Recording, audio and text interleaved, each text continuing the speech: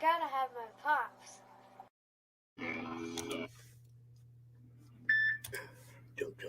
Jump.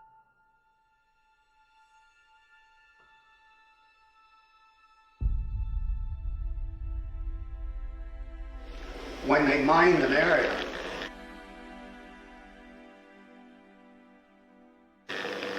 they put down yellow tape right across that line. See? And if you walked on the wrong side of that yellow tape, you blew up.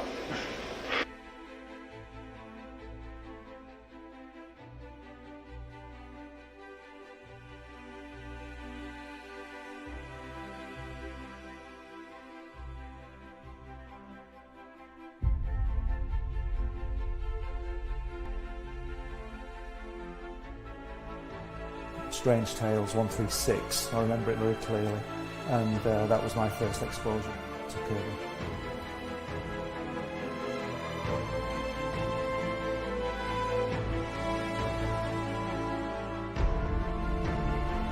And I wanted to show it to people.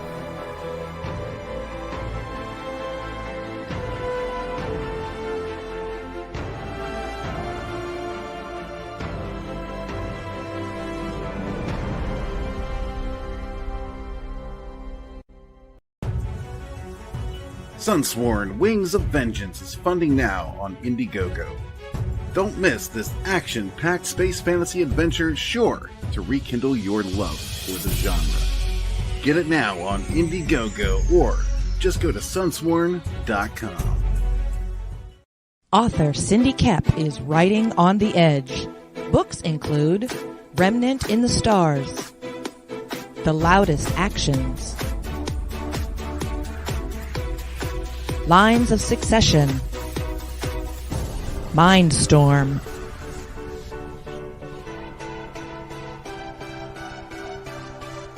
Condemned Courier, the Yerushalayim series, and Animal Eye. Find author Cindy Koepp at CKOEPP.com today.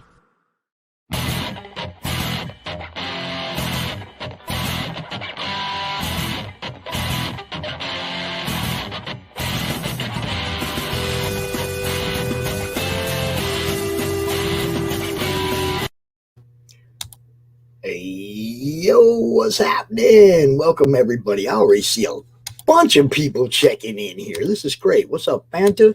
Raiden? What's happening? Shadowhawk. You guys all freaking rock. Lakeem, what's happening? Michael Hing, how you doing? That's amazing. I don't think I've ever turned a show on before and had double-digit viewers before I got to say a word. That's freaking awesome, yo. What's happening, everybody? We got people. We got Glenn B. Fleming. What's happening? Hi, everybody. How are you doing, Pops? Are you okay? I'm good. Hi, This is Dave in England. We got the top of Joe D's head. What's up? What's up? Okay, Joe D, no more drawing until the DrawStream starts, bro. You got to talk and hang out right here, right now. And I got somebody with us that I did not plan on seeing right now, but because, oh yeah. What's up, Sam? What's up, buddy? Oh, there he is, Mr. Vera. What's up? Yes. Hi. Look at that guy right here. You recognize this, right? Yes, I do. Yes, you do. What's happening? So, I When are asked you Sam opening to that? come out here for a special comic-related unboxing during CRoM CoN. We don't get to do that very often, so Do it now. Do it now. uh, I wonder what's in there. What's in the I box? know what's in there. I backed this one, what, a couple months ago, a month and a half ago? Yes. I mean, it wasn't that long ago that I paid for it. It ended December. Yeah, it wasn't that long ago at all. I paid for this, and It was it's at supposed my to be doorstep. in February. I got it out early to everybody. Lee Reese in the chat. That's the guy who does the CRoM CoN intro. He's the one that updates, edits, and keeps the CRoM CoN intro fresh. Appreciate you, Lee. I got some new stuff for you next month, bro. Straight up. The craze. Pops, is that your Crocodile Dundee knife? It's one of them. I was thinking that. It's one of them. It's a bit. It's Not a knife. I mean, I That's got a knife, some yeah. of those. This is a knife. Ones too, you know. Yeah, I have a little collection of. You get arrested in England if you had that knife. Well, see, Yeah. and that's just it. You'll get arrested in England if you have this knife after you stuck it in somebody 10 times. Like straight out of the movie Predator. You know, Yeah. Yes. it's like otherwise everybody's got one. They just nobody knows it. Oh, I'm trying to be careful with this because protect the product. Nicely locked in there though, buddy. I just want to say, I don't want anybody tampering with the shipment. it's like an adamantium comic box. Just the way you like it too. You get you don't get any dings on your books. Unlike a certain printer that you don't like. Man, what do we got here? I mean, like I said, I know what we got. I got to turn you guys up. I can barely hear you. Okay. What we have here is the campaign backer kit for the Forbidden. Come on. Stuff fall out. All the stuff needs to come out. Stuff come out. Stuff come out. Okay, we got a book. You don't just always got to get the book first. So yes, so you just don't have any books. So what you backed was the regular cover. I sent you the limited edition homage cover with the signed certificate of authenticity, but it's numbered and signed. And the reason for that, and everybody who backed Forbidden for a physical copy, I sent them the homage cover because the printing that came back for the other covers were dark, and it was my fault because I only proofed the digital copy, so I couldn't get my money back. So I had to spend money out of my pocket. And I said, you know what? If I'm going to do this, I just give everybody the homage cover, which was more expensive. It was a higher tier, but I just wanted to make sure that you guys had a great product in your hand, and you have number 4 of 100.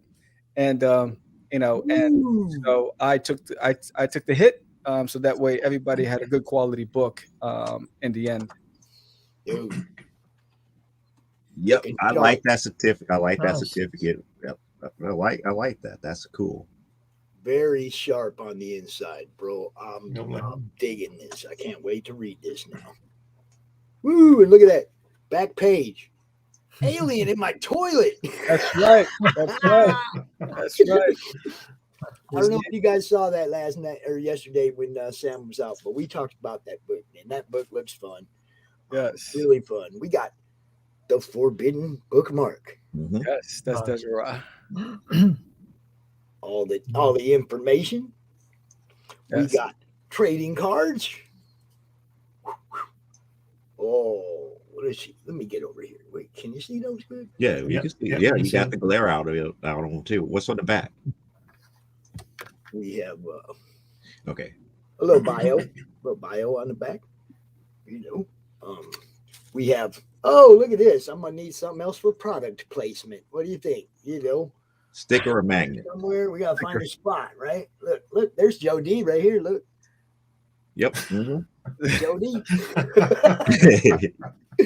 Product placement is important. I guess I better get the camera over here where it's supposed to be. Okay, there you go. Oh, little note. I'm gonna have to read this. It's a little thank you to everybody who supported the campaign. Cool. On a little postcard. Little thank you. Appreciate that. Got to do that product placement, yo. Got to do that. Got to let everybody know what you got going on. There it is. There's Nail in My Toilet launches February 15th. Line up today. Yes. Oh, that's cool too. You guys, Yes. Dude, Very nice, dude. Did a great job with this. Oh, and we got more stickers. There's Viejo. Yep. Kind of resembles Pops. He's got the hat on. He's got the beard. The The mustache. gun's not big enough, though. The gun's not big enough.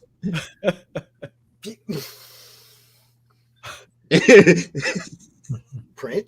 Yeah, that was done by John Coates. Beautiful. Beautiful stuff. Very nice. It is. I like that logo. Thank you. And a what do we got here? And that's another print that was by Anibal Arroyo. Honorable. Okay. Yeah. Fantastic. Dude, Brilliant. great looking stuff, man. Totally appreciate you, brother. This is awesome. Thank you for that. Yeah, I got another comic to read. I got me a stack over there now. Got me a stack over there for a change. Usually I got none and I'm waiting.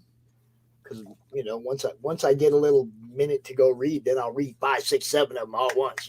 Boom, boom, up, stack's gone. But oh wait, there's something else in here. Oh, that was a certificate. Okay. Comes with a nice certificate of authenticity. As he said, it's number 4 of 100. I'm digging that. Number 4. Oh, what do we got in here? The opening page with everybody's credits. Love that. Always got to give everybody their credit. Oh, and it says 4 of 100 on the inside. Sweet. Yeah, so it's numbered on the inside and it's numbered on certificate, so there's no discrepancy. And this little tiny SB down here in the corner. There you go. This little teeny tiny SB. Yeah, I did the cover. The interior was done by Primi Santra, and it was colored by Barbara Soroji. Dude. Most excellent. Can't wait to dive into this, man. All kinds. Is it a series, Sam? Yes, it's a series. It's only a 6-part series. I probably won't be doing another Kickstarter for the Forbidden series. I will be going straight to the full 200-page graphic novel into the stores. Fantastic. I'm getting the barcode and ISBN number, and I'll probably distribute it through Ingram Sparks. Very good. Yeah. All right. Great. That's a good. Don't forget the Distribute through ISBN. who? Yes. Distribute through who? Ingram Sparks. So they handle the printing and distribution, and then I just get my quarterly statements.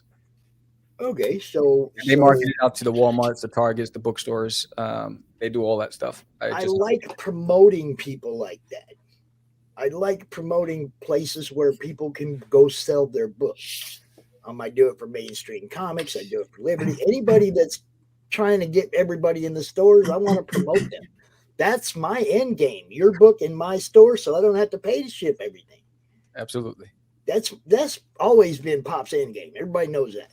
When I go to the store and buy all you guys' books, then I'm done. Then I did my job. So by all means, man, hit me with links on that. Let me know so I can tell everybody else. I mean, they might get some work. They might have to go to work. Yes. Yes. Yeah. But it is what it. It's like I'm sticking to the crazies, and there's nailing on my toilet on crowdfunding, but Forbidden, I'm going straight to the stores. We got everybody up in here. What's up, Max? Max gonna be out here later. Joe's in the chat. Joe, you're not supposed to be in the chat. I can't talk to the chat directly while you guys do. No, take care of the unboxing. it's the top of his head that's in the chat, isn't it, Joe? Yeah. Yeah. That part of me is in chat. Oh, yeah, that's the one. Yeah.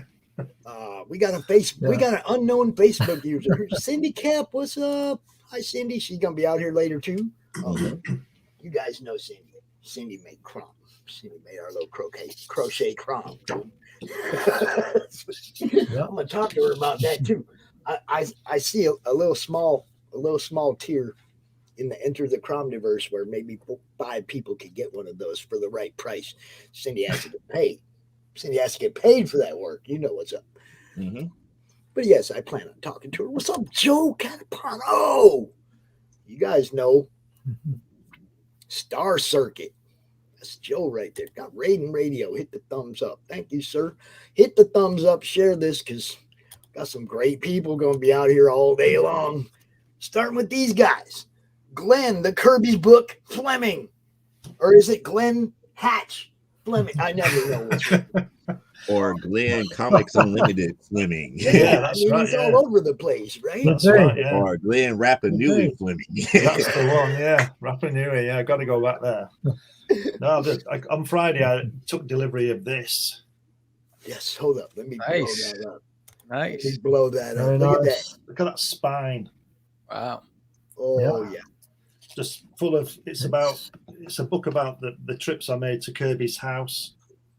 Oh, fantastic. And there's also when I'm going to launch this on Indiegogo at the end of February, and with a DVD of me talking to Jack, which you can see in the ad that Pops ran at the beginning of the show. Thanks for that, Pops. But yeah, there's the my friend Dave there, Texas Dave, attended the premiere of the film at a local theatre a couple of years ago, and then we had a Q&A that was filmed, and that's on the DVD, the re-edited DVD. It's about hour and 45 minutes long, the whole thing, and this is the book. This is the book. I was going to say, Glenn, believe it or not, it's about 6 years ago since we did that, or since you did that. Oh yeah, fine. No, 2017. So it's just over 4, isn't it? 4.5 years. Well, that's but it. The main question that's on most people's mind is, did you sign it yet? We would talk. No, I didn't. I've got a book. I've got 10 of them. I've got a box full of them.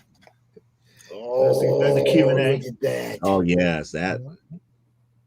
Come on, man. I will be signing these. Yeah, there's 10 of these. I ordered 10, and these will be going out to very, very special people shortly. Nice. So, Look at Dave. Dave's over there. Yeah, Dave's one. Guys. And then I can start the campaign again because I had difficulties with it in November. I can start the campaign again at the end of Feb. I'll launch it on this channel, and then we can see what happens with it, and I can hopefully take receipts of 10,000 books and send them all out. So looking forward to that. It'll be good. Be so great. Maybe then I can put it to bed because it's been hanging around a long time now, and I can do something else then, you know.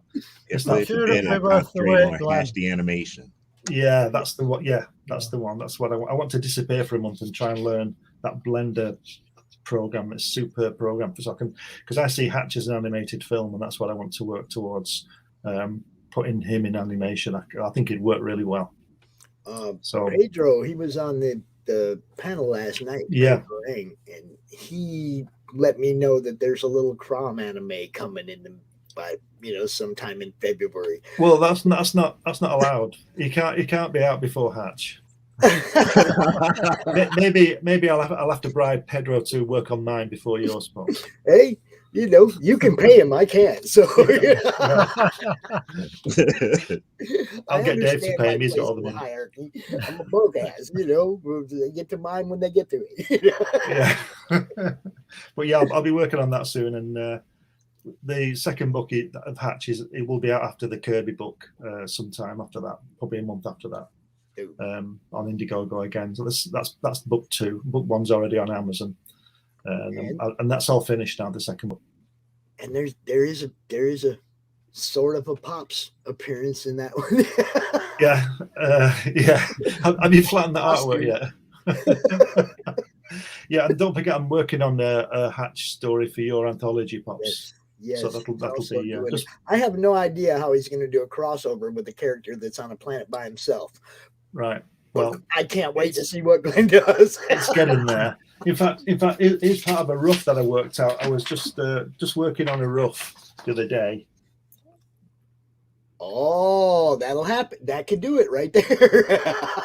So that was one of my first thoughts on it. So I just knocked something together there. But obviously, you set up this satellite dish, and you are inviting CRoM into your universe. So that's what's going to happen. I had to say, ring. Yeah. Hello, CRoM, are you there? The next thing you know, he turns around. I was like, yeah, I'm here. I did my first page layout ever for a comic, for the first page of the anthology, because I wanted to depict where CRoM came from. Yeah.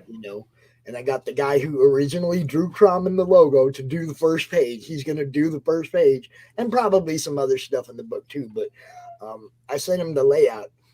And he's like, yeah, I got that. I got, and then he asked me for an actual photograph so that he had, perfect reference. So I gave him a photograph from standing behind me of me sitting here at the computer. Yeah. Okay. With all my art on the wall, he wanted an actual reference for everything. I was like, it's going to be good. But that'll be my first ever comic page layout. That was the first time I drew something out, actually drew it out and sent it to somebody and said, can you do this?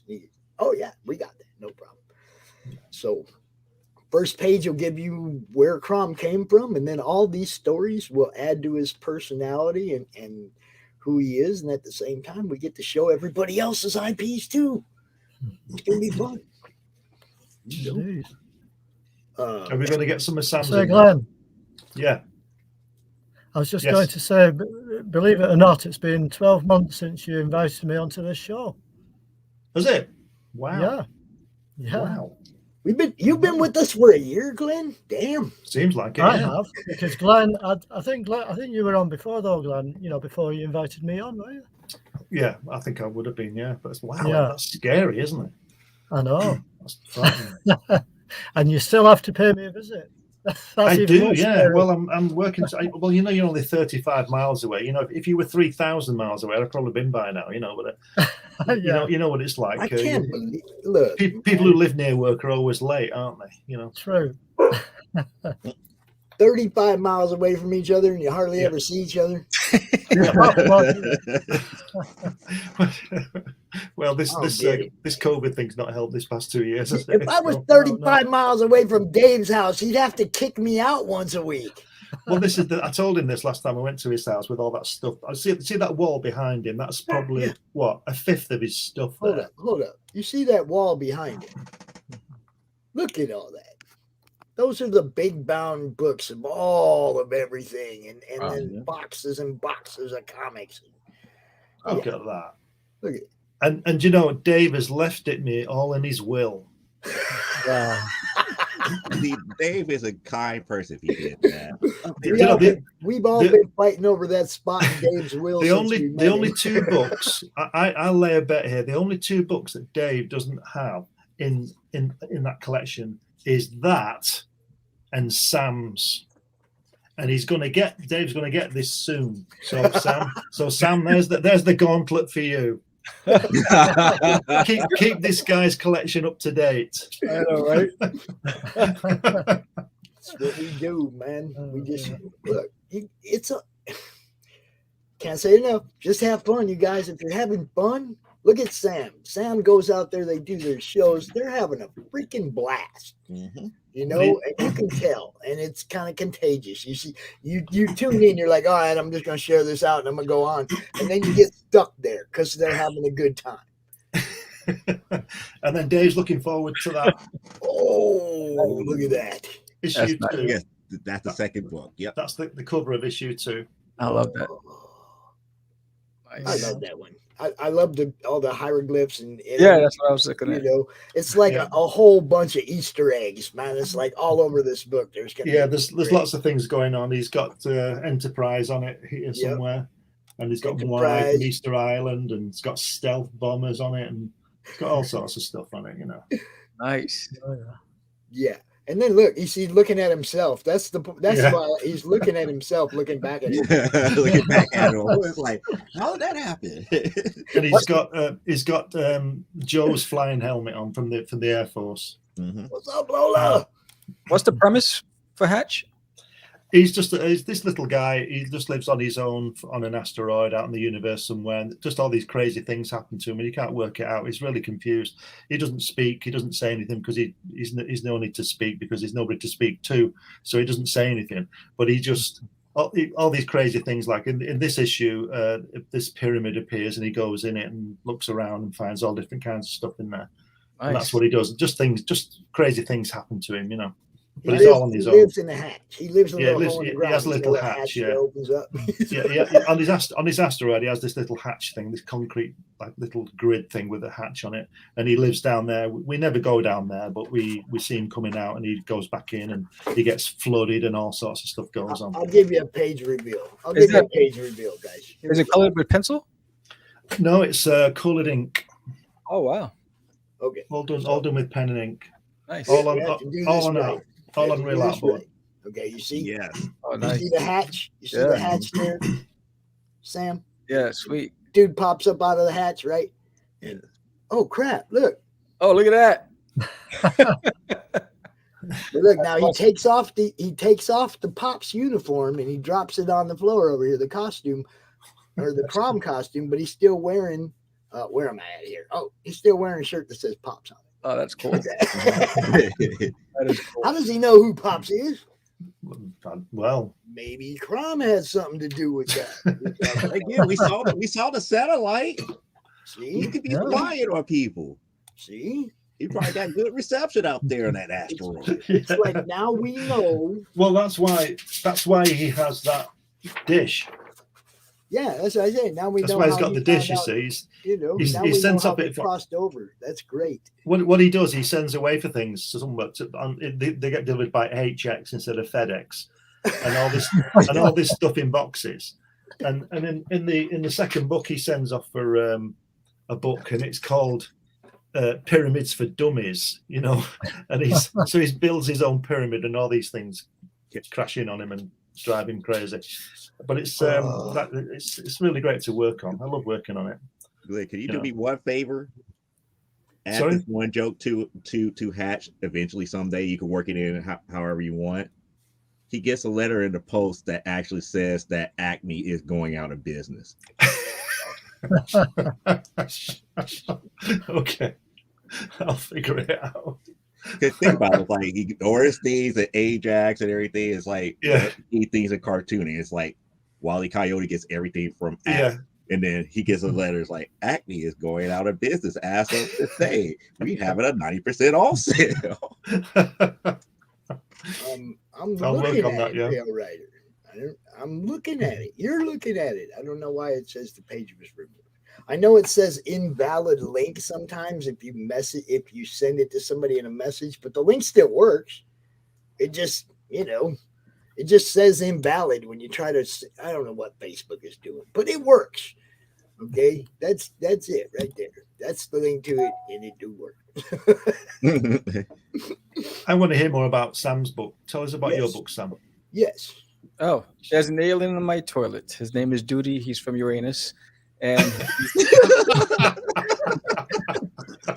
he's tasked with a secret mission to Earth to determine if we're a threat to his homeworld, or at least he thinks he is. So he thinks he's the pride of Uranus and he's the best thing since sliced bread, and he's the only one capable of handling this mission. But really, because he's the son of the ruler of Uranus, and he has to be babysitted by the general of Uranus, his name is Goatee.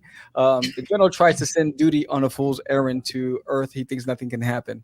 So, Duty talks a lot of smack, and, he gets on his ship, and basically he thinks Earth, we're all insignificant species. And as soon as he takes off, he's approaching Earth. He realized he forgot to refuel.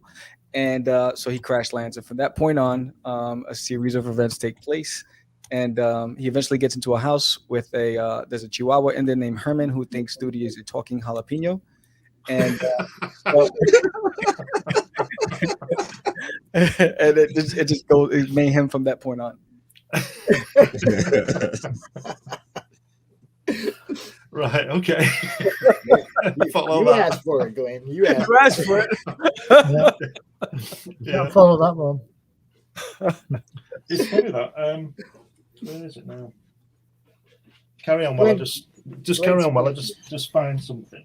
He's speechless now. He don't know what to say. You don't know what to say. I'm just gonna act like I'm looking for something. He's trying to hide the laughter. It's just that spaceship reminded me of a Hatch story with a spaceship in it like that.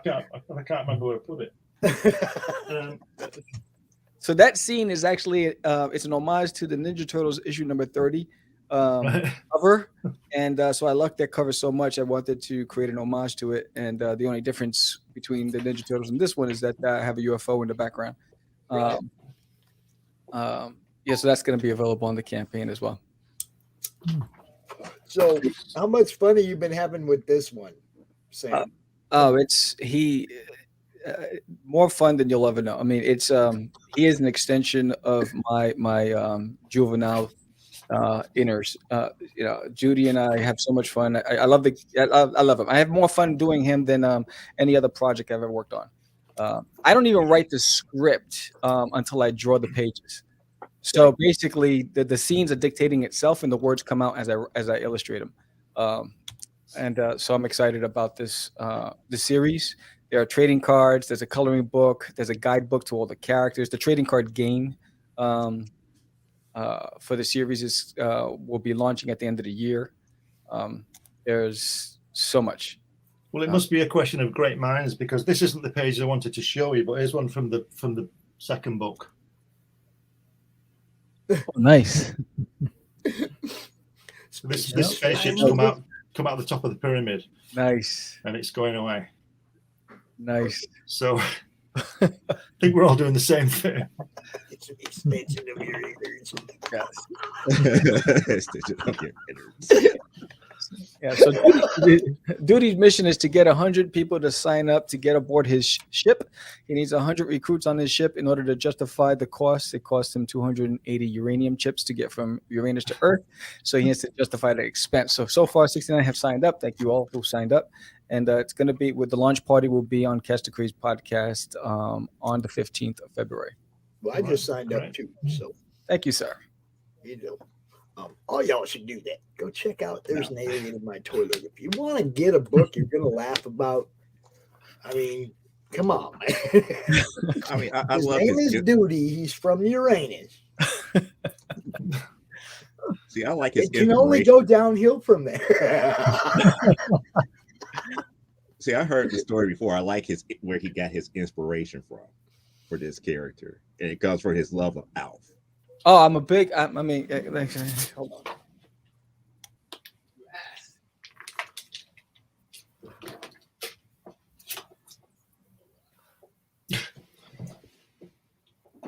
He's going to get. So I still have all of the VHS of all of the Alf episodes, and I have Alf right here. I'm a big fan of Alf. I have all the comic books, every comic book from Alf ever created. Here, kitty.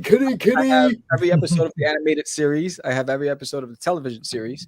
So I'm a big fan of Alf. I'm a big fan of Too Close for Comfort and Cosmic Cow. Cosmic Cow.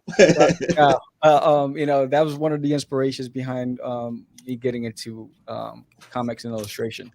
And so, I mean, I'm Fraggle Rock, E.T., you know, Marvin the Martian, all of the predecessors. And I think Duty's just an extension of that lineage.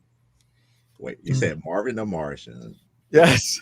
The P-28 space modulator is needed for our invasion of Earth. Thank you, Fanta. Go sign up for Alien in My Toilet too, because it just looks fun. Uh-oh. Now, see, I just want to warn everybody, once Dave starts showing stuff off, here we go. Steals the show. Who's that for? Who's the artist? Yeah. Who's the artist on this card? It looks like Frazetta. Boris. Wow. Boris and Julie. Wow. Boris. Nice. You know, I used to have my girlfriend used to collect all of the fine art cards, all of that stuff. Boris, Frazetta, all them sets. She had them all. Every single one, all the chase cards, everything. She was super into that. Yeah, I have a lot of the art. I've got a few sets of cards. Yeah. Go ahead. I I've found got a few sets of the artwork cards. of the spacecraft crashing. Oh, nice. That's nice. There you go. Sweet. Yeah. Half buried and everything. Here he is coming up to get it.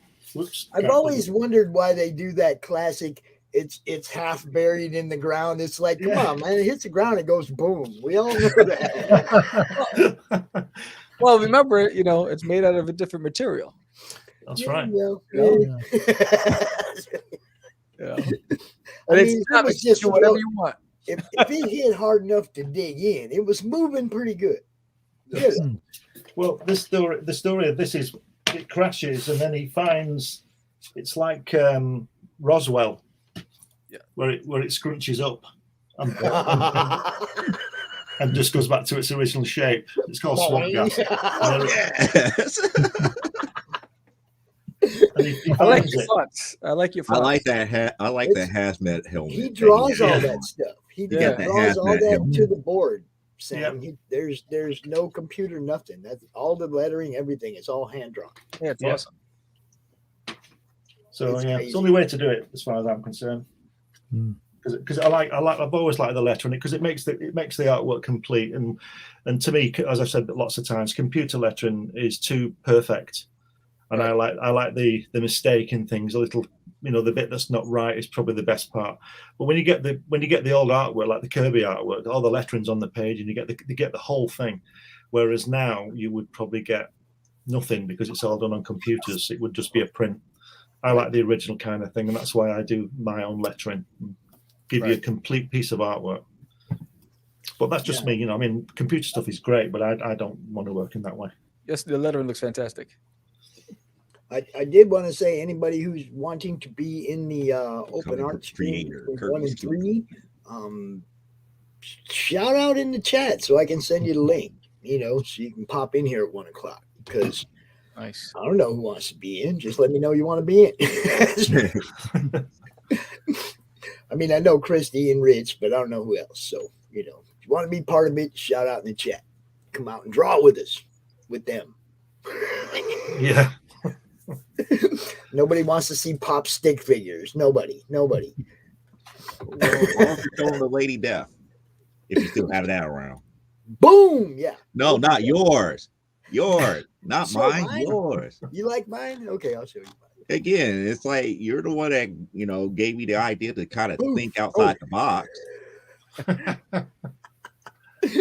This was like the third thing I ever drew. I was probably 55, 56 years old when I drew this. It was right after, Endgame. It's like everybody, the gauntlet was big deal, right? So Lady Death wouldn't have a gauntlet, though. That's called the enslavement bracelet. Yeah. She snaps her fingers, everybody does her bidding. You don't just make them all disappear. There you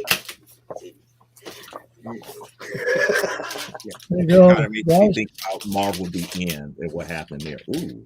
And here we go. This is what I'm saying. When Dave starts pulling stuff out, then everybody just shuts up and goes, Look at that. Fantastic. It's nice.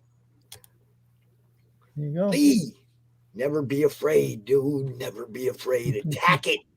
Tell him, Glenn. Yeah, just do it. Just keep practicing and get confident with it and get your little Ames lettering device and you're away. Just what I used to do was, and still do sometimes, I just get a piece of paper and just practice the lettering. The spacing's important. And you'll develop your own style, and it'll come if you keep going. It'll come. But even I get intimidated when I draw the lines on the page, because you think you're going to mess it up. So I know how you feel. Look at that. Look at that. Somebody got booted. Look at that. Turn it around for that one. Oh yeah, that's the tanks, isn't it? That's fantastic. Yeah. Nice. Good that. That's amazing. Back when it was okay to punch Nazis in print.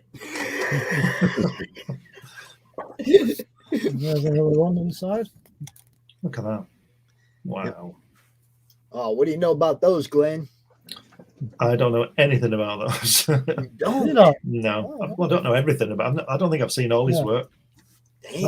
I've not seen a lot of his romance stuff. I know that. Well, I mean, most of us didn't even know he did romance stuff Yeah. until I started talking about it. Wow. He was amazing, dude. And always drawing. there's another one Always. for you. Hours and hours and hours. Look at all Yeah. you look at his body of work and then try to figure out how many hours Yeah. Yeah. sat at a table. You mind blow, I think he was just how can I put it? Just that full of ideas and things.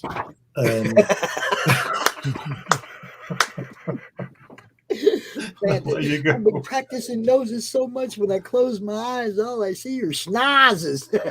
There's a few things that I have close at hand. That's Oh, Ah, yeah. Mr. Miracle. This one is well loved. Yeah. what numbers are those? Mr. Miracle number 9 and 18.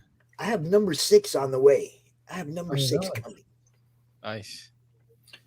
Is number 6 the Glory Boat? That's the second best story I he think ever so. did. I think Yeah. so. Yeah, it's the second best story. The best story Jack Kirby ever did was Fantastic 451. This I man, this won it monster. on Don Chin's coffee stream. You know, he does that stream every Yeah. Wednesday, and he does a little trivia. And it's like I won that, and the Cyclops Walks Away. What is it? X-Men 138, I think. I won both of those on Don's show. Well, I bet he doesn't have. Joe was just talking about being well loved. Look at that. Yeah, the New Gods. Yes. Number 1. Signed. Nice. Oh, doesn't that just make everybody jealous?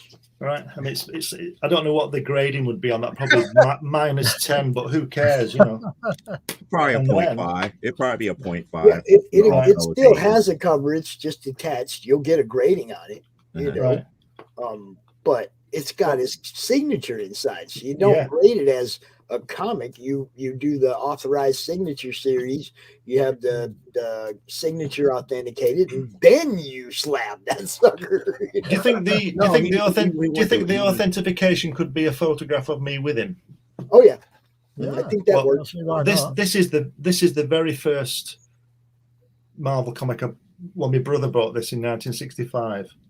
This is the very first one. This is well loved as well. Look, Kirby layouts, John Severin artwork. Look at that. Beautiful. Yeah. Oh, And this is the actual one from 1965. That's the first book his brother ever gave him when he was little. Yep. And he still has it. Yep. God, I wish I still had the stuff I had. When Yeah. Well, it's I don't know what that would be worth, if anything, because like I say, it's smashed to pieces. It's not signed or anything. It's just value to me, really. Absolutely. Well, you know, I'm more because- about preservation. Yeah. You know, that would be one. That would be the one that I would just keep to myself and probably find another one to actually slap. To, you know, to say I have it, Yeah. store it somewhere, it's preserved. Yeah. And it's just a fantastic thing. I mean, I've got others from that time as well that he got a few weeks later. Oh, that, and see, now these are the ones that got you, huh? Yeah. I mean, that's a Kirby cover inked by John Severin. Mm-hmm. And inside is Kirby layouts again and John Severin artwork. Yeah. You Just can look be a He-Man. Look at the ad. Look at the ad. Yeah, just look at the lettering though. Look at the lettering. How wonderful the lettering is, look. Yeah. Yep. Fantastic, isn't it? And that's But why that's I an was. art form within itself, though. Yeah. People don't realize that that's an art form within itself. That's why I always like to do my own lettering. You know, directly on the comic because it's part of it. And if you look at it, it's the like look at those two B's on Brain Blast. They're not the same, Right. Mm-hmm. but with the computer, it would be the same. Yeah. The A's aren't the same. You know, everything's different. Yeah. You can tell it was drawn and not just copied or pasted. And I really envy those letters because they got the Kirby pages. Yeah. Just with nothing on, you know. I mean, I suppose Stan might have done his little blue bubble placement type of things for the lettering, but they were the people when those Kirby pages went into the office. Apparently they stopped work when Jack Kirby used to come in with his pages. They would stop. The place would stop and they'd just look at these pages that he brought in, and then Stan would take them away and write the dialogue and all that kind of thing, and then ship them out to the letterer, and then off to Joe Sinnott or whoever was inking it. But those guys worked on directly on those pages, and I find that staggering. I mean, I was going to say, Glenn, yeah, you might find this book of interest that's just been published a few months ago. Marvel, wow. Marvel by Design. Wow. What's in that? Oh, all sorts. I'm That's definitely coming to your house next week. that's the end paper. Yep. Let's find you. Who's published that? I'm just having a quick look now. Oh, hang on. I can't pronounce it, so I'll just hold it. Oops, so daisy. Wait. Hold it up. Gestalten? Gestalten, yeah. Gestalten? Right, wow. So, Yeah. does it have any pencils in there? Yeah, 1 or 2. It's mainly kind of things like this. Oh, right. So Or the logos and design of the logos and stuff like that. Yeah. And panel layouts and things like that. Right. Wow. Fantastic. Right. It When do you covers all find the these things. things, Dave? Yeah, about a. I don't know. Dude. Yeah, that's a Wow. combination of the more modern stuff too. Yeah. But there's I some bet older that stuff that too. cover took a lot of work, didn't it? That Spider-Man. Yeah, there we go. There we Yeah. go. Lola, Dave has the collection. We want Dave to turn his house into a B&B so we can all go hang out. Yeah. Dave, have you got one of them? Oh, not brand X. I got Nick, some yes. of those. Yes, I have, Glenn. Number one. I've got a Number full one. set of those. This is the one I bought in 1967. The hero that's not really the hero, the four Buttman or four Buttman or something like that. Four Bushman. Yeah, four Bushman. Yeah. Yeah, I've got a full set of those myself, Glenn. Here we are. Another one for you, Glenn. Talking of hold on. Egyptians and pyramids. Oh. Look at that. Wow. Well, it's a good book. In Hatch, when he goes into the pyramid, there's I forget what it's called now. What's it called when the Navy guys do the flags to each other to send a message? Semaphore? That's it. Semaphore? Yeah. Well, on the wall, there's some guys doing the semaphore of Hatch on the wall. Right. Oh, look at that. Shall I tell you something now? See that Spider-Man 50, Spider-Man No More? Mm-hmm. Yeah. I had the chance to buy the splash page for that, and I didn't buy it. I didn't get it, and I should have got it. You should have got it. Because that would have been worth. I would have got it. I'd already got some Kirby stuff. I didn't have any money left, but I should have found it, shouldn't I? Because I'd have been laughing now, wouldn't I? Mm-hmm. But anyway, I'm not sure if I have that one or not. Mjolnir. Is that a pullout from the book? Yeah, it's just like a piece that was at the back in the shrink wrap. come on, it's fantastic, isn't that? Mjolnir. Hold on. Put that hammer back up there. I'm looking backwards and forwards at the same time. Too many windows. No, you missed it. You missed it, Pops. Too many windows. What's up, Raiden Radio? Yeah, my bookshelves are nowhere near as impressive. No, There's another book for you. Jesus. Nice. The Yeah. inside page. wow. Dude, that's amazing right Yes. there. I like that. Dave should just start a not-for-profit and just open up his house as a museum. Yeah, yeah. See what else we can find in Now, I this like one. the Airbnb. I can fly in, hang out for a week, fly out, Yeah.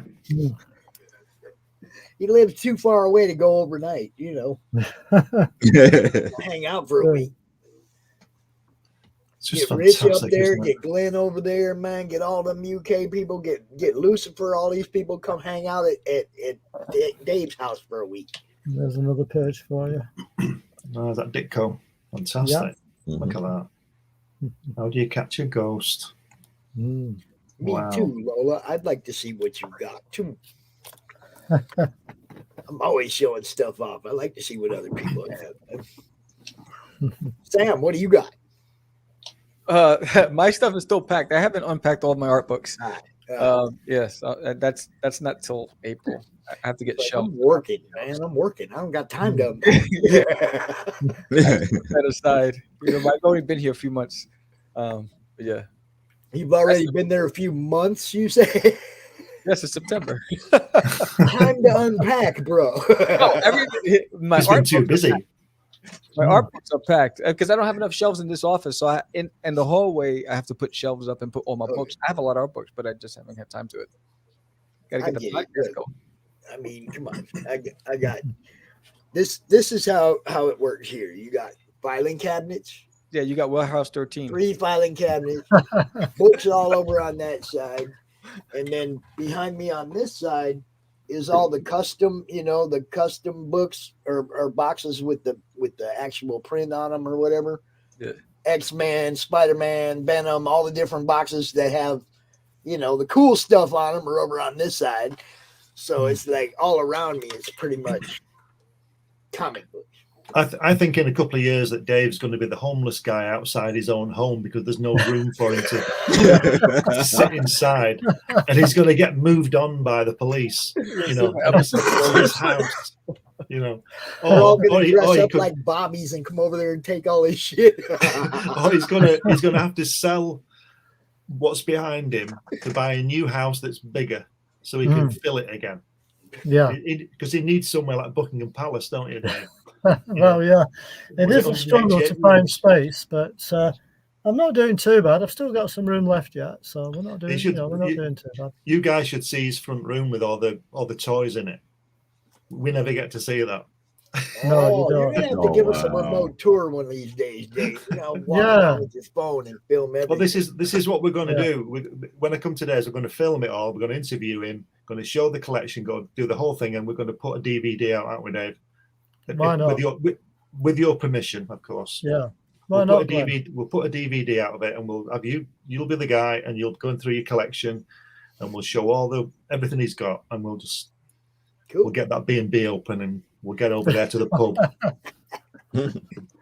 Yeah, sounds like a plan. Yeah. Nice. By the way, I was just going to say to Pops and Glenn that I had my pre-op assessment a week last right. Thursday. Yeah, I was going to ask you. Yeah. So I'm just on another waiting list now for the operation, which is to get my gallbladder removed, in case anybody's wondering. Okay. Well, I hope everything goes well. You keep us informed so that we can throw out the healing vibes when needed, brother. Exactly. Yeah. Did they give you any indication of when that date? Well, I mean, no, because when I went to the hospital a week last Thursday, the lady there, she actually asked me if I had a date already. I said, no, I haven't got a date already. So she gave me a phone number to ring, and she said, if you've not heard anything within a week to 10 days, give them a ring and chase them up. Right. Oh, so what they said is if we don't get the work done in about 10 days, then do the work for us. Yeah, something like that. Something like that. But I don't want a third gallstone situation. I've had 2 already in 3 months. Right. So I don't want another. No. Yeah. So I'm still on my low fat diet as well. Your low fat diet or low fat diet? Both. So Sam, when's your next book out? There's the end of my toy is the 15th of 15th of February. Yes, that's the launch date. Sorry, yeah, you said that. Yeah, I forgot. Yeah. And then George launches Wonder Duck in May, and then July will either be Cast of Crazies issue 4 or the second issue of Disney and My Toilet, or depends on what happens with this campaign. Right. Oh, good. That's good. So you're busy then. You got it all lined up. up. Problem with this one, bro. I think you're gonna do all right with this one. Just keep it fun, man. Yeah. Thank you. Another one. Another comic. Yeah, there's Mr. Miracle number 11. Number Nice 11. too. That's a nice cover. Yeah. I actually just got the second volume of Kirby's Fourth World. It just came out last week, I think. Here. Ooh. Right. So I think it's just the 2 volumes. So I've got them both now. So I've got plenty to read. Yeah. Nice. Now, Now I have to turn off the green screen because it's not Kirby related, but it's kind of like one of my holy grail books that I like from Marvel. Oh, Both 168. 168. Technically, this is technically the first She-Hulk. This is when Betty became the Harpy. He said, technically, this is the first She-Hulk. Yeah. Yeah, technically, because that predates Jennifer by a lot. You keep pushing for that key, right? Do you know, I really don't like the covers with the lettering on, with the bubbles on. There's a couple of books that I petitioned that should be keys that aren't, like Thor 180. Thor 180 is one splash page after another of Walt Simonson art with Thor and the Midgard serpent duking it out. One page after another. There ain't no dialogue except "Have at thee, knave," and there's no. It's just Walt Simonson art, and it's a damn $1 book, and I don't get it. It's not a bunch of panels, little pictures. Oh, Joe. No. I'm trying to see it. It's like we got 166 out there. I'm like, oh yeah, that was. I've got that one 166. Yeah, 166. Yeah. But yeah, that's one of my things, man. There's some books that get no credit that really deserve some credit, that nobody even looks at. It's like, man. And that's a Wonder Woman 156. Wow. And that looks like that's in pretty sweet shape, Joe. Yeah, it cost me a pretty penny. It's the first Silver Age Cheetah. First appearance of Silver Age Cheetah in this one. Wow. That's pretty much what I do, Fanta, as many as I can afford. If I got money, it's probably going on comics. Yeah, but like I said, I don't just put out the stuff that I know that's in the house. I got more in storage. I don't have all my books here. Oh, Dave got out of the chair to grab something. Look at that. Oh, look at that. Ooh. Look at that. Wow. When's that from, Dave? July, but I'm not sure what year that is. I'll have to open it and have a look. Don't open it up. Don't open it up. No. Don't worry about it. Don't worry about it. It's all right. Just leave it. I've done it now. Oh. 1975. Wow. Wow. Yeah, Very nice. Wow. 1975. Wow. I think I paid 20p for it when I bought it. Yeah, 20p. Yeah. So, are any of you guys hanging out for the DrawStream? Well, I got it. If you want me to, you told me not to draw while I'm still here. I mean, it starts at 1:00. We go till 3. Whoever wants to come out and draw can come out and draw. It's I still got to finish up my stuff here. Yeah. Okay. I don't have the technology to show it because I'm on a Mac and this thing's as big as the wall, so I don't want to. I can't tip it down. You can't tip it over. No. Glenn, do you have a cell phone? No. You smart man. God. I've told you before. My 2 claims to fame are that I don't have a cell phone and I've never eaten a McDonald's. Wow. Yeah. I've done both. Yeah. Oh well. There you He go. never ate at McDonald's, but he probably had either Burger King or Wendy's. Well, no, that Burger King is key to this because when I was in Chile, in Santiago, Chile, I just got there. The restaurant was closed. It was about 10 o'clock at night. I was absolutely starving, so I went out. It was chucking it down with rain. I got wet through, and there were no restaurants on this strip where I was. Or that were open, and I kept seeing that big M thing in the distance. I thought I'm going to end up eating that because I've got to eat something because I haven't eaten for ages, for hours. And I walked around the corner, and there was a Burger King, and I went in there, and it was probably the worst food I've eaten in my life. And I thought, well, at least it's better than a McDonald's. But how do you know? How do you Exactly. I've seen it, and I've seen them, and I'm thinking, no. But I'm not stupid. If I would have had one, I wouldn't have gone hungry all night just to keep that up. But I was getting worried. And then Burger King, Nice. and which I tried to order in my best Spanish, but the girl just looked at me, so I just pointed. I always try and speak the language when I go to places, and people just look at me, so I give up after 2 minutes. So you know what I mean?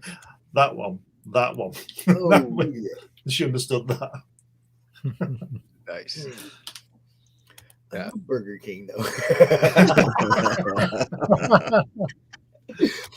Look, my son, I think his first job was at Burger King, right? And him and his buddies all worked there. And whenever they would hear somebody they know making an order, they would give them just the bomb burger, right? Like if they ordered a Whopper with blah, blah, if they got a double Whopper with blah blah blah blah blah, it was like they would hook their friends up. So cool, So it just depends on the situation. And there was a Mexican restaurant in Phoenix, and I could go there and order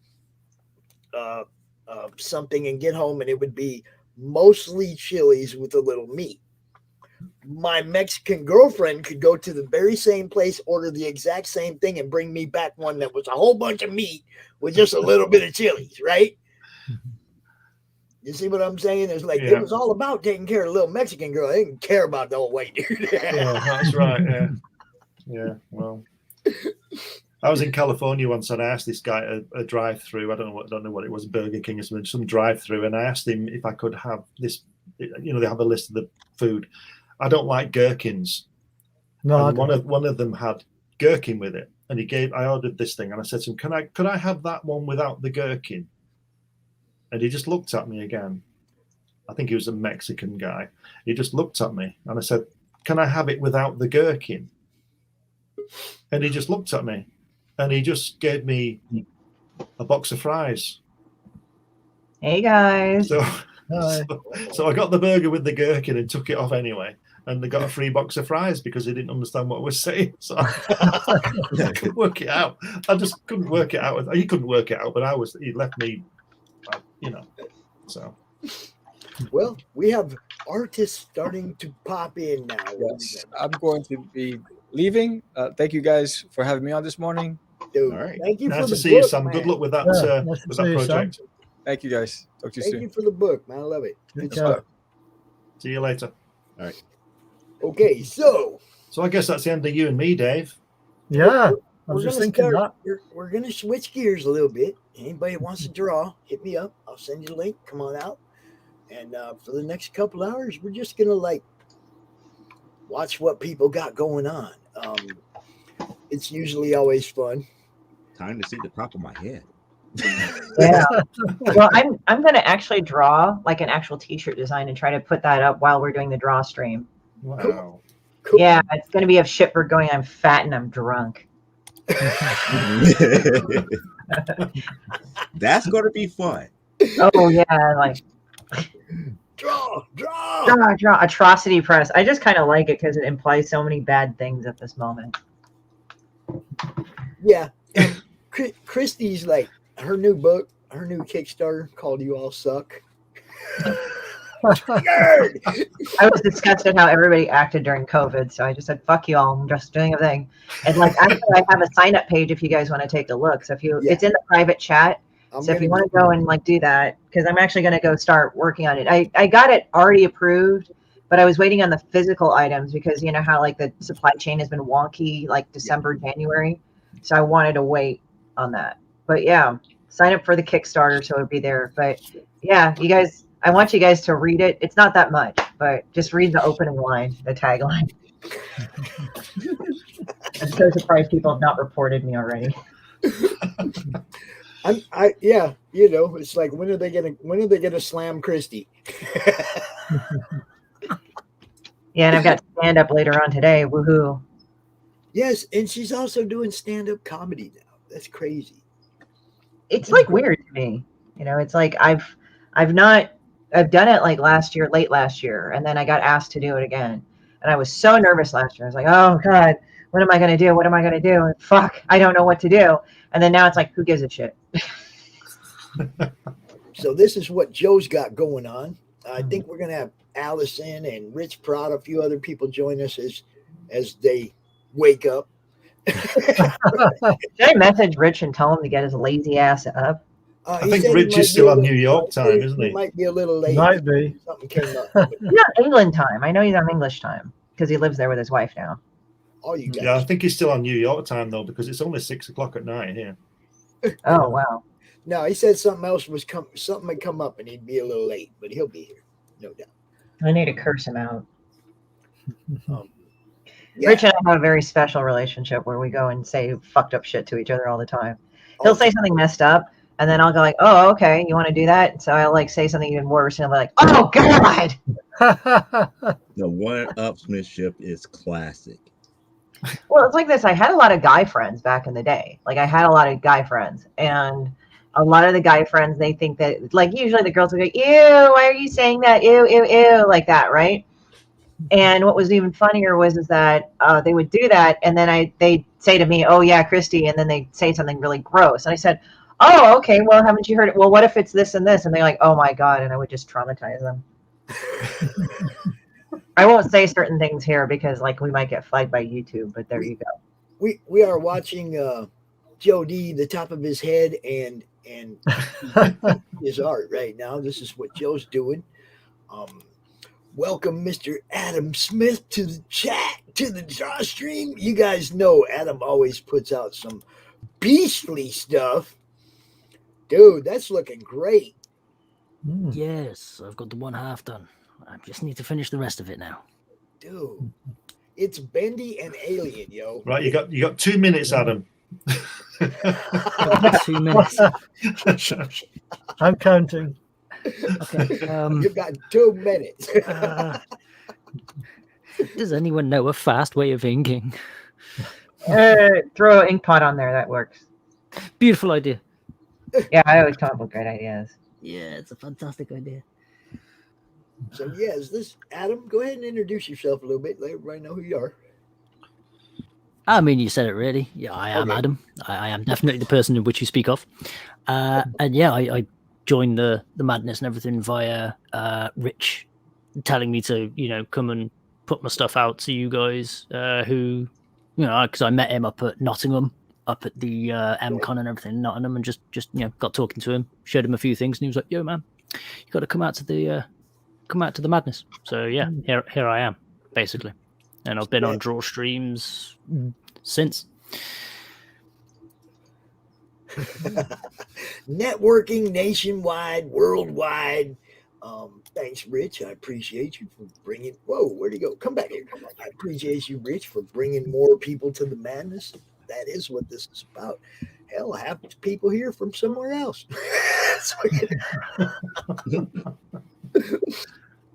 We just love watching the top of Joe D's head, though. This is. Oh, there we go. Yeah, it's very entertaining.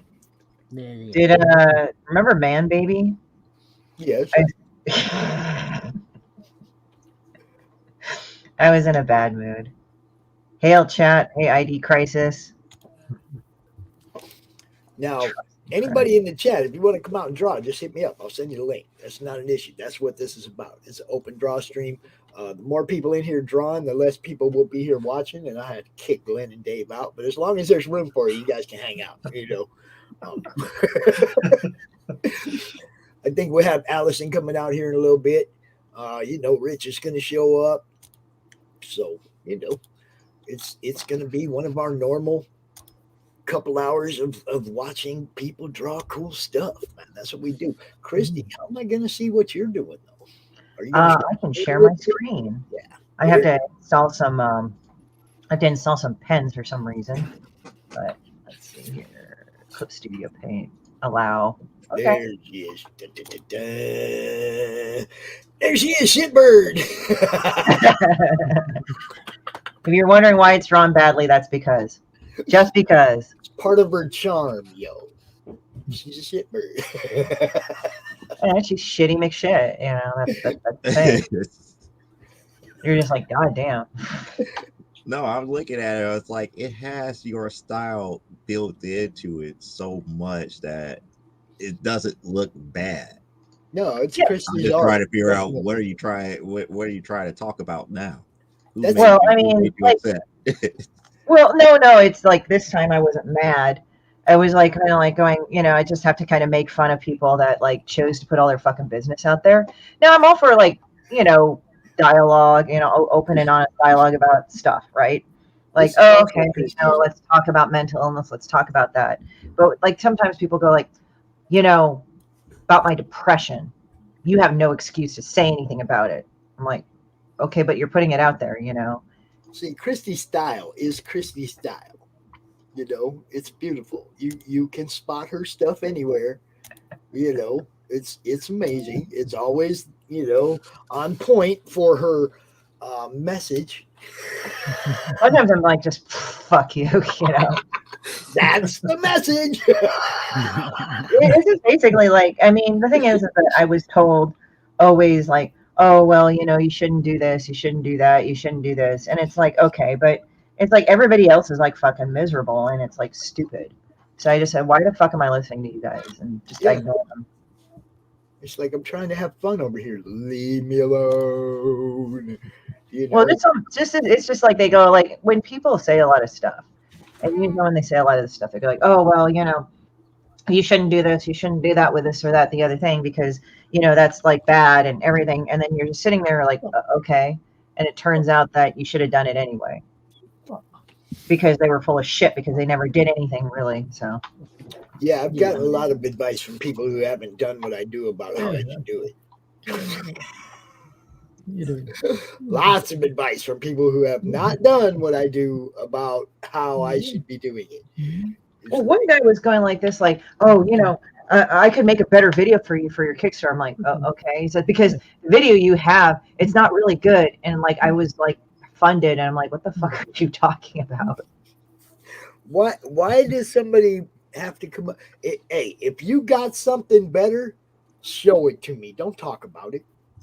Yeah, that's what I mean. Like, if you're going to give me a reason why not to do something, don't give me the reason just because. Yeah. Give me a better reason than because. Him to make a new Kickstarter video. I'm like, I already did this. No.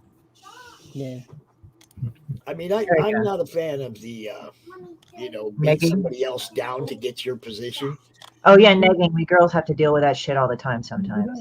Yeah, it's like go out there and do your thing.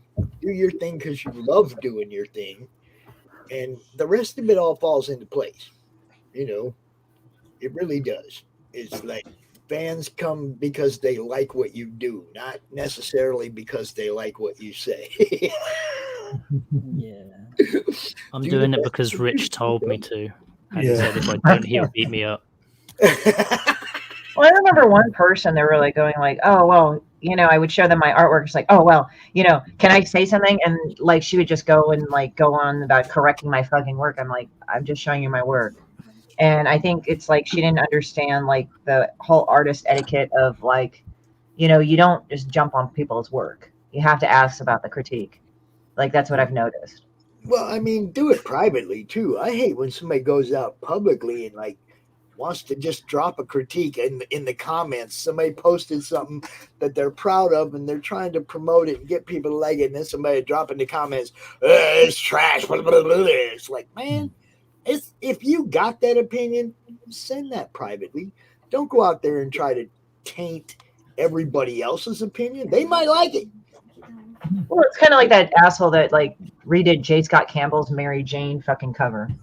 Remember, it's like, oh, look at what he did fucking wrong. And then J. Scott Campbell said, this is what I did fucking right, so shut up. I mean, it was a good cover, but I mean, I think the more tasteful way would have been like, hey, you know, maybe you should have done this or that, the other thing. I think it could have looked better this way. But, you know, being a fucking dick, you're being a dick. I don't care if like your drawing is great. If you're a dick, I don't want to have anything to do with you. I think it's called constructive criticism. Where did you send the DM to? I'm not finding it. Facebook. I'm not finding it on Twitter. What? I mean, if you're looking for the link, yeah, I want to send it to you, but I don't know where you sent that DM to. So I'm drunk and I'm fat. I will keep my comment about the J. Scott Campbell thing because I have a lot to say about that, only because of my past and what I've been through with people like that. Well, I mean, there was this one guy I was posting up my artwork. He said, oh, you know what? You should have done this and this and this. And he corrected my artwork. And I said, thanks, but I wasn't even looking for help anyway. And he got so fucking butthurt. He's like, oh my God, blah, blah, blah. I'm like, all I just said to you is this, man. Sorry. So I just laughed at him, blocked him. So you have to take it, but he can't. Yeah, I was just like, okay, so I'm just sitting, and it's not like I was going like, oh, because I'm a girl or something. I never go from that because I think that kind of psychs any person out. I mean, it could be very well the reason, but you kind of shouldn't psych yourself out before you get into a fight. You know, like when you get into a challenge, the worst thing you can do, because the battle is always in your mind. That's what a lot of good generals and a lot of good military people say, like strategists or anything worth their salt. It's like it's all in your mind. Like that's why less inferior armies were able to beat superior armies, etc. So you just had to kind of go about it methodically. So I didn't think like, oh, because I was a girl, he was victimizing me. I just thought he was like a loudmouth little shit. So there you go. Okay, you're a loudmouth little shit. Fuck off. And the thing is, as well, if you don't out yourself early, halfway down the conversation, if they are doing it because you're a woman, because they normally out themselves anyway halfway through the conversation. So let them tell you that they're doing it because you're a woman. Don't assume. Let them basically show themselves fucking up, and they will. Yeah, well, I mean, the thing is, I guess I learned that from my mom because she actually became the top realtor where she lived in Silicon Valley, like the top 5% sales. She did that from the ground up. And this was probably in the 80s to 90s. And you have to understand that was probably a lot more difficult back then. Oh, yeah. You didn't have the internet and all the exposure tools that you have today. Yeah, and like it was a different frame of mind. And, you know, she never like said like if a guy like she had a partner who was a guy. And she never like I never heard her say like he was a dick because he was a dude. This was never like that. She would just say like, oh, he was a jerk or whatever, you know. But I mean, there's sometimes like guys do that, but it's like I think for the most part, I just basically go like, all right, whatever, you're a shithead, fuck you. I'll move on with life, or I'll deal with it how I need to deal with it. But you know, I mean, it's weird because it's like I found women kind of like worse to other women. Way worse. They are way worse. It's fucked up. I've dealt with like some really fucked up women in my life. So as much as I hate to see that, you know, say that, but girls, we got to own it. We're terrible to each other. We have Mr. ID Crisis. What's happening? Finally, what's up? Figured it out. Figured it out, buddy. How's your Sunday going? It's CRoM CoN weekend, man. It's all action. It's all action. He won't be fine until maybe Wednesday or Thursday of next week. Well, no. See, let me see. I have this, and then tomorrow Monday Madness, Tuesday Morning Brew, and then on Wednesday I have an interview with Ryan and a launch party for Gotti, for Mr. Gotti and his book. So I won't rest till Thursday, guys. Like I said, Thursday or Friday. Yeah, that's right. Pops, I'm going to drop out. I'll come back later on. All right. Have a good day. I'll let you have the space. Thanks go very have much. some dinner, bro. Yeah. Yeah, I'll see you I'm later. going to go as well, Pops. All right, Glenn, Dave. so I'll catch you next time as well, yeah? Is it Bed. See you later. All right. Guys, take care. Bye. Yeah, bye, everybody. See you. Yeah, see you, Dave. See you, Glenn. Bye, Pops. Bye. Bye. I will Take see care. you. You can count on it. Wow, somebody just dropped a huge post in the Madness. Like What'd they do? fucking 60 or 170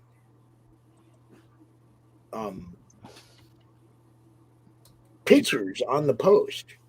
It's huge. I don't know what it's like. Somebody shared their whole art album or something. I think that might have been like Mog. She's doing a drawing. Katie Aarons. Katie Aarons just shared her whole album.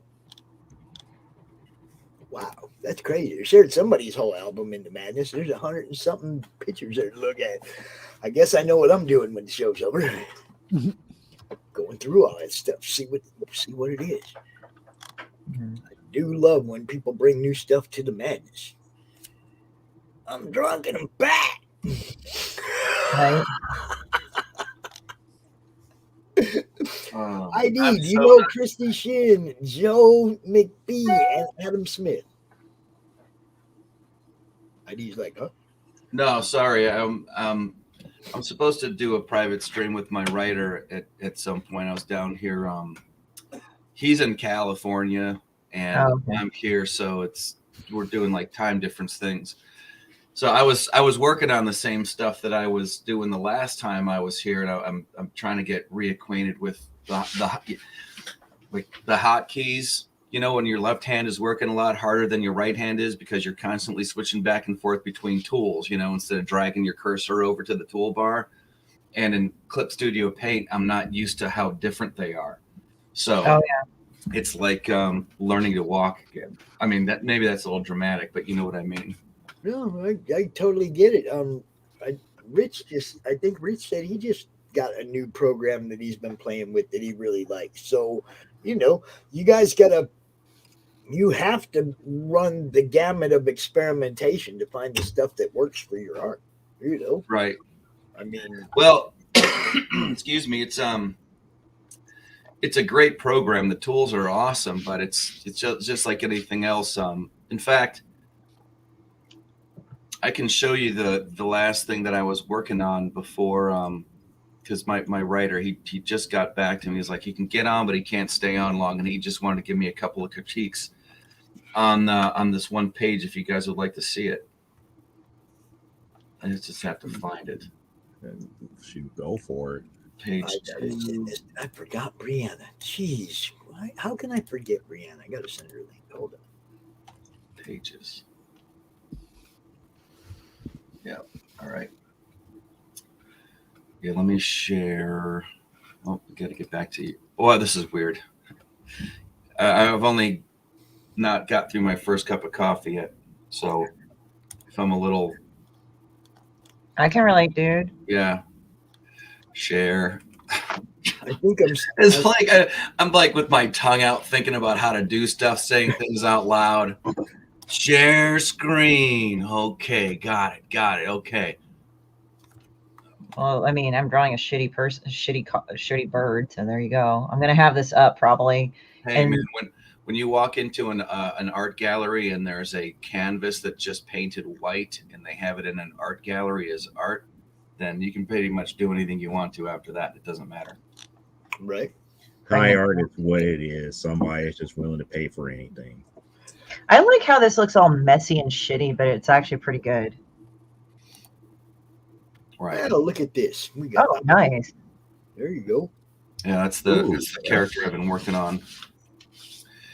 And I'm going through that thing where I'm trying not to overwork it or go back and or spend too much time on a page because this being a first comic book, I think that I'm hoping that there's going to be some sort of attraction to if I do the pages in order, that by the time I get to the last page, you'll actually be able to see a marked improvement on the artwork from the first page to the last page. But you know, it's the learning process is because this was hand drawn, and then I had to go back into Photoshop and mess with the panel lines. You know, like my rolling ruler wasn't rolling straight, so whenever I drew out my panels and I finally scanned it in, the lines were crooked, and I had to beef them up and make them thicker, which actually, you know, helped out. But this is the page I was going to be discussing with with my writer. That's Julius Freeman. He put out the Ghetto Dragon. Ghetto Dragon. Yeah. Yeah, I liked it. And I tell you, a lot of times with the independent comics and you know, full disclosure, I haven't had a ton of experience with them as far as like buying them in the past. But and in some of my past videos, I've said this before, where there has a real garage band feel to it, where everything's very raw, but you can still hear the promise in the music. You know, like you can tell that these guys are going to be great someday. Like, what is it? Thank you, Michael. Appreciate that. Doing well, Michael. How you doing, brother? Timothy Lee Olsen put out this thing called Melvin, and the first right, and when you look at the first issue, you can see how. And this actually goes back to what we were talking about before about people critiquing other people's artwork or whatever. And I always try to remember that no matter what you think about what they've done, they had the balls to put it out there in the first place, and it takes a lot. Hell yeah, it put does. yourself out there like that. I've had friends that I've met through this that are like, man, I hate you. I don't want to show everybody my art. I'm worried about what they're going to say. And it's like, one of them people in particular now has art on my wall. Right. And sells art and does all kinds of cool things with art. And in the beginning, she was afraid to come out here. Right. You know? And it's not a negative thing to say. I don't believe it's a negative thing to say is, oh, thanks, Brad. That's page 2 of something that I'm working on. Yeah, it's pretty good. My only like real compunction to putting this up there is that if you go and search through every single thing that I've done as far as this book goes, you can search high and low. Eventually you'll be able to read the whole thing if I keep doing this. But part of it is not showing off the lettering. Yeah. Don't give them the story, just give them the art. Right. Just give a synopsis of the story and samples of lettering, but not maybe necessarily important stuff to the script. Well, then I'll take this down for now, but just want to give you guys a good look at it. But like in that first Melvin, everything that's in there, it looks very GarageBand, and you can. The formatting is off, and you can tell that you can tell that he was still in like first gear. But if you follow him on Twitter and you look at how far the second Timothy Lee Olson, if you look at how the second issue is progressing, well, he's got Vic now, right? He's got Vic doing his art now, Vic King. Yeah, right, exactly. Okay, so it's not so much a progression of the art as a progression of the artist. progression of the artist and the creator's decision makings. Yeah, as well. So it'll be interesting to see how the story goes, because and that's part of it too. I want to make sure that on one hand, I think we were talking about this last time, I'm putting good information out there, but I'm not spoon feeding my audience and making them like, yes, I understand that you said this in the pictures, you don't have to say that in the words.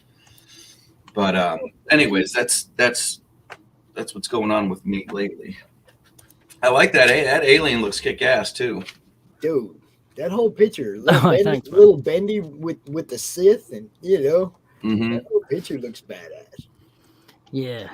Yeah, just like I said, I went out of my comfort zone on this one. I've never had anything with as many lines or deep shade bits, but yeah, I'm enjoying it.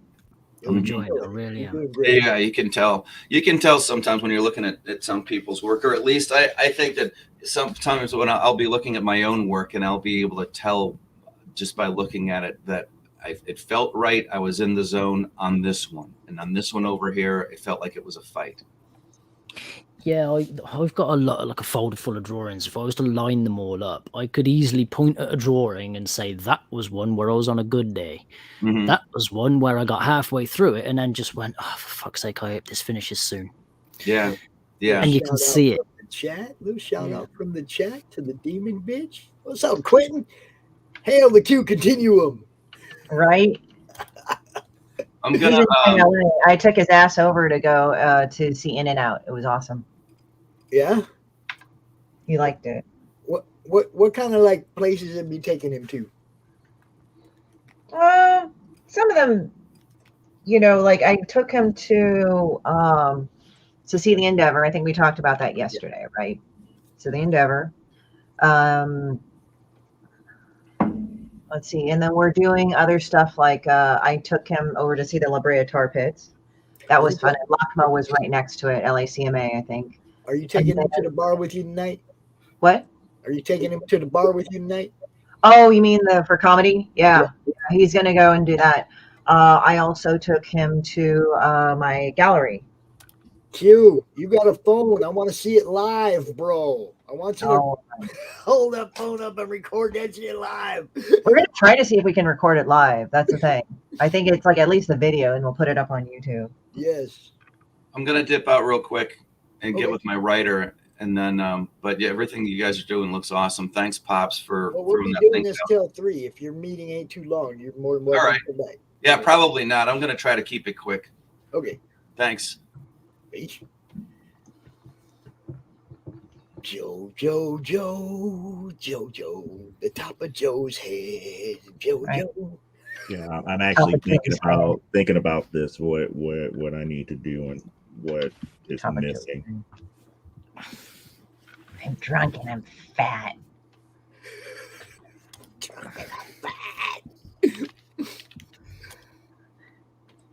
Oh, my friends go, my ass, my ass, my ass.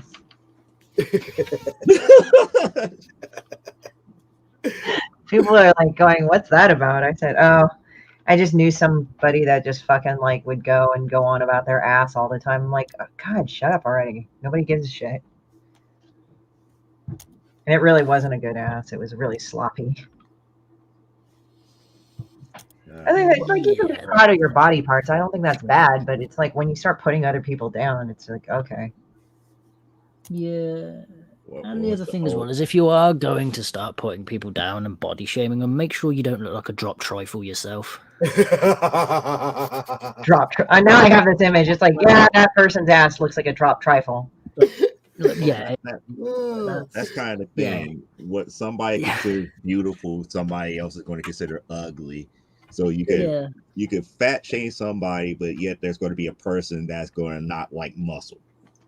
Look, the thing about messing with fat people is they can lose the weight. You can't be unugly. Exactly. Put the ugly branch of every ugly tree on the ugly way down and every ugly pine cone and shit. I don't mind neither what you want as a sloppy ass. It's like, well, I mean, that person definitely looks like they need to take a shower. Look, Brad said, I'm sober and I'm fat. Yeah, but Brad, you're trying to do something. You go out there and try to do something about, man, that guy's doing like serious training. Yeah, I mean, like the thing is also, I have friends that are fat. They're not fucking like. Brad's doing some serious training though, trying to get back in shape. I mean, he's like really working hard. You know, so. Well, I mean, the thing is, what people don't know about me is that I actually was on both sides of the spectrum. I was fat, and then now I'm thin now. But that was because I had a fucking pancreatic tumor. So it's like if people want to get into my fucking grill about fucking fat shaming, they can go fuck themselves. I was both. It's like.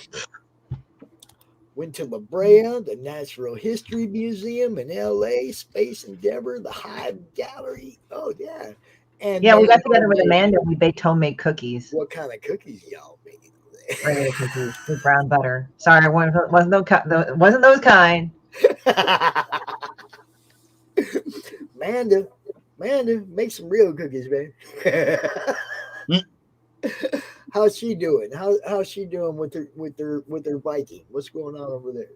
Oh, things are good. They got a new dog named Hoagie. He's like a husky corgi sheepdog mix. It's I think Australian sheepdog. But he looks like a little short husky, and he's got like corgi feet.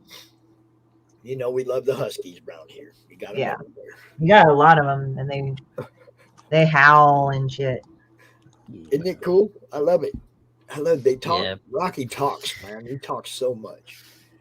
What's up, Michael Hing? I'm ugly and I'm not fat. Lucked up.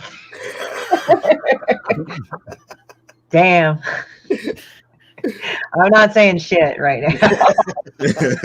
I ain't saying shit. I don't know. I'm getting uglier with age, but I ain't getting fatter, so I'm okay. You know. Yeah, I'm just kind of laughing with that shit. Like when people go like this, like I'm fat and I'm drunk. I learned to avoid the things that were making me blow up, like pasta. I can eat a pound of pasta and gain 5 pounds. Wow. You know, I don't mess with pasta because it makes me blow up. Pasta was my Achilles, man. Because when I was like slightly younger than I am now, before my lung went bang, I used to play semi-professional football. That's what I used to do. Yeah. I started out at a little club called Aston Villa Football Club in their academy. Sort of worked my way through sort of teams now, and you had to have pasta for breakfast if it was match day. Oh, so carbo load. You had to carb load, yeah. But the thing is, I was a freak of nature. I was afraid I could eat and eat and eat and eat and not gain a single pound. Yeah. I can eat everything else. I just can't eat pasta. Yeah, but then you've got someone like my mom who walks past a bakery and basically inflates. Doesn't even need to eat anything. Just looks at a cake and goes, poof. You know what's actually fucked up was that I was in that position too at one point with my tumor. And then like I just would gain weight, but it's like I barely didn't really eat. And I was actually pretty active and I didn't understand what the fuck was going on. And then I felt like shit one day. And then I went into the hospital and they said, "Oh, you've got a pancreatic tumor. We may think it's malignant." I'm like, "What?" 6 inches. You say that like it's some little there. It was a goddamn. It was 6 inches. Many men would brag about that. That fucking, I'm not like, even one of friends, Tony, like, I think you met Tony, right? Yeah. Okay. So Tony was like this, like, Tony's a big guy. And he was just like this, like, Jesus. Yeah. It's like that, like that. And I thought I was just getting fat or something. And it wasn't due to age. And it was like, no, it's because you've had a fucking tumor. That was not fun. So there you go. Kicked its ass, yo. And then she kicked its ass. So yeah, I basically chewed it up and spit that fucker out. Fuck that thing. But it's weird because now I'm at this point now where it's like I kind of have to watch my weight, but in a different way, because if I don't watch it, then because like the thing is that one of the things they had to do is the procedure is cut out half of my stomach. It wasn't because there was no cancer. I didn't have cancer. But because of the blood vessels that shared the part of the pancreas that had the tumor, so I consider myself fortunate that way, is that the tumor was 6 inches, but it was not cancerous yet. It was one of those rare kinds that it wasn't for some reason. So when I ended up, I'm thankful for it, Christy, because I probably would have never met you. There you go, right? You know, I mean, we met right after that, right? Right after you were recovering, pretty much. And it's like, you know. If you hadn't pulled through, we'd probably obviously would have never met. So, I'm eternally thankful for the fact that you kicked that thing's ass, because, I would have been deprived of a great friend. Well, thank you. Appreciate it. No shitbird. No shitbird. And I'm not just saying that like because I'm out here live. Christy has been a huge help to me. She's done things for me nobody knows anything about. Helping me out, helping the madness out, so I try to do what that's not idle. I truly cherish my friendship with Christy. So. Oh, thank you. And though I had to kick your ass a few times. Yeah. God, remember that one time? I was like, shut up. I kind of figured that Pops found that erotic for some reason. Say what? I kind of figured that you would find that erotic for some reason when Christy kicked your ass. No, I can. I'm not submissive. I'm not submissive. It wasn't like that. It was just like he was acting silly, and I said, "Stop it right now." Yeah. And he, okay. That's pretty much what it was. Sometimes I need somebody to check me. Barry and Lola, they do it. Randy does it. Sometimes I go to them and I say, "Hey, am I out of line by going down this path?" I mean. Sometimes things need to be said. Sometimes you need to shut up. It's good to have friends that let you know when is which. Exactly. See, that's what I mean. That's what I've got the other half for. So if I'm sat there, it's like, ha, okay, dear. Like some of my friends, like I don't say shit to them because like one of my friends said, "Well, you are my friend. You should say stuff to me." And I'm like, "Okay, well, don't do that." It's like, "Well, because of this." I said, "This is why I don't fucking yell at you because you fucking challenged me on this." I'm like, "All right." I mean, it's not bad. I mean, it's just like I don't like yelling at people really, but it's just that when people do that shit, it's like kind of like, okay, this is why I don't do it because it's a waste of time. This is why, and it's like, oh, okay, Yeah, we did waste a lot of time during 2019, didn't we? Jesus Christ! Like I wasted a lot of time talking about shit that just didn't matter. Yeah, it was like August. Like August was when the end of August I got diagnosed, and then they took it out like within a week or two, and then I just started shrinking like crazy. So it's like now I had to be careful because I was losing weight pretty rapidly, so I had to time it so that I lost 5 pounds in a month, because if you do more than that, if you do it too rapid, you're going to have problems, right? So now I'm facing the skinny girl bit where it's like I wasn't used to having this type of metabolism for a long time. So it's like I wouldn't eat a lot of carbs. I wouldn't eat a lot of. Now I have to eat more carbs to keep on weight. Like I started dropping down because I'm 5'5", so my healthy weight is like 130, 150, and I was dropping down to 131, and I'm like, okay. Being bottomed out. Yeah, I mean, it's like, even though it was kind of cool that I lost weight like a champ, and you know, I've got a very healthy body and it looks good and everything, I feel great. But it's like weird when you look at yourself when you used to have this big bulge in the middle, and now it's like, I have a waist now, holy shit. And you look at yourself and you're like, wow, I have a butt now too. Like, I had a butt, but it's like kind of like now it's like kind of all evened out, so it like works well for your body shape. Where your body is it true, Quentin? Does she have a butt now? Is it true? Don't tell him to look at my ass. We're just friends. He can still look. I'm sure he can't. And this is one of those periods that she going to try to tell. You're probably going to tell him to shut up. We are men. We are men. We do appreciate, you know.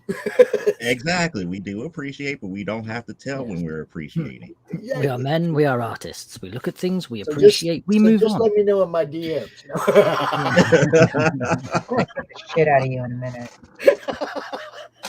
I swear to God. I love you too, Chris. You know. Fuck you. Y'all suck. Yeah, that's the closest thing that you're going to get for her that is eating remotely to "I love you." Fuck you. I like that. Oh, there's a song like by Tech Nine called "I Love You But Fuck You." It's a great song. Oh man. But yeah, like going back, what did I do? But yeah, it was kind of funny because now it's like, you know, when people go, like, you're fat shaming, it's like, fuck you, I was fat once. Don't even fucking lecture me, asshole. Fuck you, I was fat once. Once. Ain't happening again. I don't think it's going to happen again. Like, literally, because of what they did to my stomach, I cannot overeat or else I'll throw up. I tried that a few times because I was like trying to figure out how much my stomach was, and my eyes and my hunger pangs in the stomach kind of didn't line up for a while. So I like would eat stuff. I'm like, oh, how come I feel like I want to puke? And then I'm like, just too much. So it sucked that way. So, but now I'm better. Like it's synced up better, because at the beginning I could barely eat anything because being swollen on the inside is way different than being swollen on your extremities. Oh yeah, because it pushes everything else out of shape as well. Well, I was just all sore. Like they literally like cut.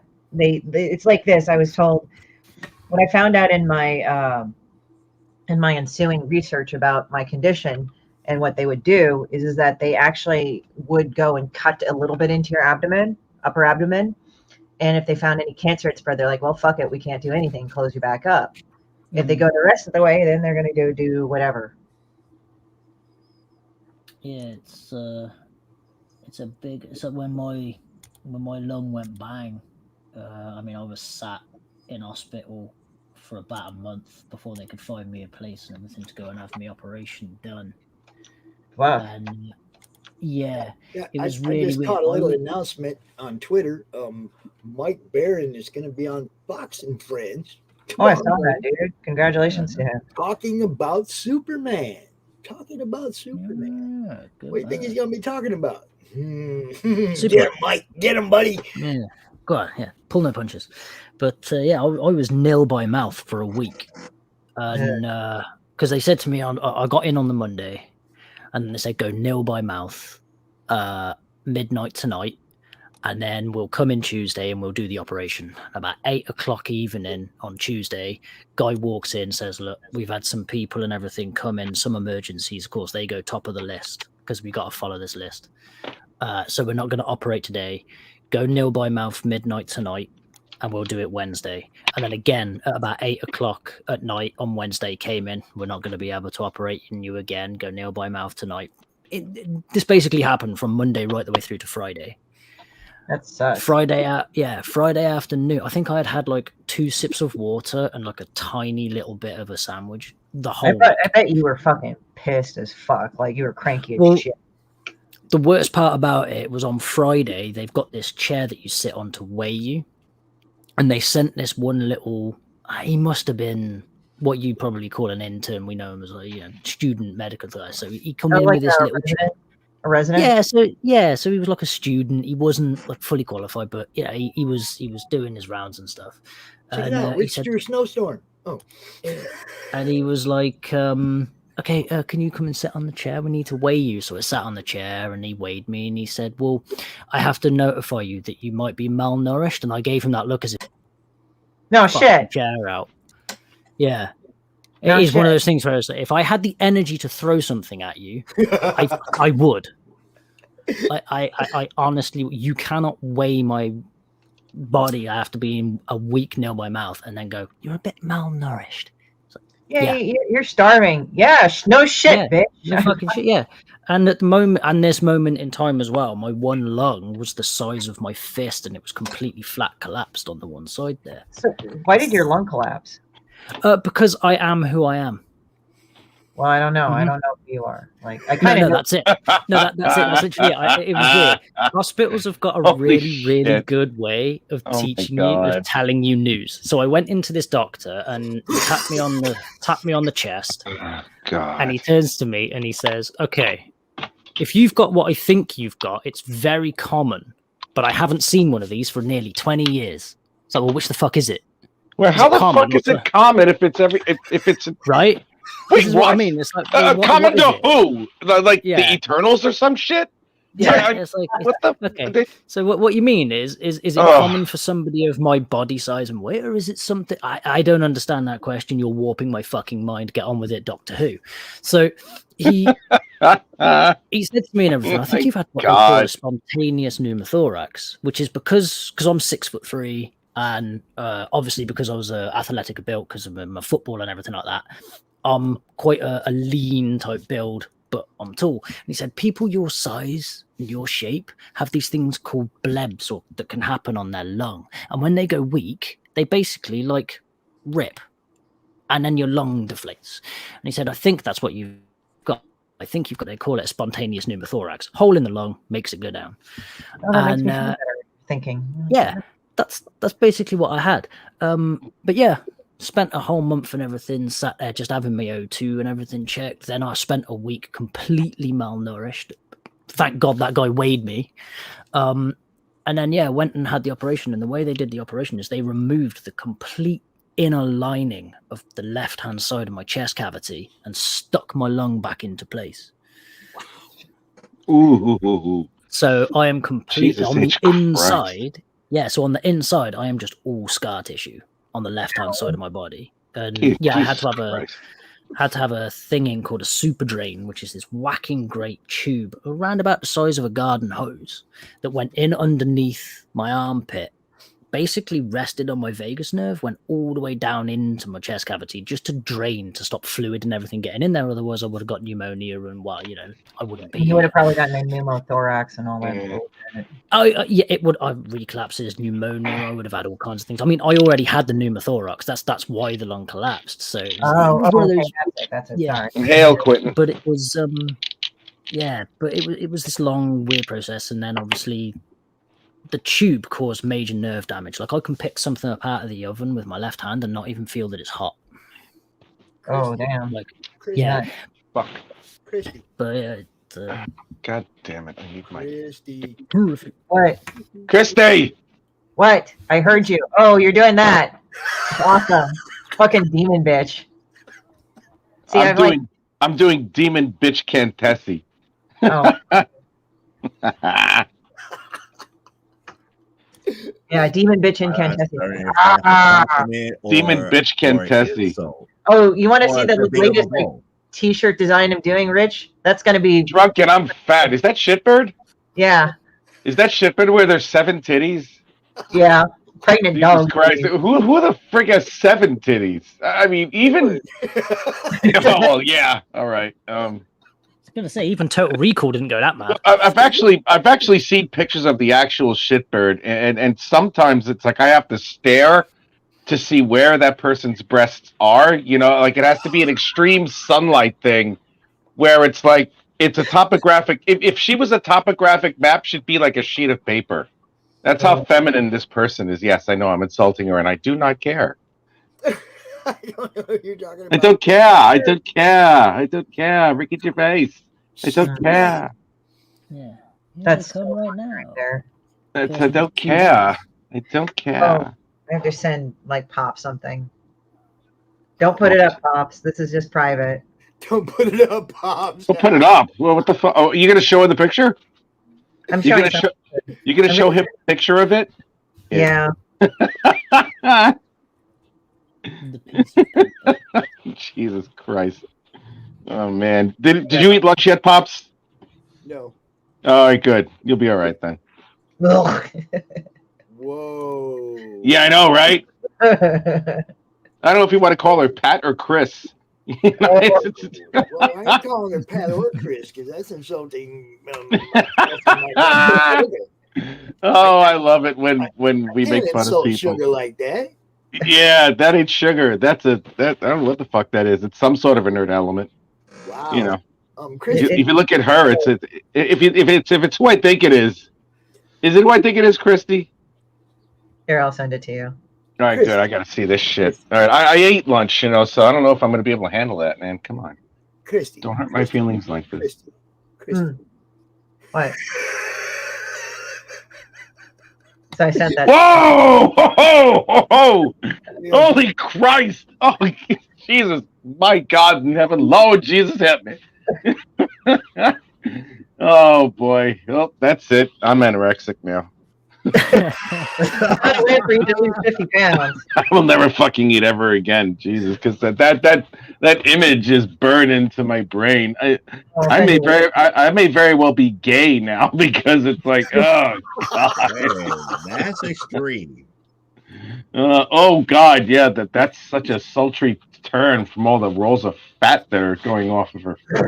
Oh man, is that her ass? Mate. I know, right? Yeah. Forward it to Rich. Forward the latest batch to Rich. I'm sending you another batch right now. No, don't you fucking dare! Don't you dare, Christie Shinn, you evil, heartless woman! Don't you dare! Evil now. That's why I do what I do. Information. Well, I didn't want to know the extra new pictures. I remember these, but I didn't want to see the new ones, man. Yeah, you couldn't believe they got worse. They got worse. Oh, they got worse. Oh God, help me, Lord Jesus. Lord, help me, Jesus. It's giving the person more excuse to cupboard around in their swimsuit. Oh, I gotta see this thing. Wait a minute. You told me you want it. Okay, fine. I'll just send it. I want to see it. I want to see it. I sent those to you. 3 more. All right, good. I'm gonna. This is. You said 3. I have 6 here. Yeah, I sent 3 more. Like I sent 6 more. Okay. There's that. She looks like she's about to poop on someone's car. Yeah. Yeah. That's not even a shape. Is that a shape even? What the hell is that, man? Oh, good Christ. Yeah, no. It's not even a shape, he said. It's not even a shape. You know what? It looks like it's melting. Hold up. You know? Rich, what if somebody commissioned you to draw that? Where would you start? I'd pull down my pants and poop on the canvas, man. And I would pull down my pants, poop on the canvas, put out in the sun for a week. And I'm like, all right, there you go. That's weird that you say that because that's ironically how Coldplay come up with their new singles. I thought you were talking about Nickelback. Nickelback does that. As if God. Nickelback even needs. No, you know what she looks like? What would happen if Nickelback and Coldplay had a kid? Yeah. Oh my God. Ew. Demon bitch Cantessi. Demon bitch Cantessi. And she is very happy that she's about to fucking warp reality and make herself beautiful. Yeah. I don't think that works. Well, let's see if it does. Fuck. Oh, see, as long as you're warping the reality of others. Yes, that is true. I mean, yeah. I mean, you're warping reality. I don't see what I want you to see because I'm warping your reality. Yeah, that part that when you showed me that picture of it with I guess was supposed to be her butt or something like that. That was really not pleasant. It was just like rolls, and I'm like, "Where's the?" Yeah, Like, I know. You know that's what wheat pizza looks like when it's melted. I mean, hi Nina. Hi. Hi. As I said, like I have friends that are different shapes and sizes. They're all beautiful, but just that was no. Yeah, I have no. Yeah, that see. Well, that is just no. That's a no.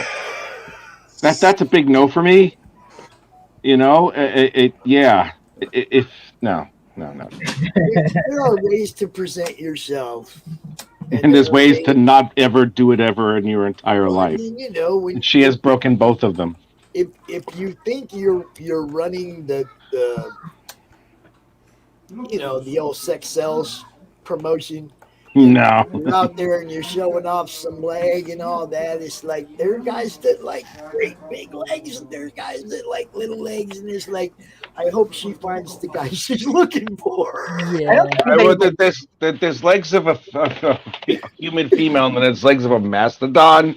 You know, there are times where legs just don't go into other things. Like I was on a driving lesson many years ago, and there was this girl, and I mean, God bless her. She's the kind of person that puts bubbly on a dating profile because she doesn't want to tell people that, that's all she's got going for her. But she was wearing those jeans with the slits in them, but the legs were so big that the leg rolls were coming through the slitted jeans, and it looked like a Tesco's patter. It did. It looked like a Tesco's patter of hot dogs. I didn't have a barbecue for a week. See, the thing is that I have friends of all shapes and sizes. I used to be really big myself. So it's like you can be attractive. It's just that you really have to account for like how the clothes fit you, whether you're thin or not, Exactly. Yeah, that's well, it's not just that. It's like again, I'm sorry, Adam, you first. Please. Yeah, I was just gonna say don't wear like super stupid, like skinny, stupid things thinking that it's going to crush your legs in on them to make you look. It's not. The fat is going to come through whether you like it or not. Well, so the thing is that I had to learn this because I had a very awkward body shape for a while because of my tumor. Yeah.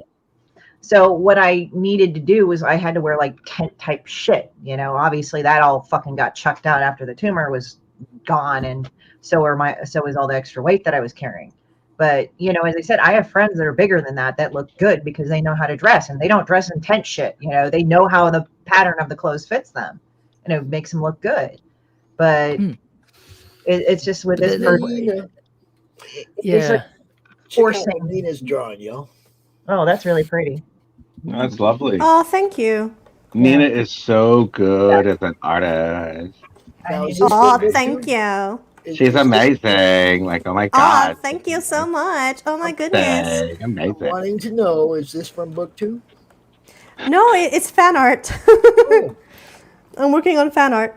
Cool. Hi, Quentin. I'm looking. So whose character is that then? Has anybody seen my eraser? They're under your desk. All right, thanks, man. Oh, I see it. Thanks, man. They're characters from a book series that I've been reading called A Spider's Mate, and I'm really enjoying it. This is the first volume, first of 3, and I'm really enjoying it. So I'm doing fan art. Cool. Yeah. Ebony, no. What was that? Attack the cat! Attack the cat! Attack Oh, the see killer that? cat. It is the black pussy cat, attack. the black cat on the ground. Get off me. I'm about to be seduced by an 8-legged freak. Oh my God, that's amazing. Joe. Look at Joe. Look at Joe. Hey, Joe, I got that one. Ah! No, Madness Comic Network. I'm actually flattening it right now. But. I know. I just seen that big old smile, and I was like, ah! And that logo, the Madness Comic Network logo, was created by Chris Hicks from Mottos, the guy who runs the store where the Madness merch. Who's here? Who's here? Let me see that for a second. Give me a minute. Who the hell's here? What do you mean? Well, I the thing where I'm using my phone to see everything, and the screen's really small. All right, fuck it. Who cares? I don't give a shit who's here. Anyway. All right, here.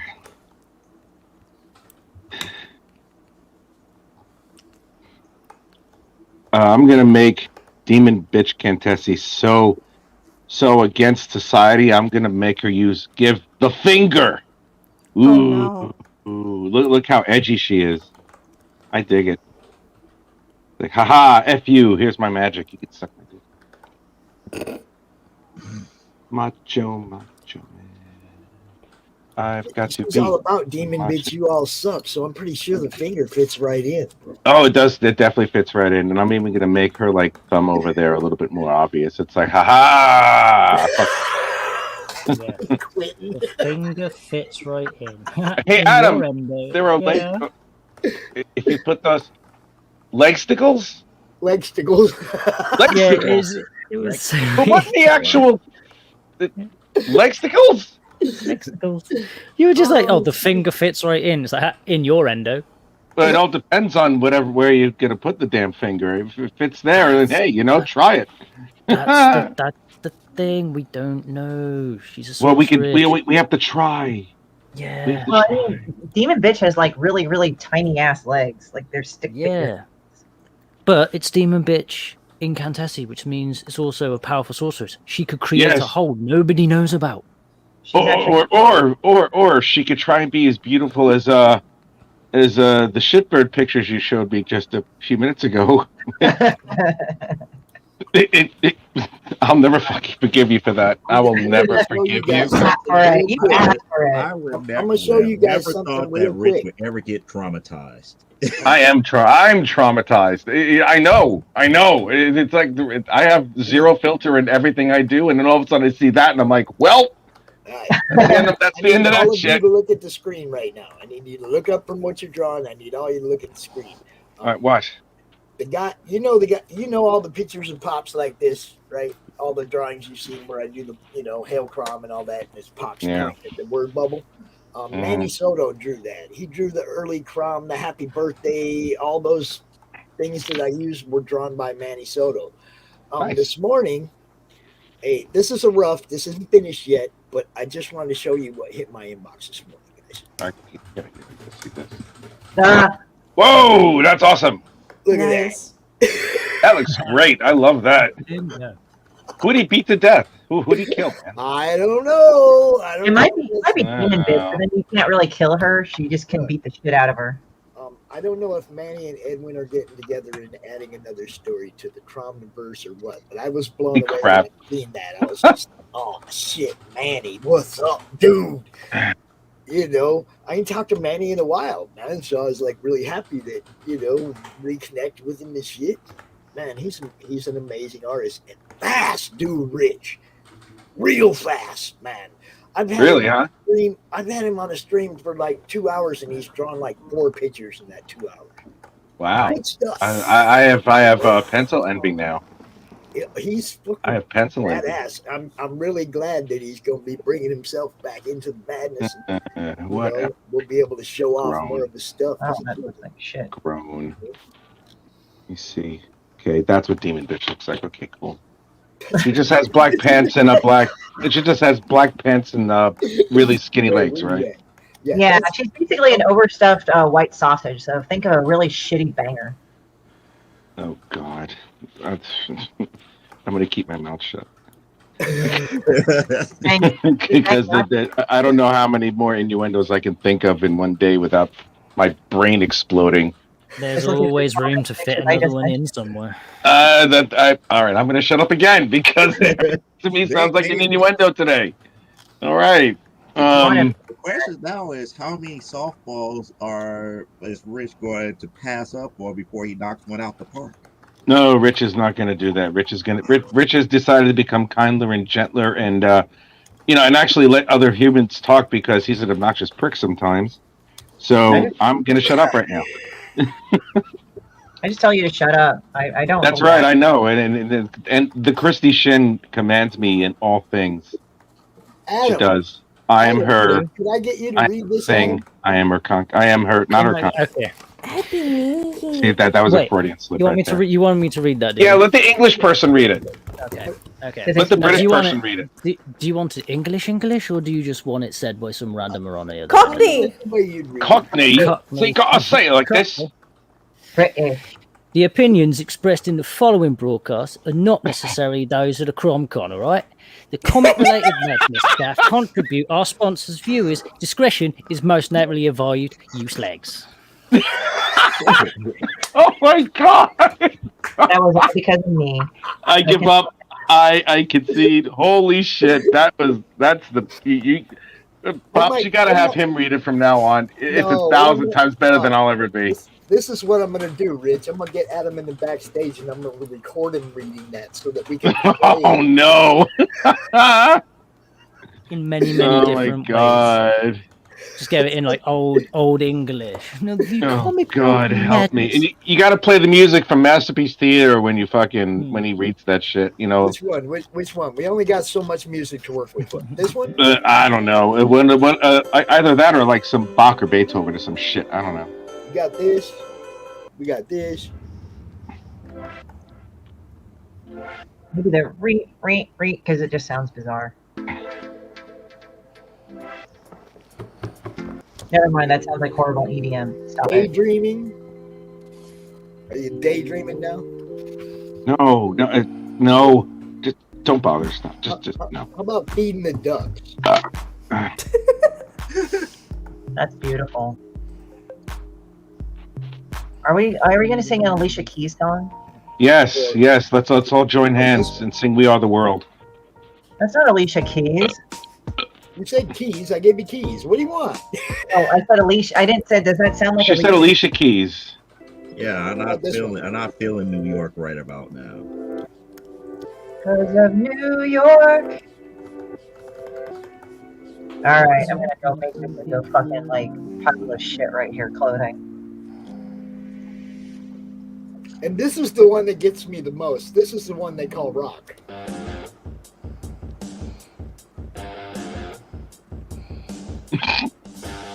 That's not rock. That's elevator rock. Elevator rock. I ain't sure what it is, but it ain't something I'm popping into my CD player or nothing, you know. It's a Coldplay single. Wow. Crazy. God. Can someone play some disco, man? No, I cannot. Why not? The fuck? I was... Well, whatever. Fine. She actually tried... Oh my god. Alright, I'm laughing at that, but you just sent me Christie. Jesus Christ. Yeah, it's great. Looking at this person's pictures is like a very slow motion car crash. I feel like Zack Snyder filming a car crash looking at this person's pictures. I can't turn my eyes away. Yes, the kind you can't look away from. Yeah, I can't look away from any of this. Everywhere, like Okay, no. Okay, no. No.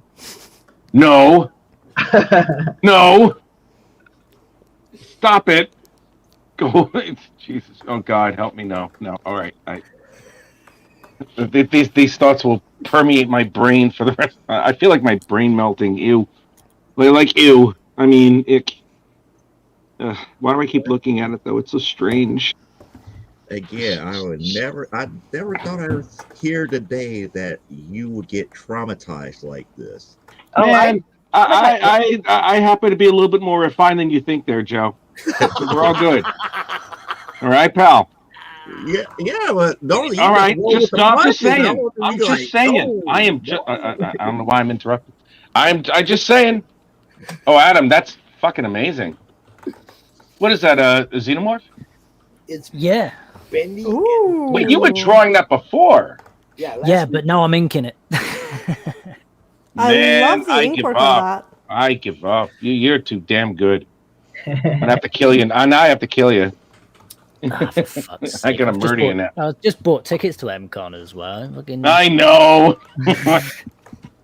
Okay. There's. Okay. Wow. So that's her.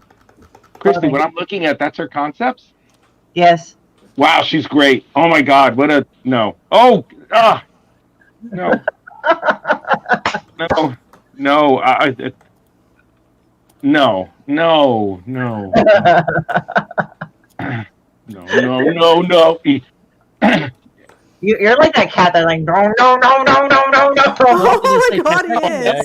You know what I feel? I feel like Cleveland falling down in this Yeah, that's bathroom. what I was going to say. Exactly. No. It is. It's exactly that. It's like, oh, no. Wow. Oh, is she supposed to? What is that? What is this last one? Is she like trying to be seductive on the couch? Hold up. Yeah, it looks like she just passed out. It looks like she passed out, and she has like shorts on that are filled with poo, while she's just laying there. I'm like, no, this is about as sexy as a car crash with a whole bunch of orphans in it, and puppies. No. Orphaned puppies. Orphan puppies. Wait, orphan puppies? No, puppies with orphans. Pops is crying now. That's This in my is horrible. brain now, Christy. Damn it. Did you see them? Pops, did you see them? Dude. I sent that to him. Pops, you saw them, didn't you? Oh, That's in God. my brain now. God, bloody hell. Man, no. The answer's no. Rich, What is it? are the orphans also blind and deaf? Yes, they're not only blind and deaf, but they're orphans who are blind and deaf. I don't even know what the hell. It's that bad that was going places and just tailed off because it's. I know. I think I meant. I don't know if I meant to do that or it was just a severe lapse of concentration, which is probably the actual right. I have ensured that these two will stay celibate forever. No, not celibate. You just reinforced. Look, as you get older, sometimes your standards start to lower a little bit because you're getting older, and it's like you just made sure that there's a bar down there that I will not go below. Nice. Nice way to put it, Bob. Man, there was something even. Oh God, that is. That's a nice way to put it, Bob. That is too much. Kind of thing you show your grandkids and look, if Granddad ever gets to that point, shoot me in the face. Yeah. Shoot him in the face. That kind of feels like a Rick and Morty episode. Yeah. Oh, he does a really good Rick. He does a really good Put me out of my misery because I definitely went over the Alzheimer's clip. Oh my God, Morty, even you wouldn't want to jump on that. Oh my God, Morty. I don't know, Rick. I can go pretty fucking low. Morty, there is no number less than 0 that actually counts. What about the negative ones? Did you send it to Quentin too? Morty, no, that's like your penis size. Sorry, Morty. No. Oh, goddamn, Rick, why'd you have to be such an asshole? Christy, did you send them to Quentin too? Oh, don't send him to Quentin. He's going to throw up. He will never. No, don't do that. Don't do that to the poor young man. Don't do that. Don't do that. You're going to hurt his feelings. You're going to hurt his feelings before he became a dog. So sorry. I already sent these to Quentin before. Oh, Jesus. Did you send them before? Man, no one is ever going to eat lunch ever again. I swear to God. All right. All of our diets, that's for sure. Oh, that's something you show to models before they go on the runway. Oh boy.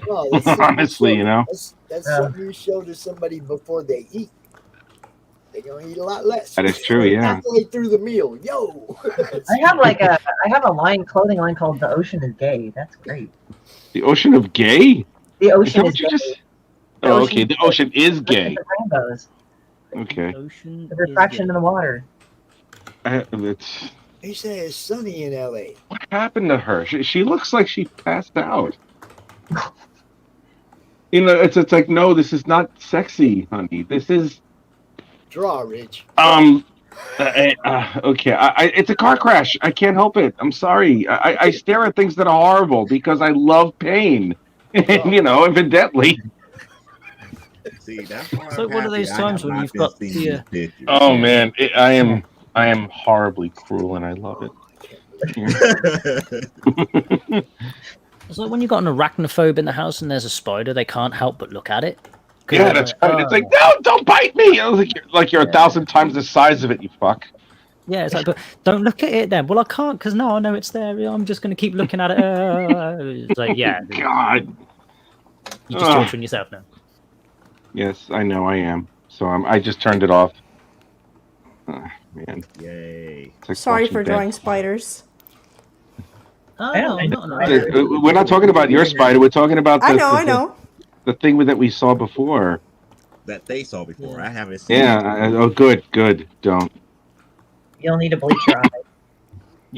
Don't worry, anybody I'm not actually an arachnophobe. I actually like spiders because I fucking hate flies.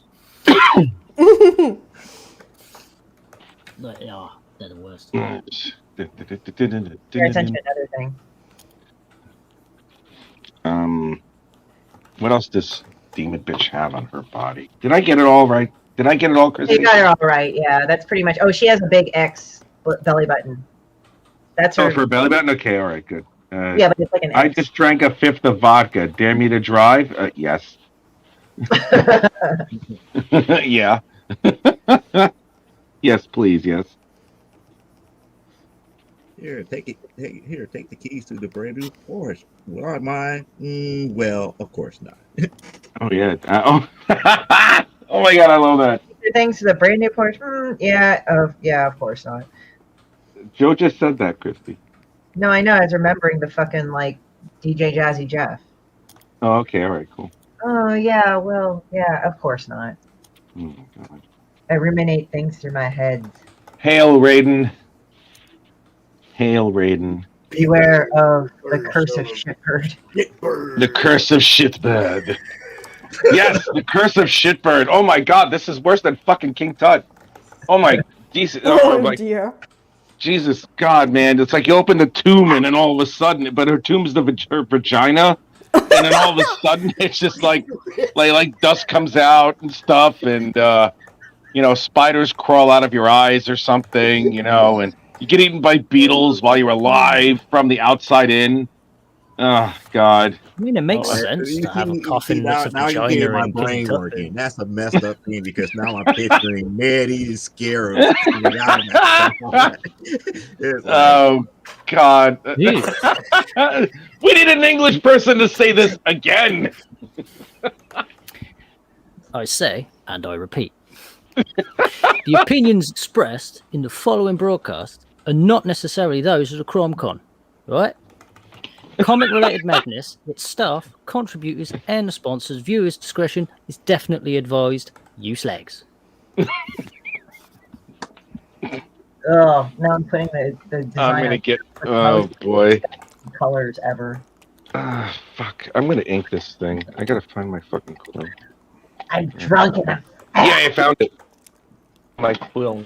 Yay. Okay, I'm just gonna put this shit right up here. Let's hope it doesn't pour all over the fucking bottle or something, man. I don't want to do that. My ass. Precious. Hey, precious. Hey, precious. Woo! Being in LA, you meet a lot of very weird people. This is one of them. No, you're kidding, right? No, you. I am. I don't know. Right. Drunken and fat. I am beautiful. No matter what they say, words can't bring me down. What the fuck? That was funny. Oh, back. I have to add the image. We should ask Rob Liefeld to. Oh, fuck! I just broke my quill. Ask Rob Liefeld what? I don't think we should ask Rob Liefeld anything. Rather be safe than sorry. Yeah, I know.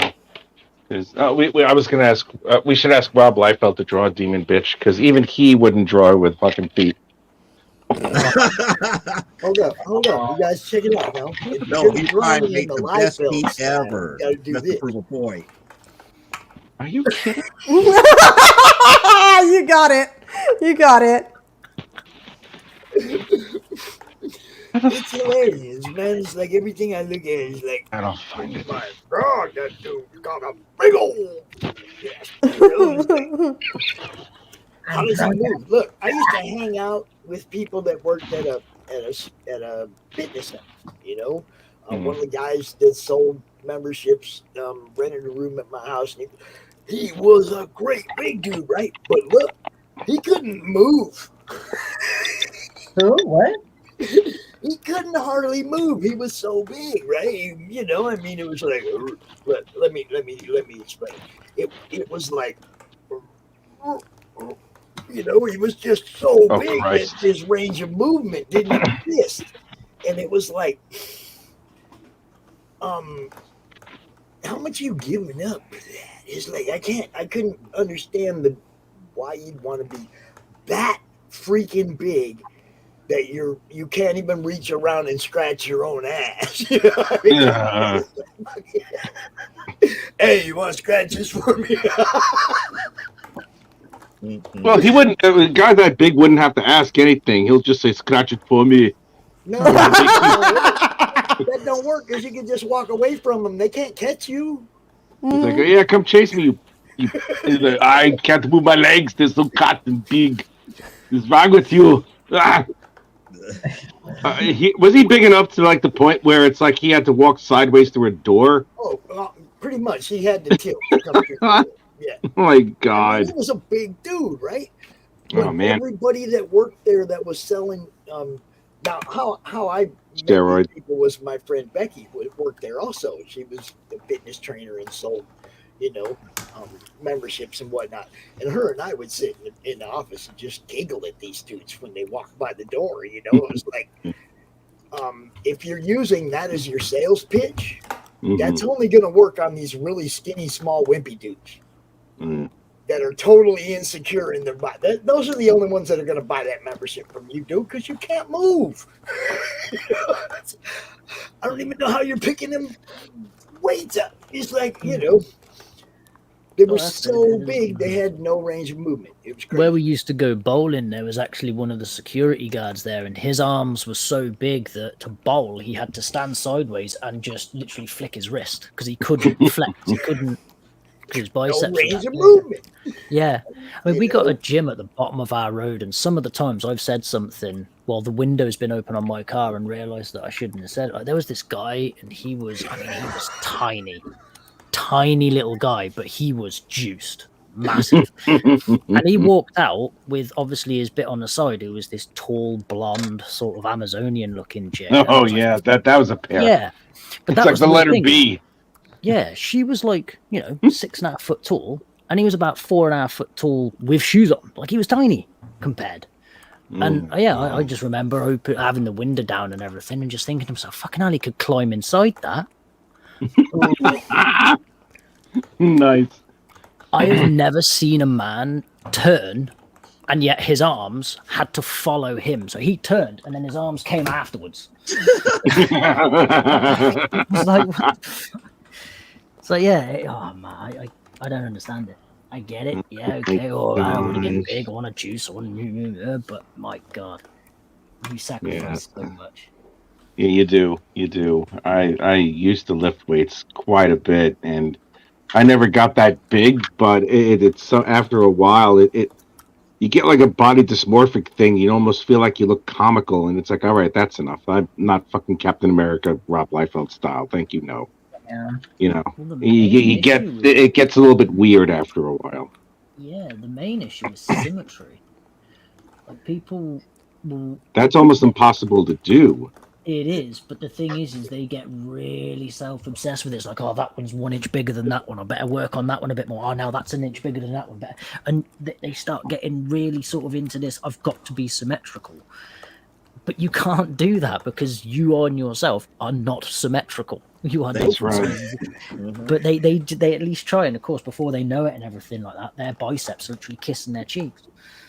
And So they're not the same as the next guy either.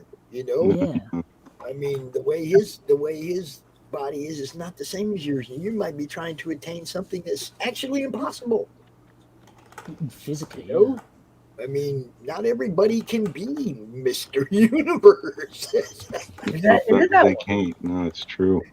I think that's why I like Pilates. It kind of just leans you down and makes you just slender. That works for girls, and plus, it makes you stronger deceptively. When in doubt, do plyo. Pull out. Pull out. Yep. Pull out too. Yep. Wasn't that a sex thing? Yes, it is.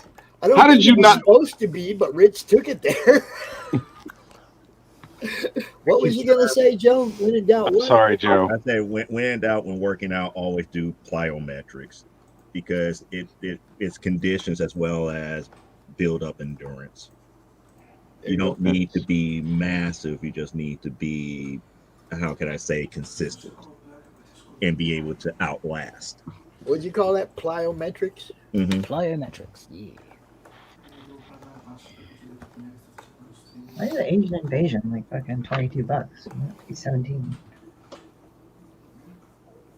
It's kind of an Air Force thing. It's kind of like a military Air Force thing. They kind of force us to do it a lot more than just the regular workouts. What's plyometrics? It's a more or less a set of core building exercises where you work more on endurance than actual obtaining mass. Oh, I see. So it's like strength conditioning based upon repetition, and the faster and longer you could do something, the better off you are. It kind of sounds like Pilates, so in a way, but Pilates is more like whatever, if you get what I mean. I know that sounds like vague as fuck, but yeah, but like it's like Pilates is like repetition, but you have to use strength training, but it's not with weights. It's using your own body mass. Mm-hmm. A bit like yoga. Kind of, yeah. I mean, it's like Pilates is kind of yoga-esque, but you can use things like a ring for resistance. You can use resistance bands. You do have Pilates, like there are weighted things, but it's usually resistance bands that you're pulling against. And you might not think it's much, but it's using your own body weight to kind of throw it around. It's like dynamo tension. It's really relaxing too, because as an artist, like if you have the yoga ball, you can like lie back and like, I mean, they use the yoga ball, but it's really not that,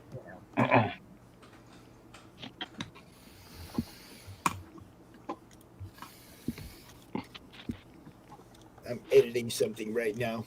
Sorry. What are you editing?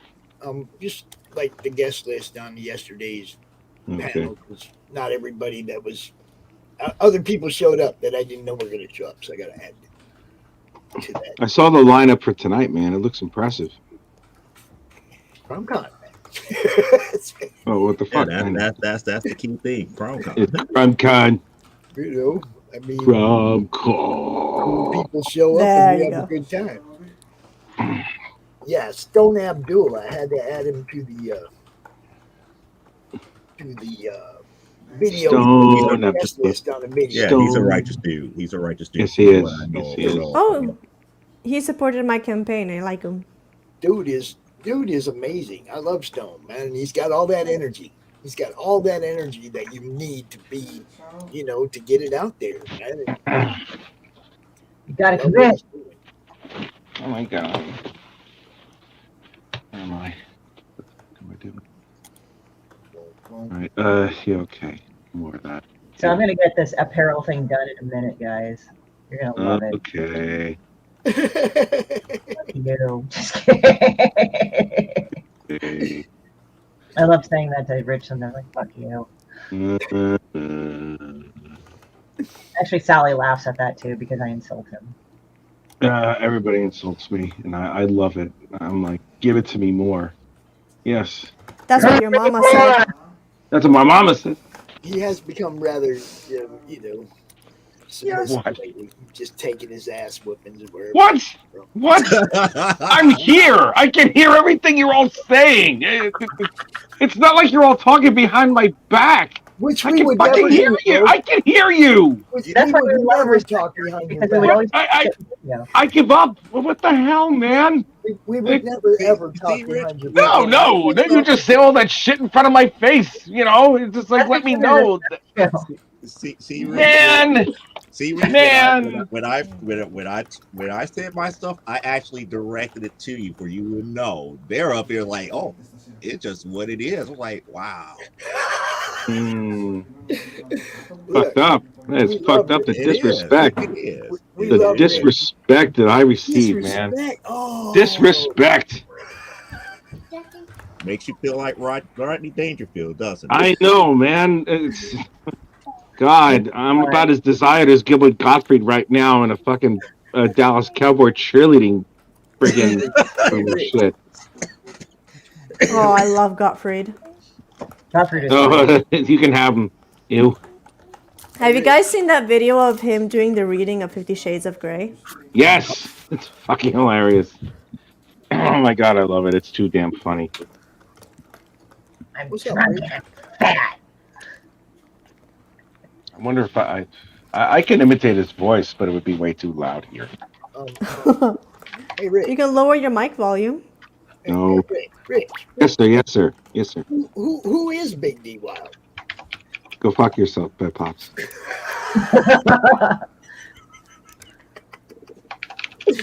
Right? Go after yourself, Bed Pops. That's great. Good stuff. I know. It's why we're here. Yeah, it's the real Lago. I'm drunk and I'm fat. I'm That's drinking. a mood. He is the real. I'm drinking. I'm fat. I'm shitbird. There I am. Macho man. I've got to be. Oh boy, half an hour till CRoM CoN starts. CRoM CoN already started. You're in it. No, this is the DrawStream. I mean the more traditional side of the CRoM CoN. CRoM CoN has now become like the Borg. I mean, it just assimilated the DrawStream. We are going to start talking about your book at about 3 o'clock. Hey, from sexy spiders to sexy birds. Let's go. So I'm done with the listing. You guys want to see it? It's got a logo. Sure. Ray. Okay, I'm waiting until this fucker loads up.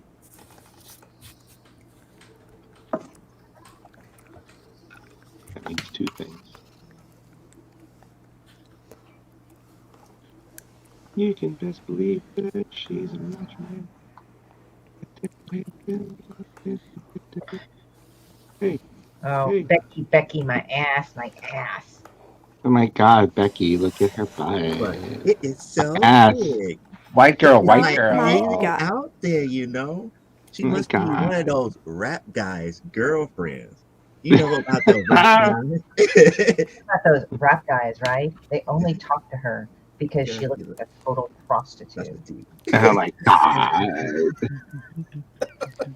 Total prostitute. Prostitute. Oh, memories. We are here.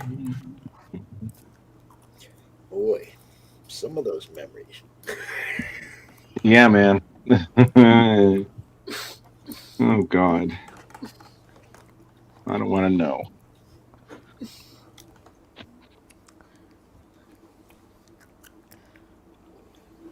That's a fact, dude.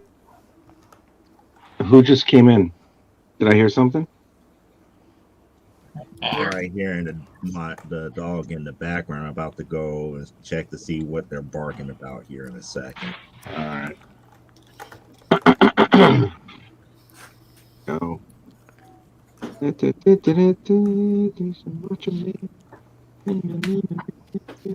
Wow, you are definitely in that village people mode right about now. I am in that village people mode. I was for the last like 2 hours I was watching some excerpts on the Soul Train dance line and shit. And man, oh my god, damn. Songs I've never heard before, but I still groove to nonetheless. And then Rick James' "Give It to Me" came on, and I'm like, "Oh fuck, that's the end of that." Yep. Yep, forget it. That was it. I had my own Soul Train line in my house. So I was like, "Yep, give it to me, baby. Give me this something different. Say what? Give it to me, baby." Self-inflicted wounds, Rich. What happened? What? Those are self-inflicted wounds, dude. Yes, they are.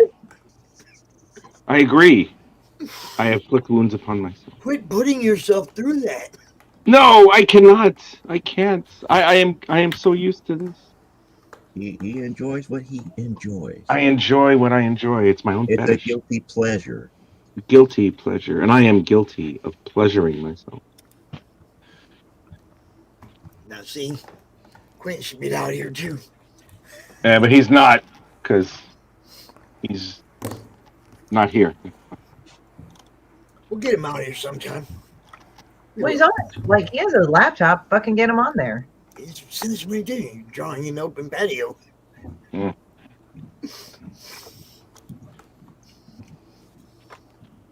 Edelweiss, Edelweiss.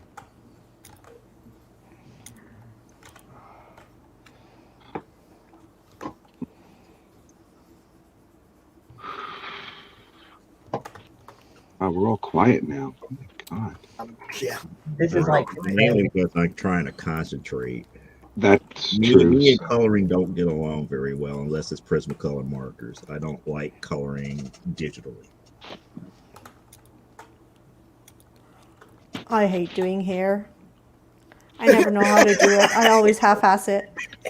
You got one of them. I don't like coloring digitally. You got the one. I hate doing hair. You guys supposed to be having fun. I don't like liver. I don't like liver and onions for dinner. I don't like eating poison. It hurts me. That's not fun either. See? I'm allergic to bullets.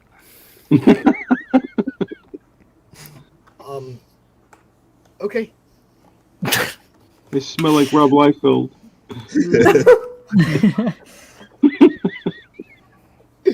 I don't know, man. You can look at Rob Liefeld's drawing and go like, "Oh my god, that smells really bad." I don't know why. I'm drunk and I'm fat. I gotta look for something. Y'all talk amongst yourselves while I'm looking for something. Okay. I don't know if I have it or not. It could have been on my other computer. I'll rewrite your DNA. Forever. Mm. It could be lost forever on the other dead computer, but it might be here. It might be there. Hey, you gonna eat Been the gone fucking forever. Triple sorry. Pop Sorry, my evil black cat. Cunt. Oh god. Right now I got the Spice Girls playing in my head for some reason. You are a Spice Girl. I am. I'm Naughty Spice. That's me. I'm Naughty Spice. Old Spice. Oh! Oh! That's fucked up. I love it. Power. Oh, I love it. That's the fucking. Thank you, Adam. Fuck.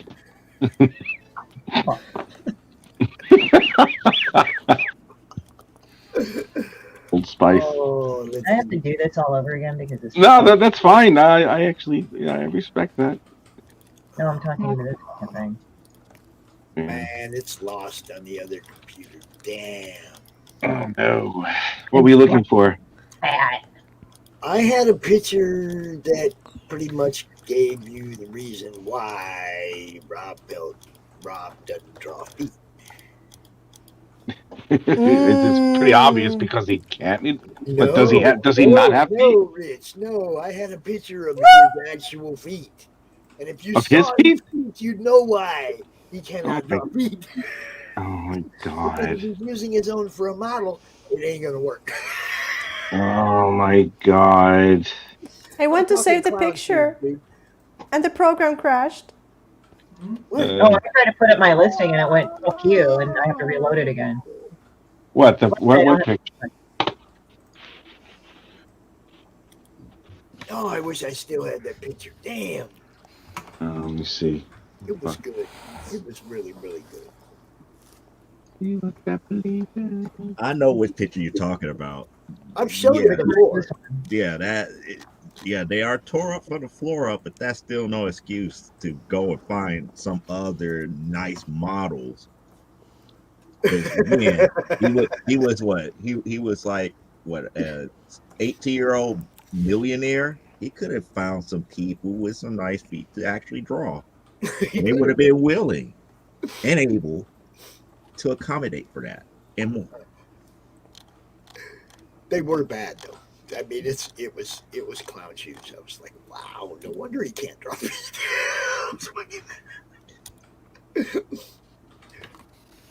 Oh, Rich, which ones are yours, Rich? Which Spice Girls songs? Two Become One, Too Much, Live Forever. Fuck, I don't. He was that. If you want to be my lover. I don't know what the fuck. Which one? Which Spice Girls song? I don't know.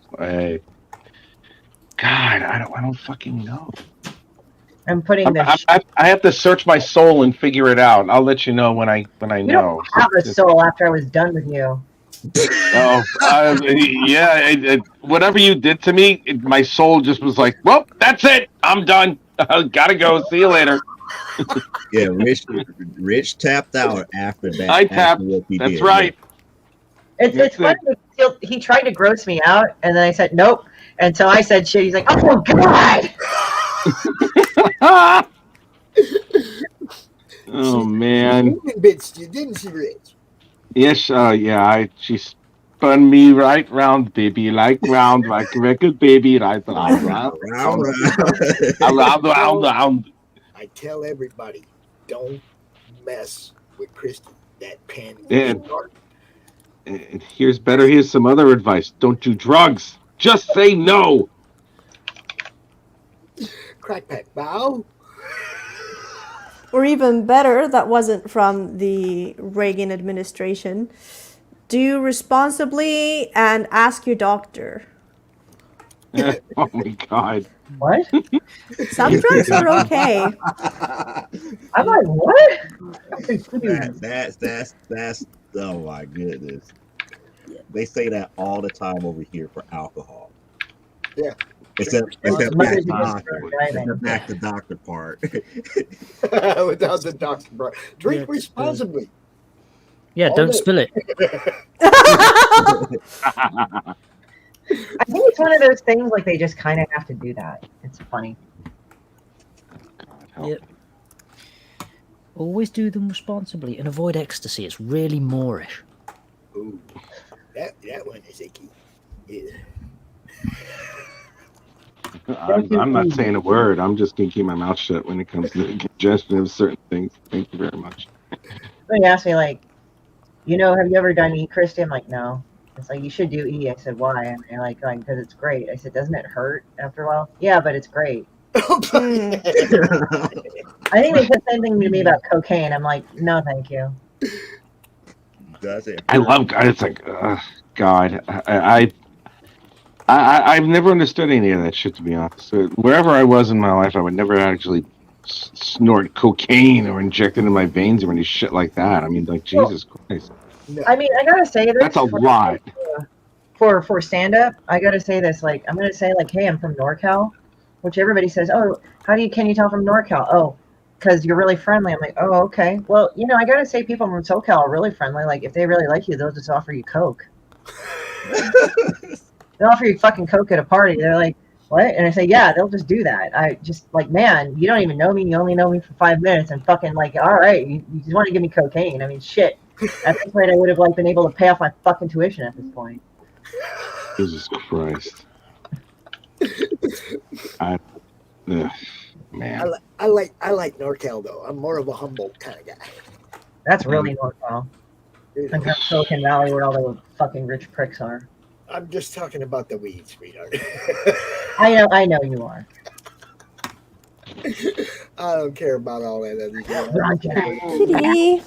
drugs. Oh my god, he does drugs. Good No. weed. I don't mind. He's a drug person.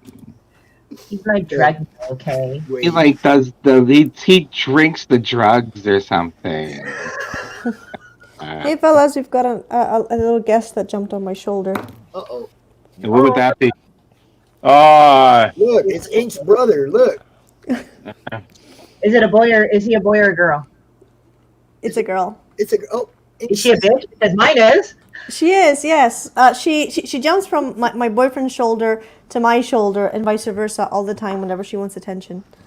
Yeah, so this is the thing with Ink. She'll do this, like, she'll be like, oh, I want to pet you, and like Quentin was over and he was petting her, and then she turned around, she fucking hissed and swatted at him for no fucking reason. She's like such a. Well, it could be that Quiston's soul is dark and deadly, and he's like from hell. Well, I and mean, cats can cats can tell shit like that. I mean, the thing is that what I've realized is that, you know, like with fucking like black cats. Okay, male black cats are actually overall very friendly and nice overall. Female black ones are the bitches. They probably give the black cats a bad like rap.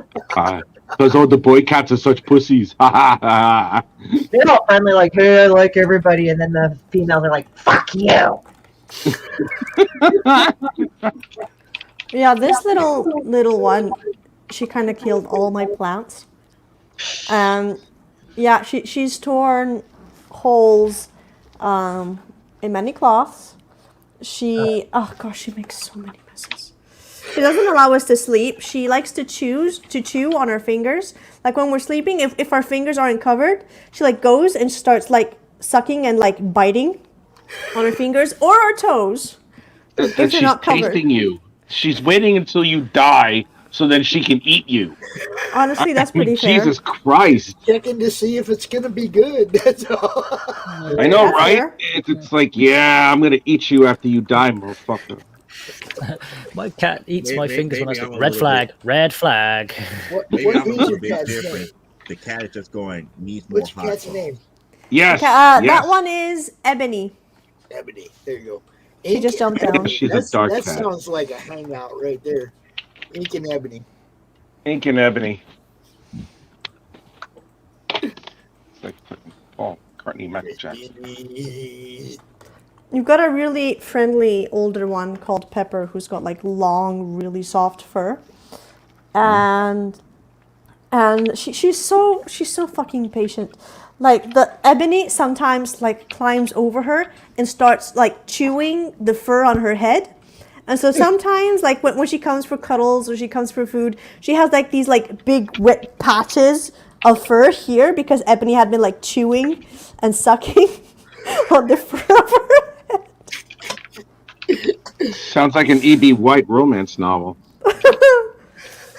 Wait, let me see if maybe her I don't think her fur is chewed right now because Ebony was just here, but because she left, she may have gone to do just that.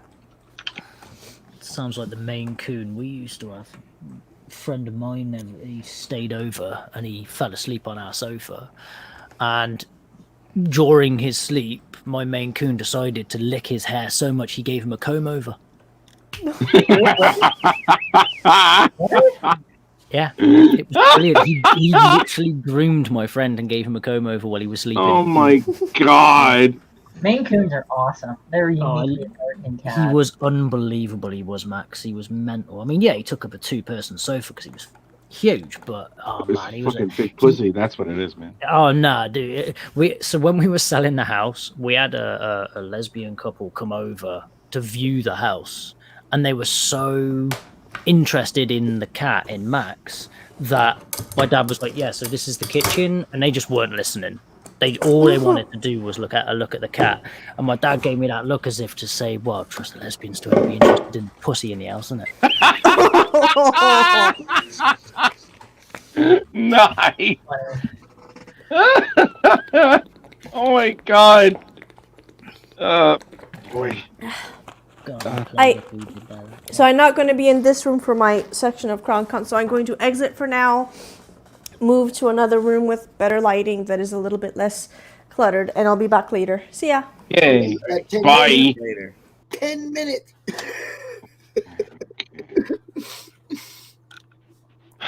Ta-da. Lips as red as rose, hair's black as ebony, skin white as snow, snow hoe.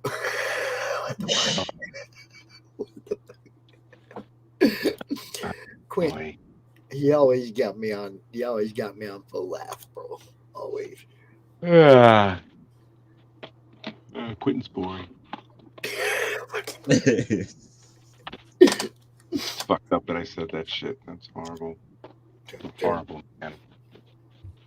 I love you, Quentin. You're gorgeous. How's it going? Take me! I'm sorry. What? I say, how's it going, Christie? It's going good. I'm just like fucking loading this shit up. Let me just. Oh, I found something funnier. I just got this thing. La la la. Here, I'll send it to Rich first. Oh, fuck. Why? Why? I swear to God, you said I really. This better not be what I think it is. She got you. That's all. She got something. Let me see this shit. I thought I'd reproduce this art, Pete, but with my oh Christ. Wait, what in the wait. Oh God. I thought we were friends, man. What the frig? If you're I can't. Pops, are you seeing this, Pops? That is not the same ass from those pictures. No, that is not the same ass. I can't even say it's an ass. It's something. You know, I mean, it's two lumps of flesh colliding against each other. You know, I mean, to me, it looks like two big ham hocks fighting over the last piece of gravy. But, you know, I mean, come on, man. Yes, as we said earlier, man, some people just look like they got a drop trifle down. Exactly. Oh, man. It's like, come on, sweetie. You know, there's a point. My ass. My precious. Oh, God. Oh, right, man. Look, Christie. Quiet. Christie. Oh, my God. I can't deal Turn anymore. That green, put CRoM's head on it.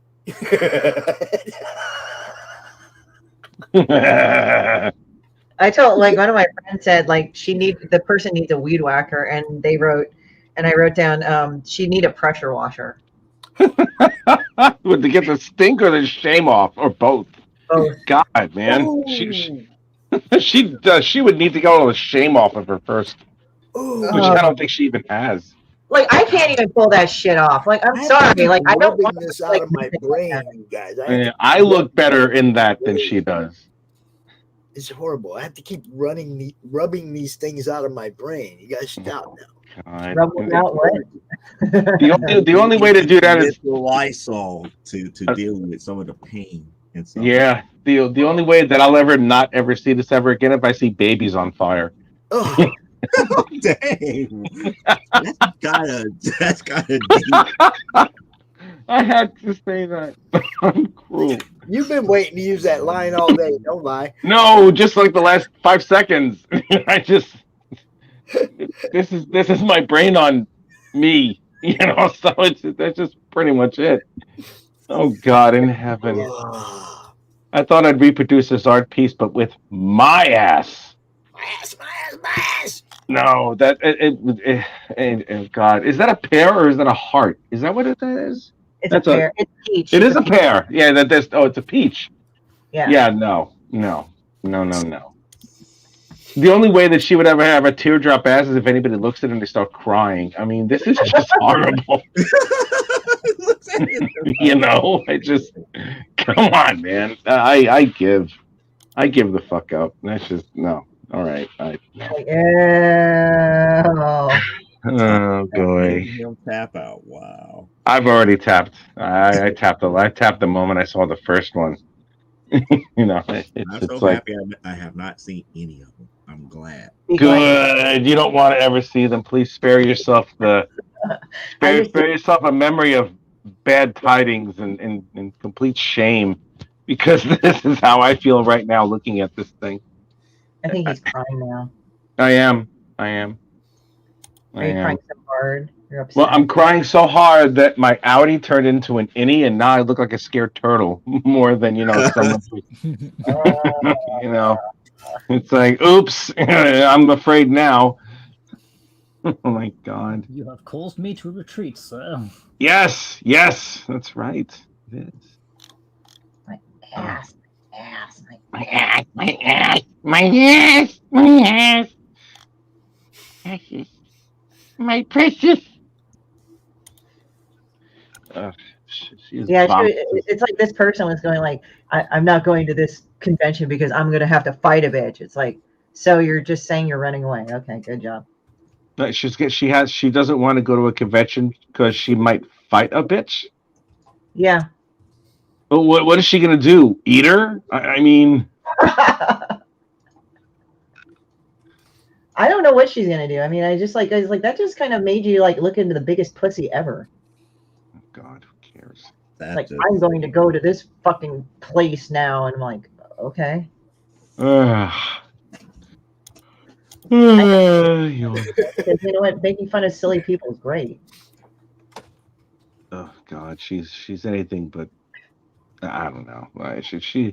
She instills regret. She just instills regret. She is unpretty. Unpretty. I'm sorry. It's just unpretty. This is so unpretty. Yes, it is. I'm gonna be back later, guys. I'm hungry. I'm gonna make something to eat and shit like that. So no. I will see you cats later. Peace. Take care. I'm posting this, so there you go. Bye. Later. Bye. Take care, bud. Oh, that's crazy. I'm posting this. I love when we see our art. Hit the waves, man. Y'all come up here and draw anytime. So I'm gonna go and like give you guys the listing so you can put it up there and shit. Hello. She's back. Okay. And I've got both kitties here. And guess guys what? Got like 5 minutes left. We need to do the tell everybody where they can find you type of thing. So, Christie, my link tree I have put up there. I'm just gonna put your link tree in the chat real quick. Tell everybody where they can find you. And this is where they can find the. Oh, whoops, wrong one. Let me get the other one because I meant to get this one for the new shirt. For the new shirt, yeah, for the exclusive shirt. Here we go. I'm drunk and I'm fat. And it's like, that's my girl. That's my girl coming out hot. Oh, guys, hold on. Look, I've caught the little one chewing the bigger one's head. Aww. She's chewing her fur. Look that cat's giving you. Like, do you get this thing off me? Is the other one a girl? Yeah. Oh, okay. Bitch, leave me alone. Yeah, she's like, look, about done with you. About done with you. I will end you. Like, go away. She just so how's it feel? I'm chewing on your head now. You like that? Do you like that? Oh, then give her a kiss. You see that? All right. Great. Good stuff. I love it. I love it. Christie, tell them where you're at. Tell them. Well, I am at the link tree right there. I think I put that up there in the earlier one.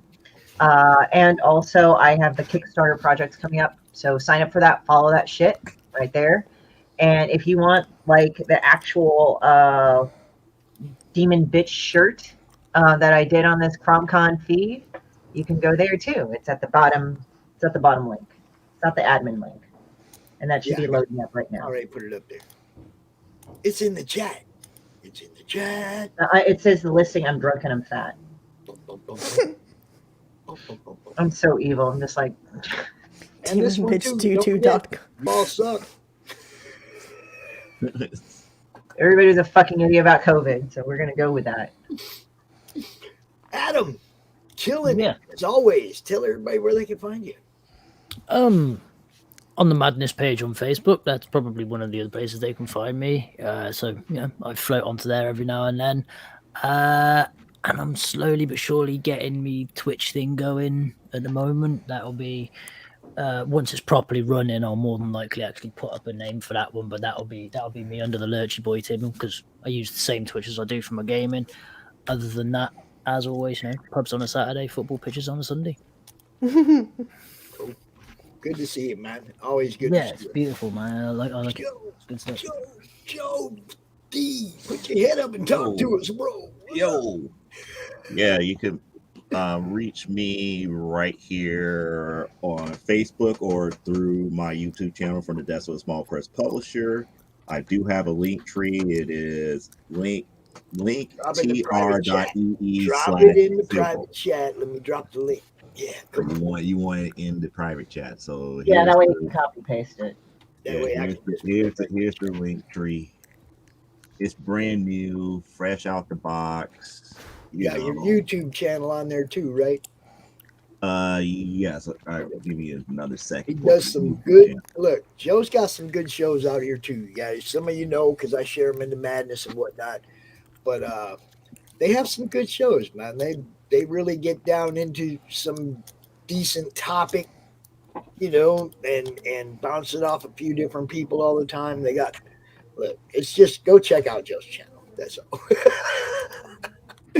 Right there. Linktree, Silverbolt. There you go. Go check it out, man. Joe, thanks for coming out, man. We do this every Sunday. You're more than welcome. Not a problem. And the YouTube channel is in that link tree. So if you click on the link tree, you can't miss the YouTube channel. Cool. Appreciate you. One of those weird times that I actually was here and drew from beginning to end. Yeah, let's go ahead and back that out. Let's get a look at it real quick. Well, it's still not done. I probably won't send the colored version of this to Coffin Comics, but that's where it looks like right there. I like it. Good job. Lady Death, yo, Joe D. McFee. Check it out. Let me take a look. It is 3:00. It is time to restart the show. I want to thank you guys. Thank you. Yeah, no problem, man. All right. Hopefully, I'll see y'all next weekend. Yeah, man, 100%. You know what's up. We're doing this again just because we can. All right.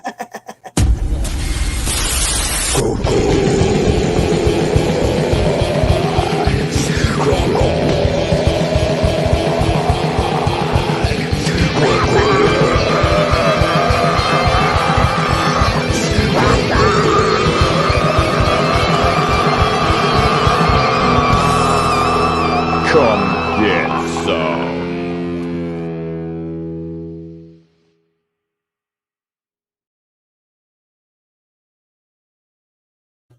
And we are back to highlighting creatives and their projects and all that other stuff that we do. What is up, Nina? Inflation. You got me there. You got me there. You ain't gotta go. You can keep on watching. What's up with you? Well, let's see. I got, 16, 17 hours behind me, and we got 8, 9 more in front of me, but it's all good. We're doing the thing. I'm having a blast, as always. Tell everybody who you are. So, howdy everyone. My name is Nina Daisy Aberlein. I am an Italian-Canadian comic artist and the author of the currently ongoing series Sunrise Blossom Volume 2, now live on Kickstarter, funded in 2 hours, project we love, and currently 253% funded. Let's go! Yeah, look. That's how you do it. You sell it. You tell everybody what's up. You make sure you show them you're just as excited about it, as they are to get it in their hands as they are to receive it. So I'm looking at this. Let me see. Whoa, that's in your monies. I can tell.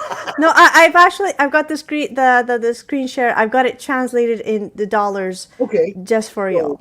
Almost 1,500, 39 backers. That's awesome. And there's still 14 days to go, yo. So we're halfway there.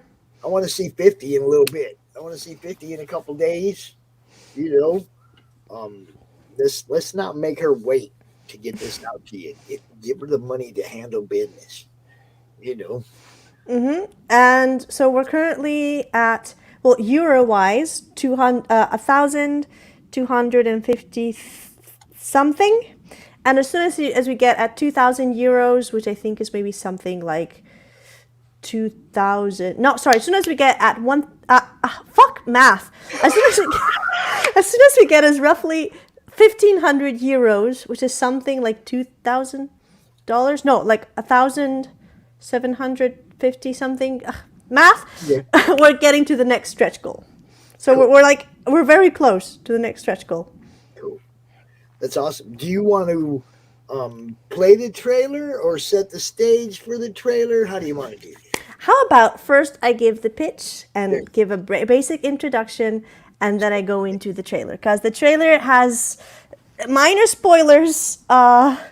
Because it focuses mostly on the second volume. So if you don't know what the first volume about, well, the first volume is about harpies. It's about girls smooching or almost smooching or getting so close that they're pretty much smooching, but technically shit that happened. That too, shit happens in between. It's like the advertisement in between scenes, like how there's advertisements in between episodes on TV. Yeah, just like that, shit happens. That was great. I think the first time you came out to pitch the second book, it was like you were like, "Well, in the first book, shit happened."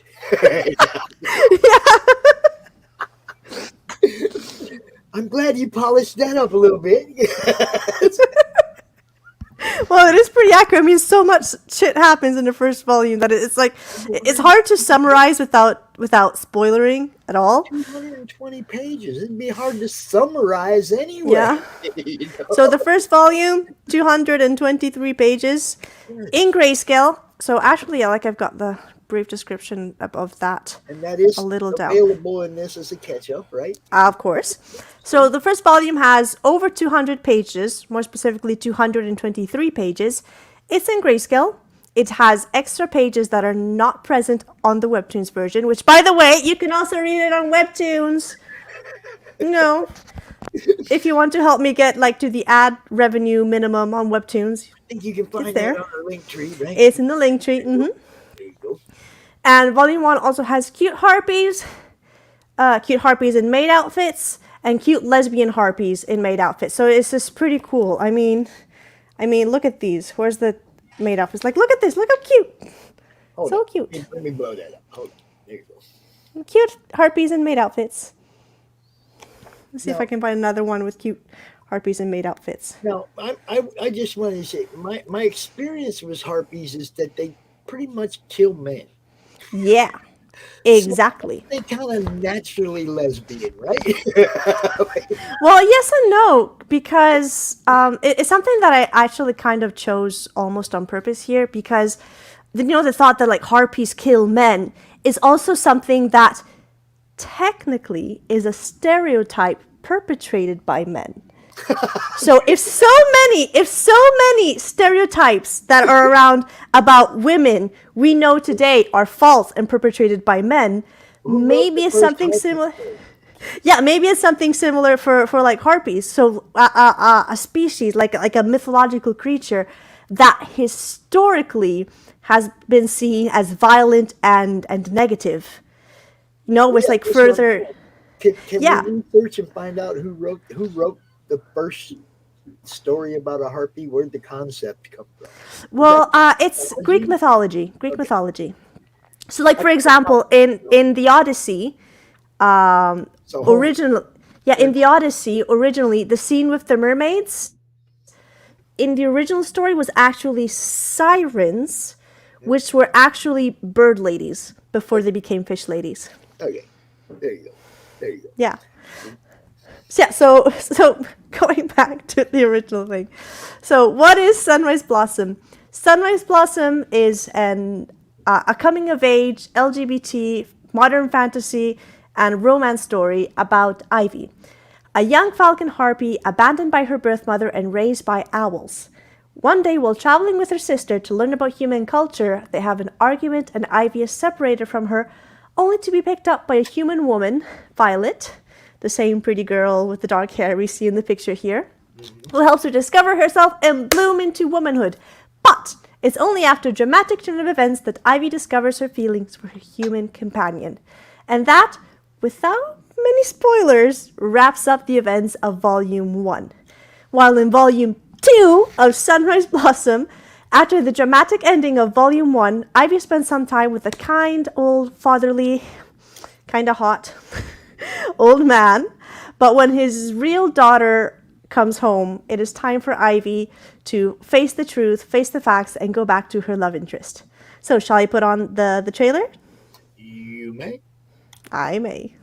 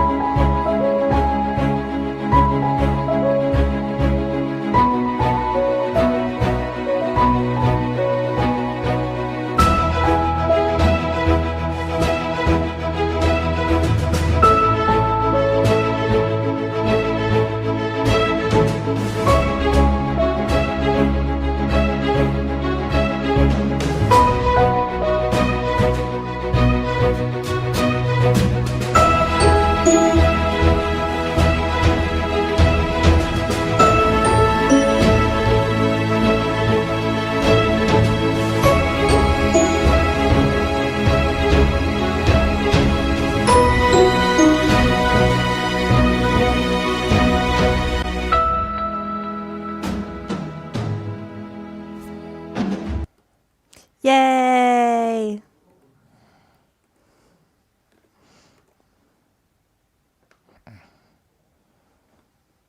So there we go. You're muted, by the way. I can hear you right now.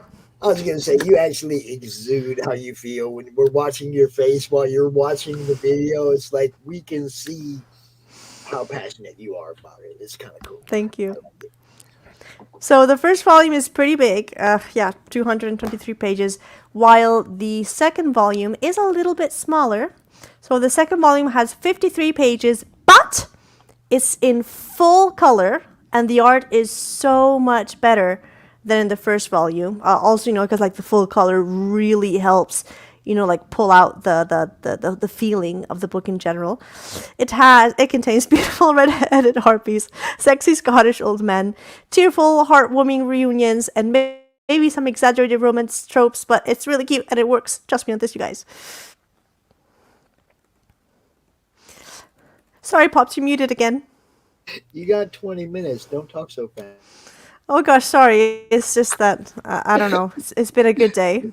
You're good. Let's go ahead and scroll through. Look at some of the art. You have some interior art up here on the campaign.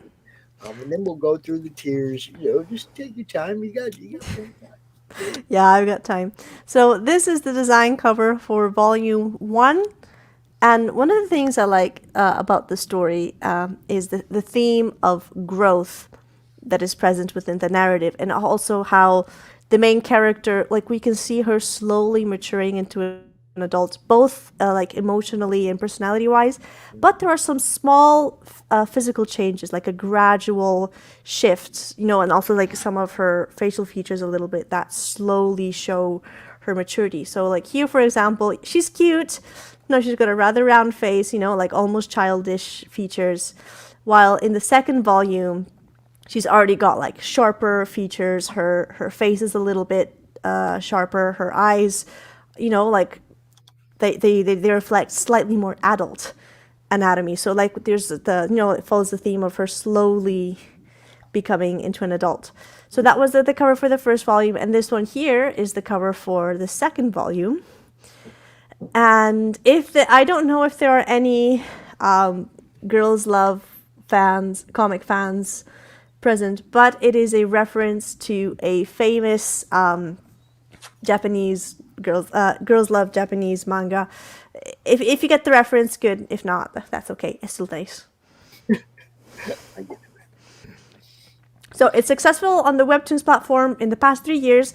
Summer's Blossom has gathered a fan base of over 1,800 people. I should update that because it's almost 2,000 right now. So it's something like 1,950 people at the moment. And over 185,000 page views. Let me check exactly how much that is because I think we're much over that. Yeah, we're at 200,000 page views. So yeah. 2,000? 2,000? 200,000. 200,000 page views on the Webtoons. Wow. People looking at it. That's awesome. Yeah, it's going pretty well. The webcomic's doing pretty good. The Kickstarter is doing pretty good. I'm really liking it so far. And if you follow me on any of my social media, be it like Facebook, Twitter, Instagram, or whatever, the past couple weeks I've been sharing like one page of the comic every day. So like, as a sort of like mini teaser, but of course not every single page is going to be visible because I got bills to pay, books to print, and so if you'll want to, like finish whatever has been posting, if you want to know how the story ends, you can back.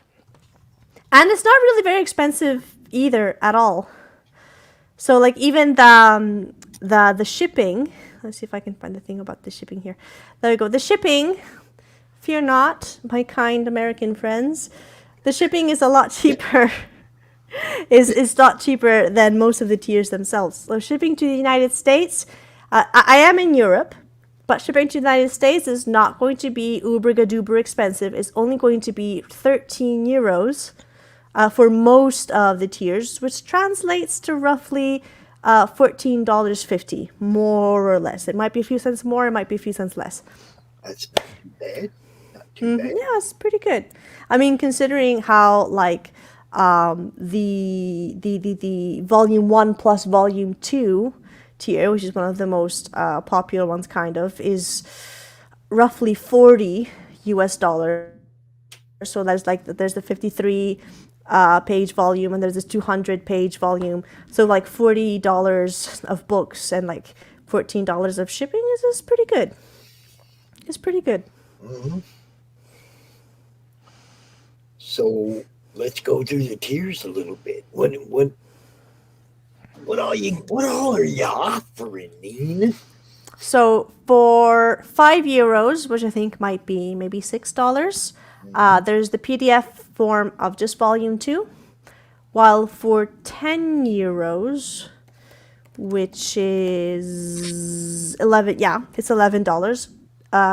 You can get the PDF of volume 1 and volume 2. So keep in mind, $11 is like almost 300 pages worth of stuff. Because the second volume is 50 pages, the first one is 220 something, almost 300 pages worth of comics for $11. And this is pretty good. I really like the story. Like, I've had people come up to me and say, God fucking damn it, Nina, I had to put my phone down and take a break because of the emotional damage that this was causing me. Hey, if you would listen, an emotional response, you're doing your job. That's Yeah. all there's to it. And I'm glad about that. Yeah, you just keep on doing what you do. Thank you.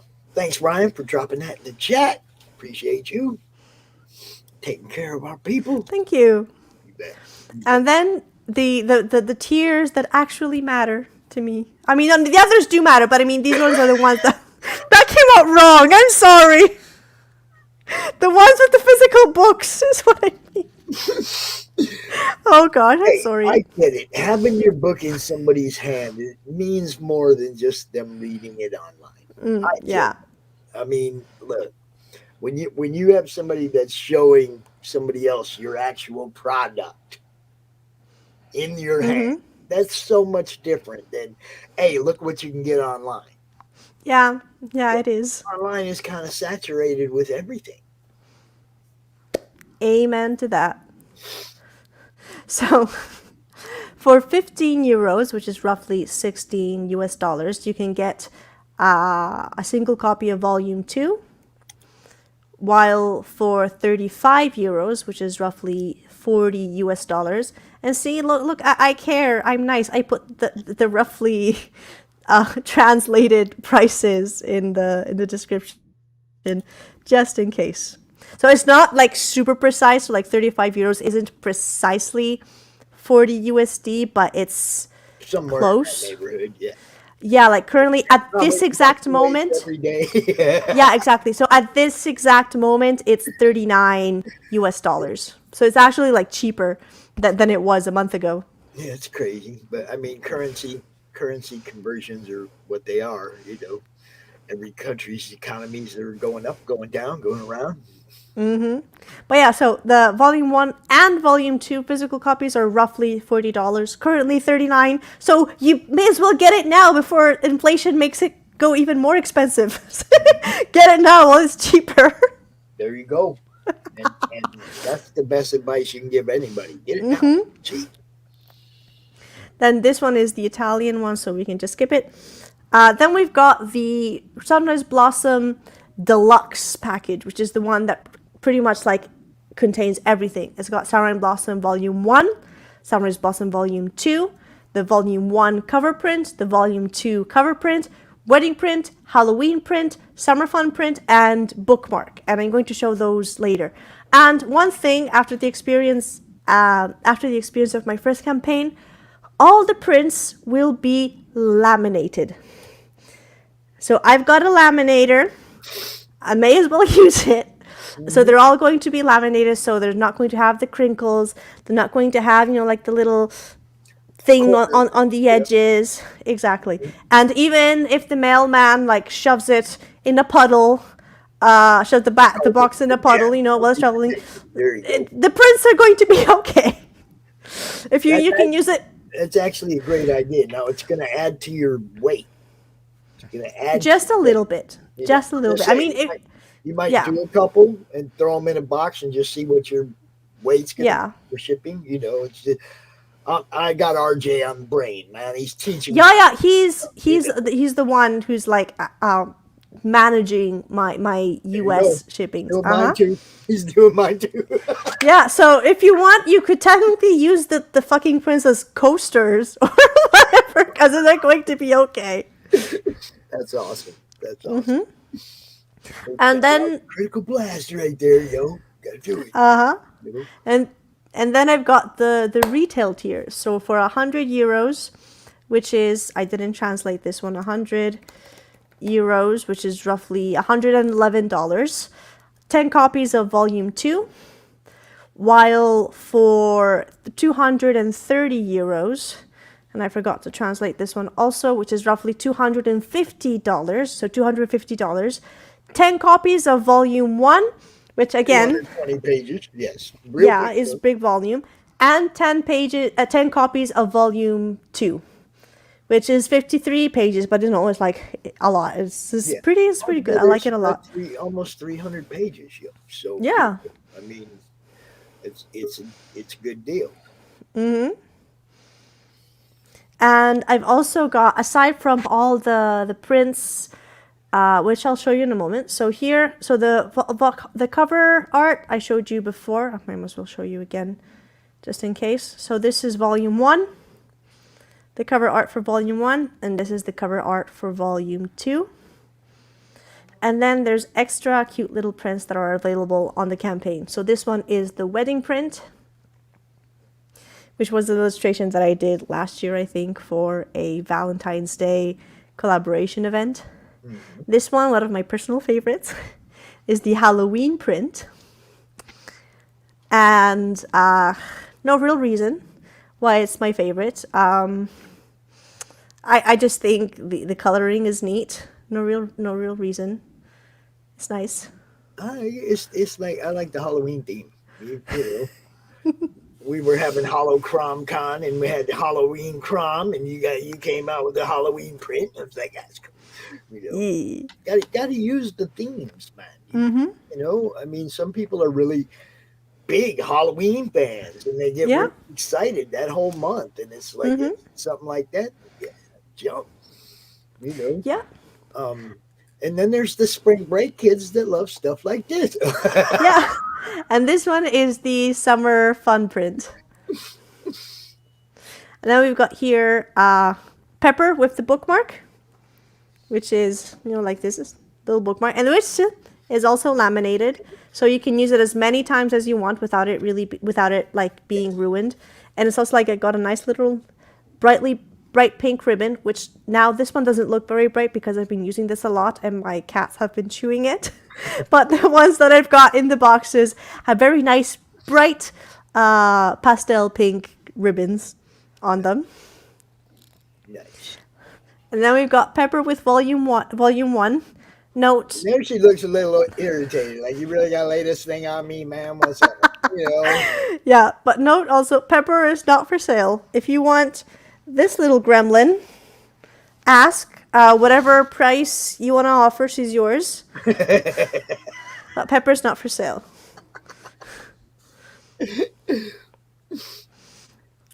And as add-ons, and some of these I really like, I've also got some original paintings, though some of them have already been taken, so not all of them were available.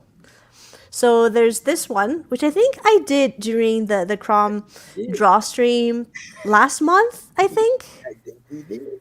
I did, yeah. And this one has already been bought, so I'm sorry it's no longer available. Then there's this one, which is a pin-up gouache painting, which has also already been purchased, so it's no longer available. Well, the next two are still available as add-ons. So there's a gouache painting of a red-footed falcon or a cuckoo falcon, which is the same species as the protagonist. Right. And got the same colors. And my personal favorite, the main character as a falcon among sunflowers. Our DrawStream too. I did. I was like working through the shading of all the petals. I remember that. Yeah. It was a lot of work, but I really like it. It's one of my favorite ones. If it doesn't get bought, I'll probably frame it and put it, I don't know, in my office or something. I think it's wonderful. Yeah. And then the stretch goals. So the first one has already been met. So every single physical order will receive Ivy stickers. So this cute little sticker is going to be available.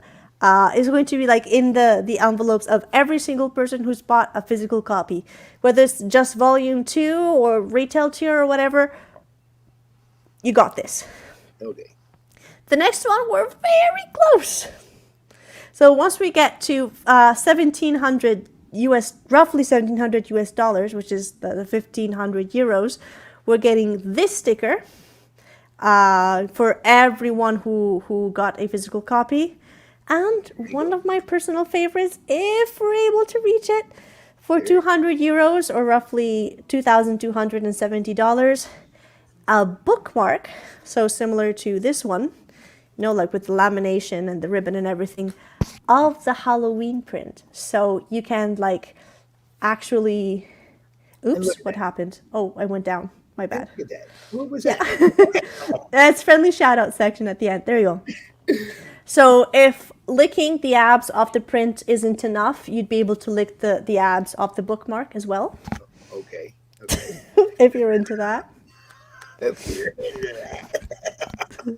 And note, all the stretch goals that aren't met are going to be the first stretch goals of my next campaign in maybe 7 or 8 months, when I'll be launching this third volume, which is like the storyboards for the third volume are almost all done.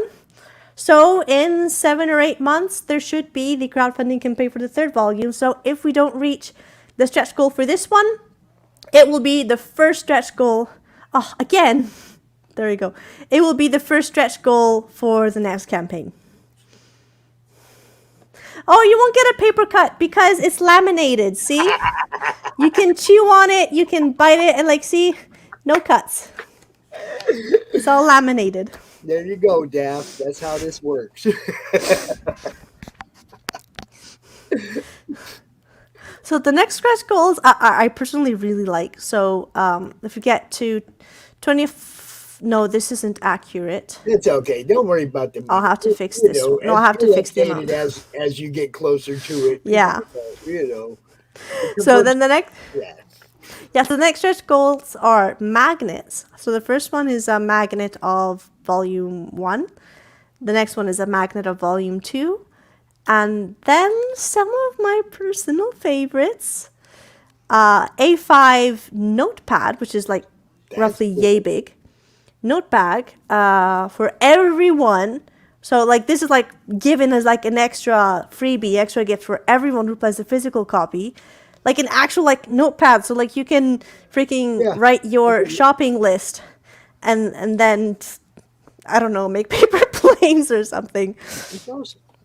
Yeah, and same for the second volume. Though of course the image itself would be like made a lot lighter, so that any writing that you put on the paper would actually be visible. So don't worry, it's not going to be super bright like on the cover, so anything you write would be perfectly visible. And because I have like very little time left, super last thing, meme gallery, which I really like.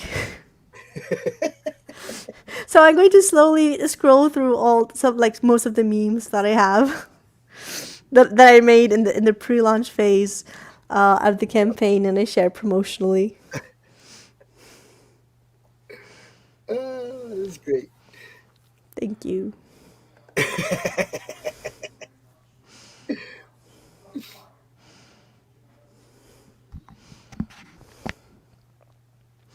So if you want to like read through the memes, you know, with like no rush, go to the Kickstarter, maybe drop a little tip while you're there, you know, just if you want.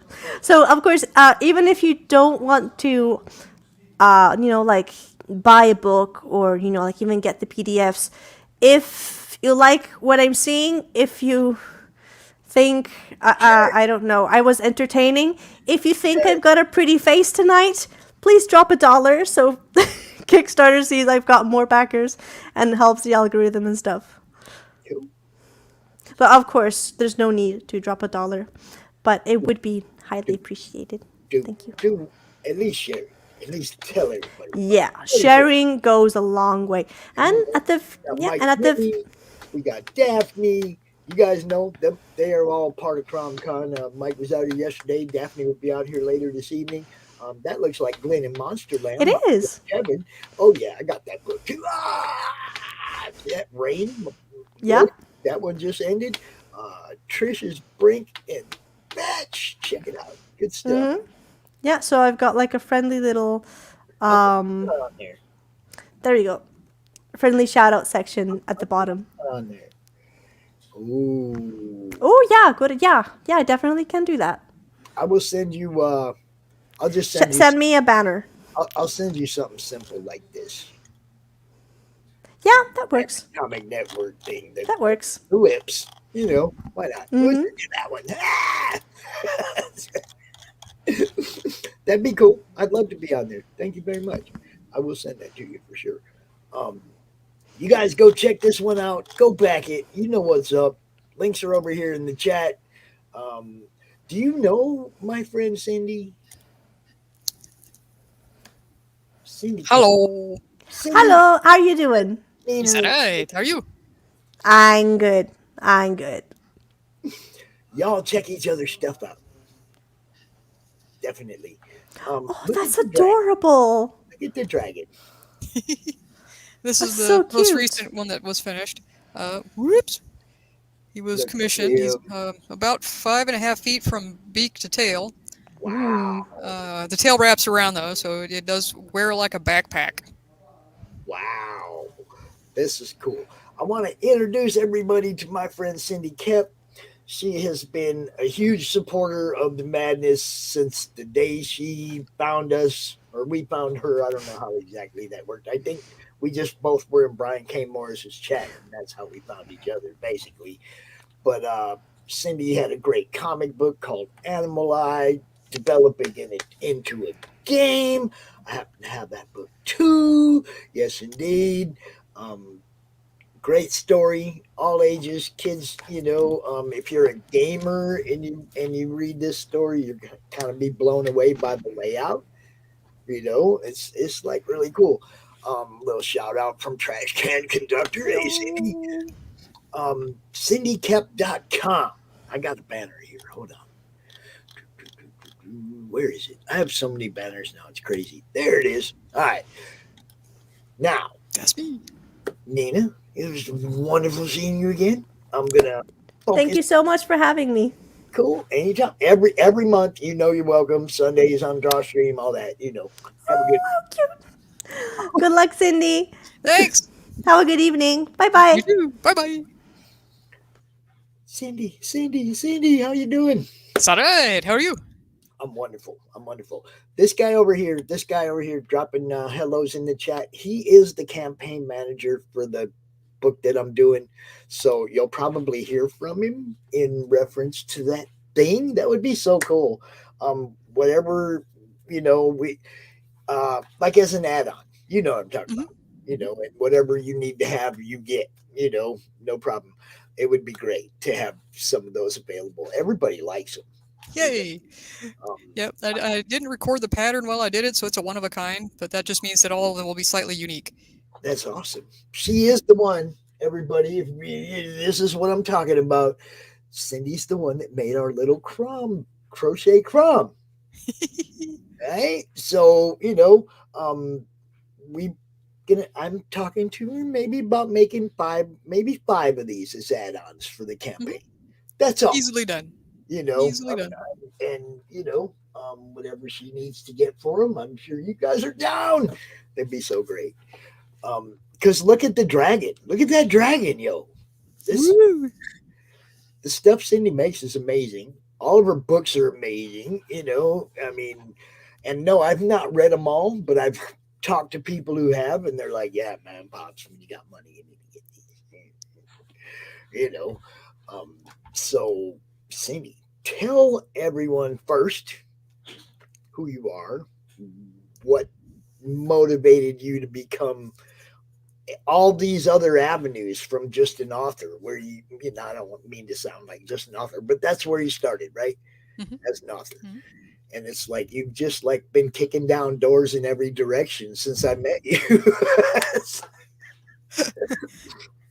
I'm Cindy Koepp. I write science fiction, fantasy, gamelit, and teacher resources, because one of these things is not like the others. I have 8 novels and about a dozen anthologies out. The most recent novel was Animal Eye. It is a gamelit. The reading level clocks in at about a 4th or 5th grade level, and the material is appropriate for all ages. About a month after it published, the publisher, Bear Publications, contacted me and asked if I thought it would work as a comic book. I tend to think in pictures, and so I knew that would happen, but I had no idea how. So I contacted Brian K. Morris, and he pointed me in the direction of a bunch of resources and sent me a couple of sample scripts from his Hauntings at Bachelor Grove, and then I made a first draft for a 6-part miniseries based on Animal Eye, and Brian checked it out, gave me some feedback, and then we started working with Raul Cruz, who's a Filipino artist, and last summer we released this one, the first draft, or the first issue. Issue 2 will release in digital format on the 5th. Print format is still coming. We have to get the files to the printer and then get the books back from the printer. You can get issue 1 from me directly or from Bear Publications. You said book 2? Book 2? Yep. Woohoo! Yeah, it's going to be out in digital format on the 5th. I think that's Friday. Nope, Saturday. Okay, so in about a week, it'll be available. When I started going to conventions, the books didn't get a whole lot of attention by themselves, but so I started looking at all the stuff I know how to do and seeing what else I could put on the table that would get some attention over so I could talk up books. And I found out about the art form called amigurumi, where you crochet stuffed critters. So this is a little kelpie. And so I make dragons and mostly dragons and other little critters. I have the each of I made a CRoM. And CRoMs. I made a manatee for Nick and a dragon version of Brian for him, and then I found I didn't find it. Michaela Jade contacted me and asked if I could make a dragon, and she found the pattern for it online and sent me and so I acquired the pattern, made a couple prototypes, and now I'm making these guys. And so these guys, these big purple and black long. Now you had that black one that you had the picture of you standing up with it on your back, and it was like that thing was huge. I'm like, yes. Yeah, this is the same pattern. So he's just as big, but it's made out of cloth and sparkly purple material instead of fake leather and vinyl. Yeah, that one, you had an issue with that one. Huh? Yeah, wow. Somebody pulled it apart or something. Yeah, there's a consignment craft store that's in one of the outlying suburbs of Des Moines, and my brother has a space there. My brother runs a coin and collectible shop, and so he runs a space there, and he had a whole bunch of geodes and rocks and other stuff, and he said, why don't you give me a couple of dragons, we'll put them out there and see how they do. So I sent the prototype out, which was the one that you've seen the picture of, and one of the amigurumi dragons, and a couple weeks, or about, I wouldn't say a couple weeks, about a month later, I went into my brother's shop for a bit, and he handed me back the dragon because somebody had just about torn the arms off. And they tell me it was just like typical wear and tear. It was not. It looked like someone grabbed it by the arms and played tug of war. Typical wear and tear of it sitting on the shelf. How is it gonna get what scuffed up elbow maybe from sitting there too long? But that's it, right? No. It sucks when people try to explain away something that was, come on, man, just say somebody yanked it off the shelf or whatever, you say, I'm sorry, this is what happened. I was able to fix it though, so I still have the prototype. He is still looking for a home. These big guys, they go from between $200 to $600 depending on what they're made of. And you can commission it. What kind of time does it take to put that thing together? 50 to 60 hours. Damn. Yep. I'm getting a little quicker at it, especially with the cloth ones like this guy. Right. Because the vinyl ones, which is where the 60-hour estimate comes in, there are a lot of extra things that need to be done because the vinyl doesn't play as nicely as cloth. It tears more easily, so when I turn everything inside out, I have to make sure that I don't close off the points on the ends or I can't get it to turn right. And then you have to go back through and hand stitch all that. So, I mean, it takes more doing, but the result is good, but yeah, it does take more doing. Man, those back dragons, the shoulder dragons, you walk into a con with your wizard hat on and your robe and you got a little dragon on your shoulder. Come on, man. That's cosplay material right there. Oh, yeah. And all these little crochet guys, check all this out. Some of these are characters from her books. Hatchlings. We love the hatchlings. What can I tell you? Yeah, I'm still working on a redesign of that pattern so that I can actually get the egg to close over the top of the hatchling. The way that the current pattern is designed, the top of the egg would not fold over the top of the dragon. So I got to do a bit of a redesign, but I'm looking into that. That's amazing. Good stuff. I love what you do, Shindy. Everything Thanks. you do. You guys check all this stuff out, man. Now she has a Patreon page. Do you have a link tree? I do not. Or, No. okay, you need one so everything's in one place. And we just pop the link tree up there and everybody find everywhere you're at. All right. Facebook, I will look Twitter, into wherever. that. You know, wherever you're at. I made one. It took like 10 minutes. It ain't that hard. But yeah, like tell them about these characters in like from your book. Okay. Animal Eye is a story about two playtesters who are checking out a new version of a video game in which you play animal characters instead of humans, and you help your humans try to solve the quests. In the book, the quest is to figure out where all the maniacal killers are coming from, track them down, and stop them. So there are three characters. One of them is a crow named Ava. One of them is a mountain shepherd named Nagid, and the other is a grizzly bear named Jael, who's looking for her missing cubs. Mm-hmm.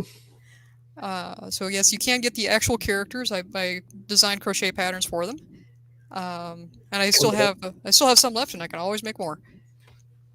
And you'll see them here in just a second. A couple of them. There you go. There's Nagid. So issue 1 is out and available in both paper and digital. Issue 2 will be available in digital this coming weekend, and then I'll fill everybody in when we get paper versions.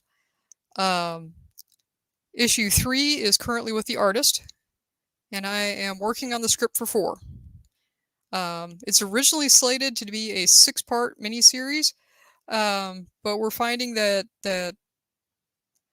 some of the pages are a little dense, and so there's a possibility it may expand out to either 7 or 8. Just to give some space for Raoul's artwork. You have a nice little selection of novels, all different kinds. You guys see my commercial. I play Cindy's commercial every time I do a show. So you know she's got a lot of material for you to read. And every one of them has a great concept. Everything that she's talked about on the shows when she comes out just makes me go, yeah. Someday I'll have money. Yeah. Good stuff. It's all good stuff. You want to go ahead and do a run through on these? Is there a way for me to pause that, or do you just got to Yep, if you click on it when the image is up, it'll stop. Okay, let's start with that one. How about that? All right. Remnant in the Stars was the first book I published. It came out from Under the Moon, which is a small press out of Minnesota. It's about a exploration ship that has gotten lost after sending out a very garbled distress code. And so the father of one of the people crewing on that ship is a little alien dude who joins up with a human crew as they go out and search for his missing daughter and everybody else. Okay. And Mindstorm, that was I think the third of my novels that came out. It's actually been republished. It was published originally by Splashdown Books. When they converted from a traditional press to a co-op, the book reverted rights back to me, and Lumen Anime republished it. The artwork for that one was done by Matt Ostrom. In Mindstorm, there is a planet that is being laid waste by a plague that started during a war. Each side is accusing the other of biological warfare, but neither side has the technology to have developed it. And so a negotiator named Thomas is paired up with a psionic medicine specialist named Kala, and they go to the planet to figure out what's going on. A Terran company called Pharmacore is offering them space to conduct their negotiations in neutral territory, but they seem to be a little too helpful sometimes, and so Thomas is wondering if they can actually trust them.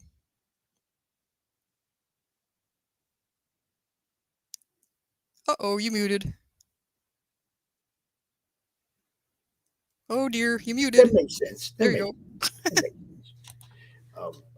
now this one. Now wait, yeah, Ursulon Mm-hmm. 1. You have 2 books in this series, right? Right. Yeah, there's Like Herding the Wind and Into the Open. And these take place in a small Texas coastal town called Las Palomas in 1965. Aliens who have been living on the planet and mostly keeping to themselves to stay out of humanity's way are suddenly becoming much more interested in the humans of that little town, and some criminals are starting to cause some trouble.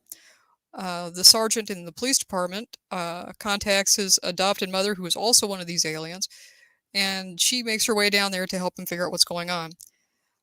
She takes over a station between the human and alien territory, a police and rescue station, and her superiors have set the station up to fail, and so she has failing equipment, untrained staff, and they're trying to sort out where all these criminals are getting their better equipment. And then Into the Open continues that story. A group of human and alien ambassadors are getting together for a conference. They decide to use that neutral zone station for their location.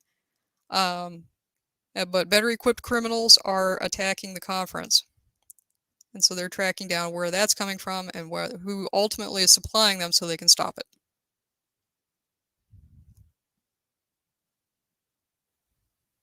Uh-oh, you muted again. Down there, of course. This is the one. This is the main event right here, guys. Where to go? Come back here. Who needed that? This one is the one. This is the one I love. Yeah, Aberlein is the most recent. It was published by Bear Publications. It's the one that takes place in the game world. It's a gamelet story. And a crow and her human and a dog and her human, or his human, track down maniacal killers and put an end to it while they're playing through a game. Good stuff. Good stuff.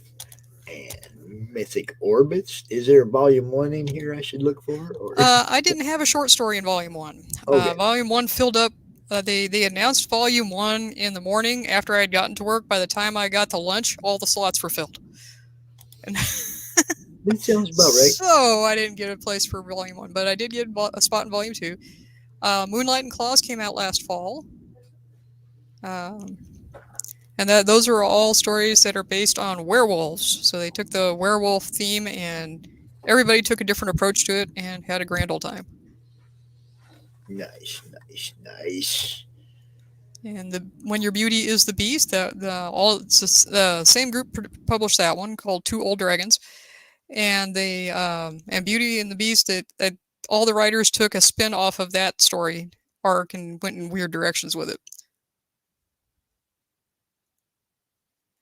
Warriors Tribute is a gamelit anthology. All the proceeds from it went to the Wounded Warrior Project. All the stories in there are about sacrifice. And then Animal Eye comic book is now available, issue 1. Woohoo! That's the one. That's it. I love that one.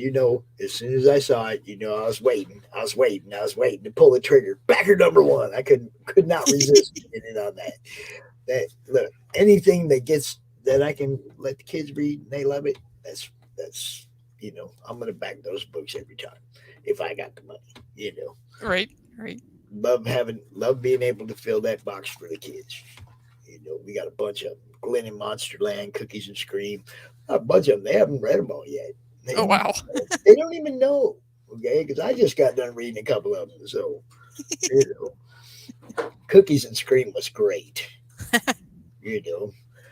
There's some really good people out here making some really good stuff that's, suitable for kids. And that's cool. For grandkids, got to have stuff that's suitable for kids. Everything can't be, Lady Death, let's say. Everything can't be, girls and thongs, and you gotta have some something that brings the kids in. And Animal Eye, especially nowadays with the way kids are tied up in the video games, it just makes it so easy for them for them to translate that from the video game to something they want to read because it reads in that same way. You know what I mean? You got the power bars and the health bars and all that stuff in the layout. It's unique and it's cool. I like it. You know. Issue 2 has more of that. Issue 1, there were very few critter point of view scenes where you could see all the game overlays. Right. Issue 2 has more panels from the critter's point of view, so you get the overlays and you get more of the game mechanics.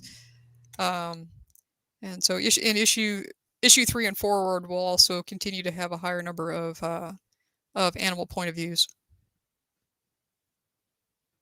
Uh-oh, your mic went off.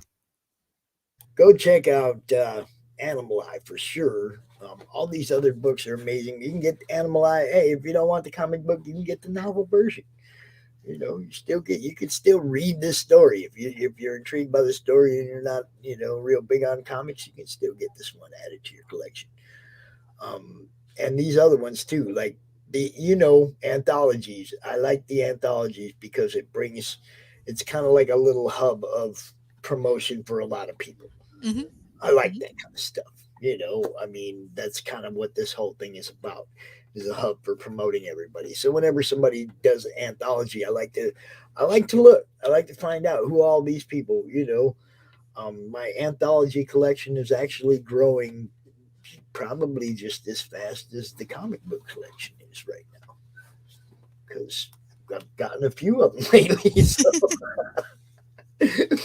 And of course, there's the one that guy talked me into producing as well, right? I mean, Ryan's the driving force behind the Cromniverse book. So, it's all about having a good time. Cindy, what else do you want to talk about before you got to go? Well, I got some good news from Cloepp. Cloepp is the gaming company that Bear Publications is in negotiations with to turn the novel into a game. We're starting with a mobile app type of game, basing it on some of the short stories I've written in that universe. You'll be able to play one of a few different critter characters and go on little mini quests. So your goal might be something like to protect your den for 10 minutes from attackers, or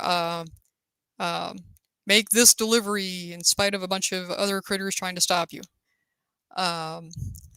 The Cloepp is still figuring out which of the short stories they want to use. I had ideas for about 40 different short stories, and obviously they're not going to do all of them. The game would be ginormously huge. But they said they're going to pick about 5. If this game turns out to be ginormously popular, they are going to do all of them. Right? Yeah. Yeah. And if the mobile version goes over well, then they're also looking at doing a PC version that will follow the plot line of the book. That's what I'm talking about. I can see that play. Yeah, that I think would it would be a very involved world. They're comparing it to Skyrim and Elder Scrolls and games like that. Ooh. But yeah, that would be really involved. Just tell them to go ahead and make it open world fan interactive from the beginning, player interactive right from the beginning. Don't make it like this and then try to do that. Oh, like a single storyline game, don't make it like that and then try to go to open world. Just EverQuest it. Make it open world right from the get-go, so that I can go out there and play, and we can run into each other in the game world. Oh, and fun! Hang out together like that. You want it to be player interactive now. Games that aren't player interactive, you want to go out there and play with your friends. Right. So, yep. Tell them right from the beginning. Say open world it, man. Just go open world. Yeah, my computer gaming days was back when if you wanted to play with your friend, you had to dial into his 9600 baud modem. Yes, we played EverQuest. We played EverQuest through the old school modem on the phone, and then as cable came through the neighborhood, we locked in the cable, and then everything was faster and better, But yeah, we played EQ way back. Mm-hmm. Way back, we locked into that on the phone. That was crazy.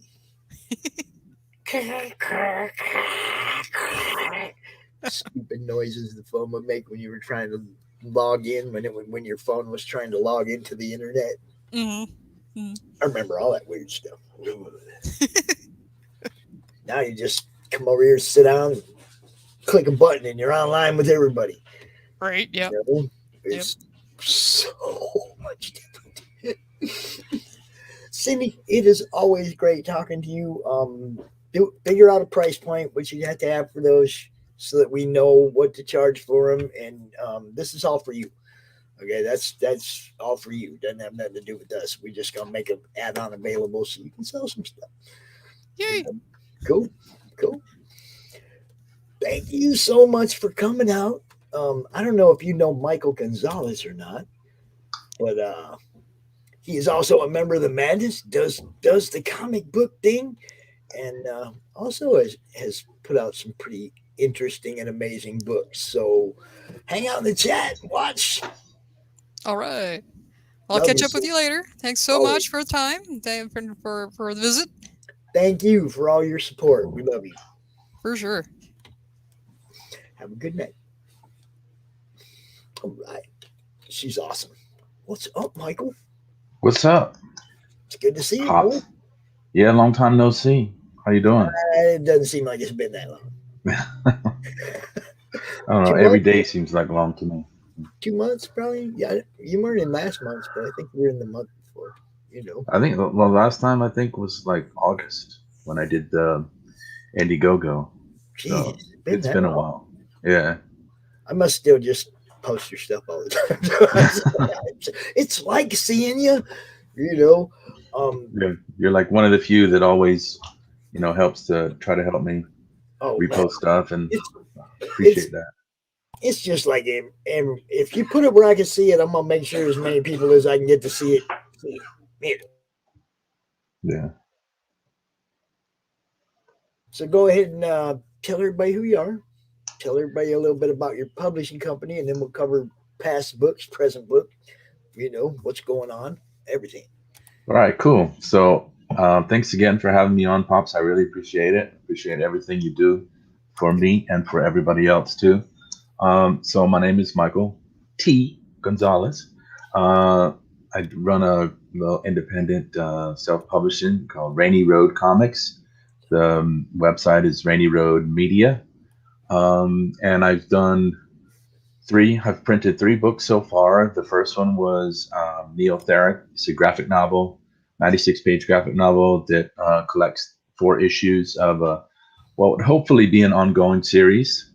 The second book was 6-8. That was a supernatural horror comic. And then the one after that was Book of Legend, which was basically a superhero anthology.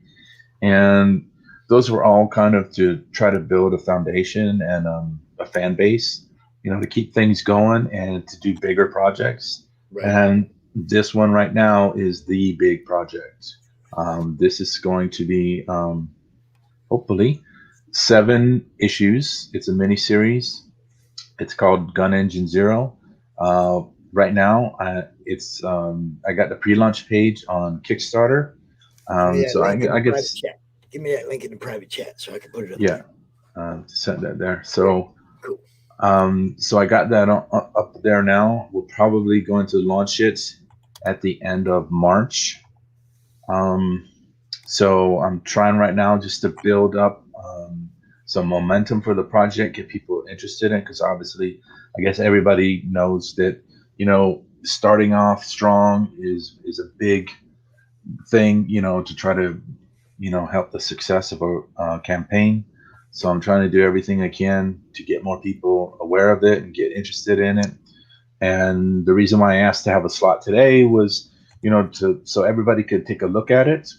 If you want to have other people share that link and could take a look at the campaign and trying to figure out, the pricing, what kind of things I can offer, just everything. Because right now, like I said, it's a rough draft of the campaign, and so like some things are just placeholders. Right. Like the prices and everything aren't finalized. I'm still waiting for a couple like pieces of art that maybe I can use for like a promo poster and things like that. So I was hoping today, if you or other people would see this and say, hey, take a look at it, and think, if they can offer some suggestions or anything about what maybe what I've done wrong, maybe what should change, maybe what I can add, all this kind of stuff. I'm only going to give you one suggestion, Michael, because I already love what you do. Okay, Yeah. every book you've sent me, I've been blown away by. Your art's amazing. Your stories flow; they don't hiccup in the middle of it. It's so. Look, all you need to do is go out and be seen out here in the chats of all these shows that I'm always posting in the madness. Okay, get out here and get known in this community of people that do share and tell everybody about it. Okay, it's like we got a few watching today, but there are other shows. There are a lot of other shows, and one of the things that I've noticed is those people that are going around and getting to know the people in every one of those different fan bases are the people whose books are blowing up because they're bouncing off 20 or 30 different fan bases. They're not out there in the chat saying, hey, look at my book. They're just making friends. Okay? They're just like, hey, yo, what's happening, everybody? And then people get to know you and they see your name a lot. And before you know it, you launch, and somebody like me is like, hey, yo, Michael's launching a book. And then all them people are like, what? You see, but you got to get out here and talk to people and get known in the chats. Just like you got Josh right here, Trash Can Conductor, you got Daphne, Quentin, all these people pop in these chats. They all know each other because they all see each other in chats all the time. Yeah. And as these bubbles expand and bounce off each other, let's see, what is it? I find every single Kickstarter I'm back in the madness. What can I say? That's what I mean. But it's not just me. There's a lot of other people doing the same thing I do. A lot. Yeah. I was on a podcast, brand new one to me. I'd never heard of. Oh, I was on theirs. Back when we had the Indiegogo. So I'm gonna hit up those guys again, see if they'll have me on. Oh, they definitely. Look. Sam was on the show this morning. He's the same way I am, and we just want people to get seen so that the fans can decide if they want something or not. You got to put it out there where they can see it, right? Yeah, I'm just starting to ramp this up. So, but yeah, like I said, it's not just being on the shows like this, but it's being in the chat and developing a rapport with the fans that are watching the shows. Do you see what I'm saying? It's like you develop a rapport with them before you know it. These link master guys like Frog G and Felix and Mo Biggs, they start dropping your link in all the chats of all those shows because they're getting to know you and they like what you got going on. Before you know it, you're in the circuit. It's just that simple. You see that I post a show, I link somebody's show in the madness. Go take a look. Say hi in the chat. Just go out there and say, hey, yo, what's up? Gun Engine Zero here, or whatever, whatever you want. Rainy Road here. Let everybody know who you are and what you're doing, man. And it's those chats are the best place to do it. Yeah.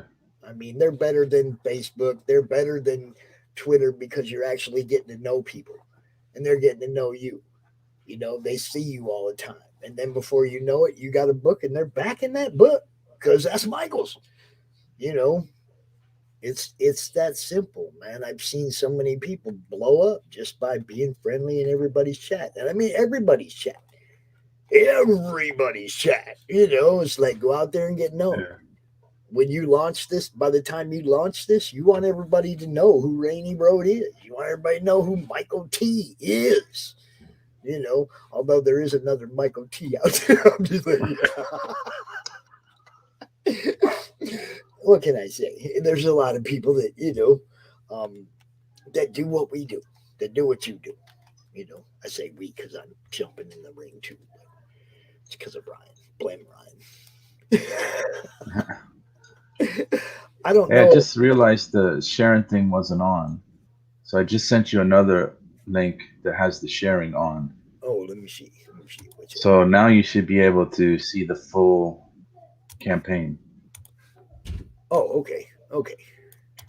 I forgot to turn. You got to enable sharing, and then it creates a different link. All right. So let's try this link now, yo. Everybody.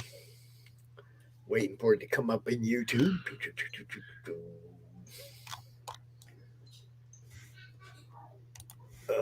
There it is. All right. Hopefully it'll work.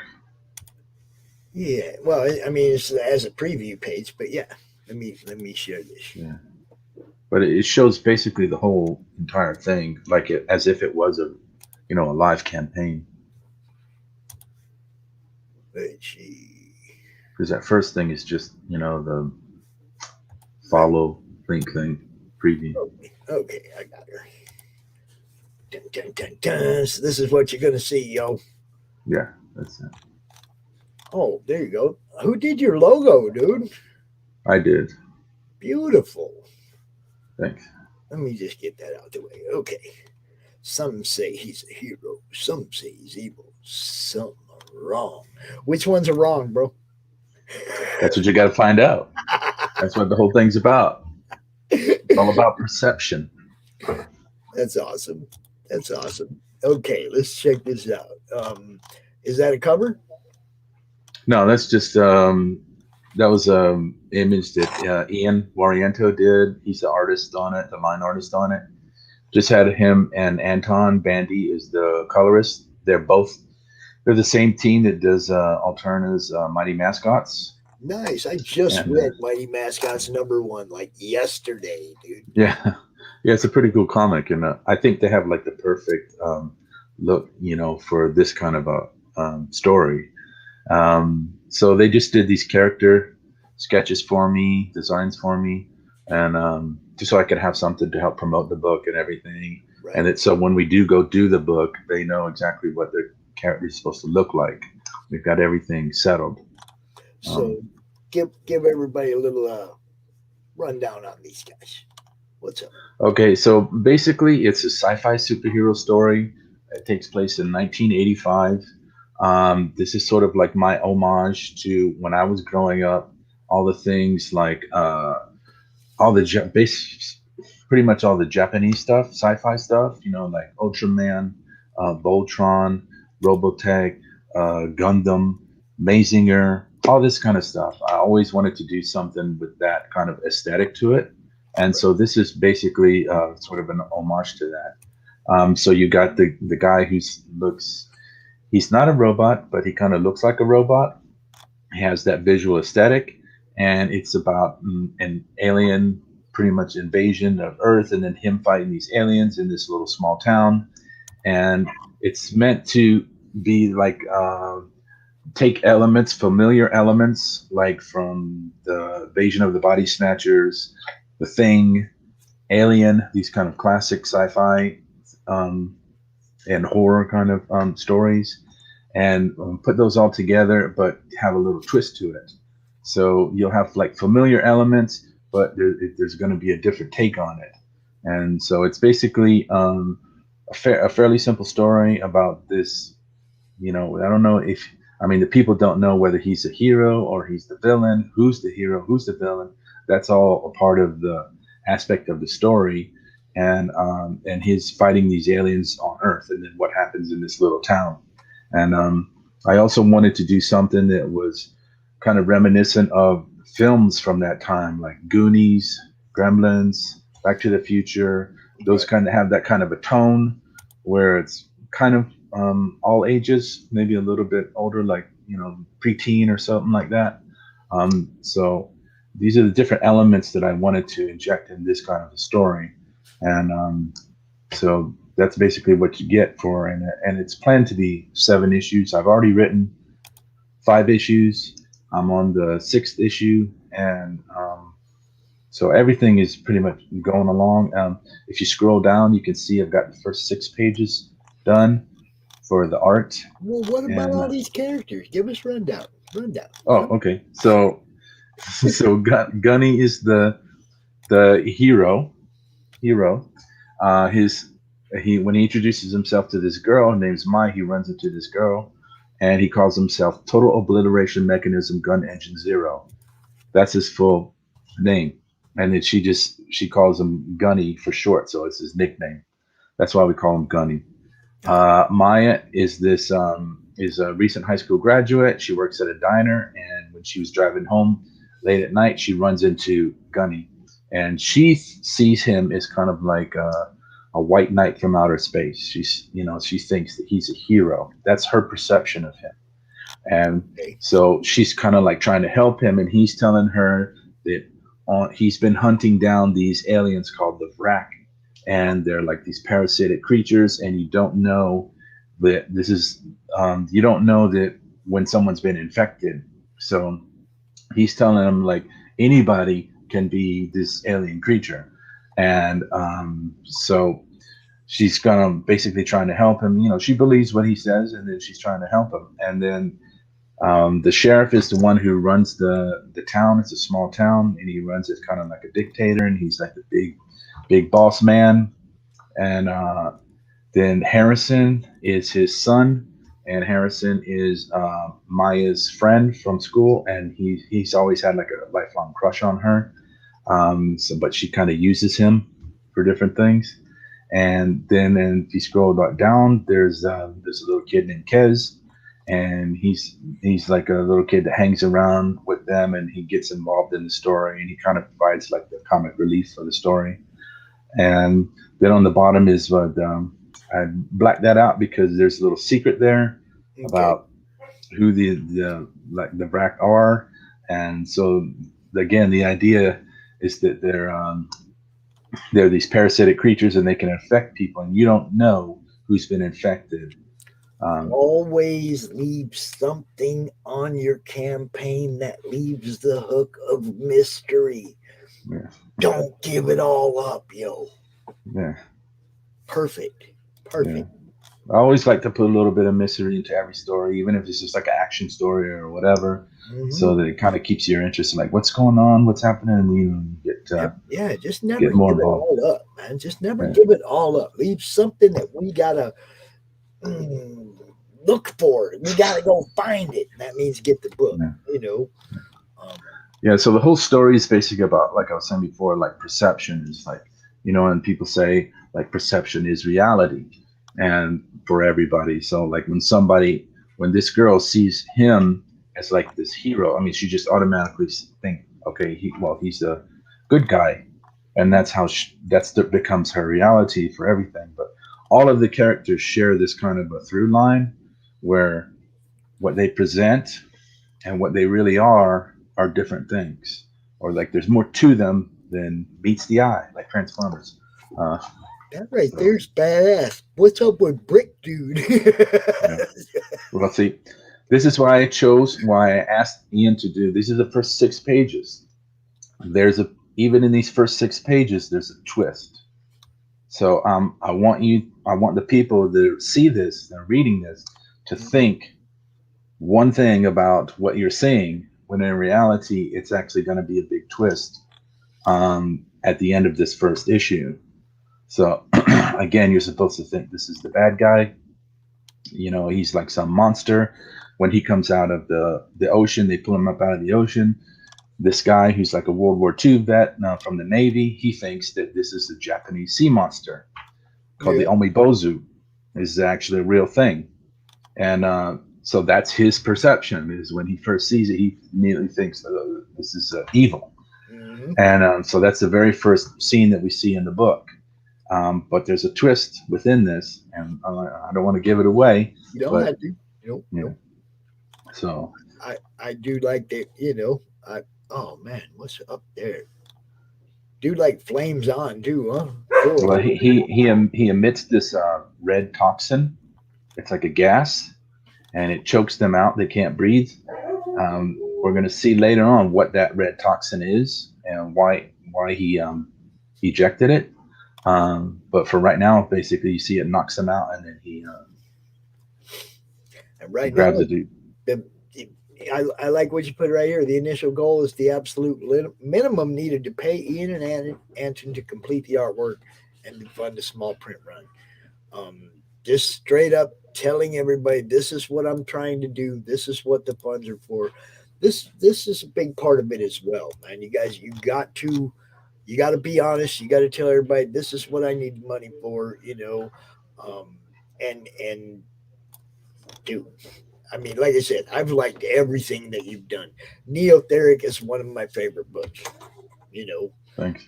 Easily top 5 of all the indie books that I bought in the last 4 years. Thanks. That's awesome. Easily top 5. Great story. The dinosaur dudes, they're cool as hell. Yeah. And I've talked to there's another artist.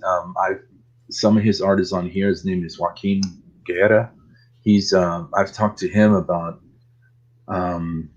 starting on working on Neotheric, because I've already written the 5th issue, the script for the 5th issue, and I've talked to him about it. I sent him a copy of the graphic novel on PDF, and he looked at it. He was real excited about it. He really wants to do it.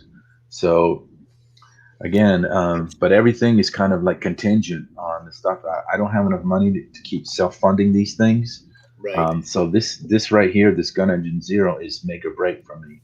If this fails, then probably I'm done. But I've got a ton of other stuff that I would love to be able to do, and this could really help to push everything forward and make it all happen. Well, yeah, this is a big, like I said, it's a big part of it is getting out there and having people know who you are. I mean, I can promote the heck out of you and bounce you off as many circles as possible, but they want to see you. They want to see you in the chat saying hi, and they want to get to know you and be, like somebody that they can interact with. The biggest part I found of this as a fan is today we can talk to you guys. We couldn't do that back in the day. Okay? Yeah. There was no interaction with the artist. So that's something that fans are really enjoying. And the more that you guys are interacting with the people that want to spend the money, the more money they're going to spend. Just, come out here, get to know these guys, Brian, everybody, man. Just get in the chats of all these shows, and have people get to know you, and then as we start talking about your project, they're going to put 2 and 2 together. Oh, that's that Michael. You see what I mean? And then it's like, then it all just starts to fall into place. You have a great product. Like I said, everything you've sent me has been amazing. It's all about self-promotion. It's all about, getting to know these, like I said, these guys that do these. All they do, they have a huge list of people whose links they just drop in the chat all the time.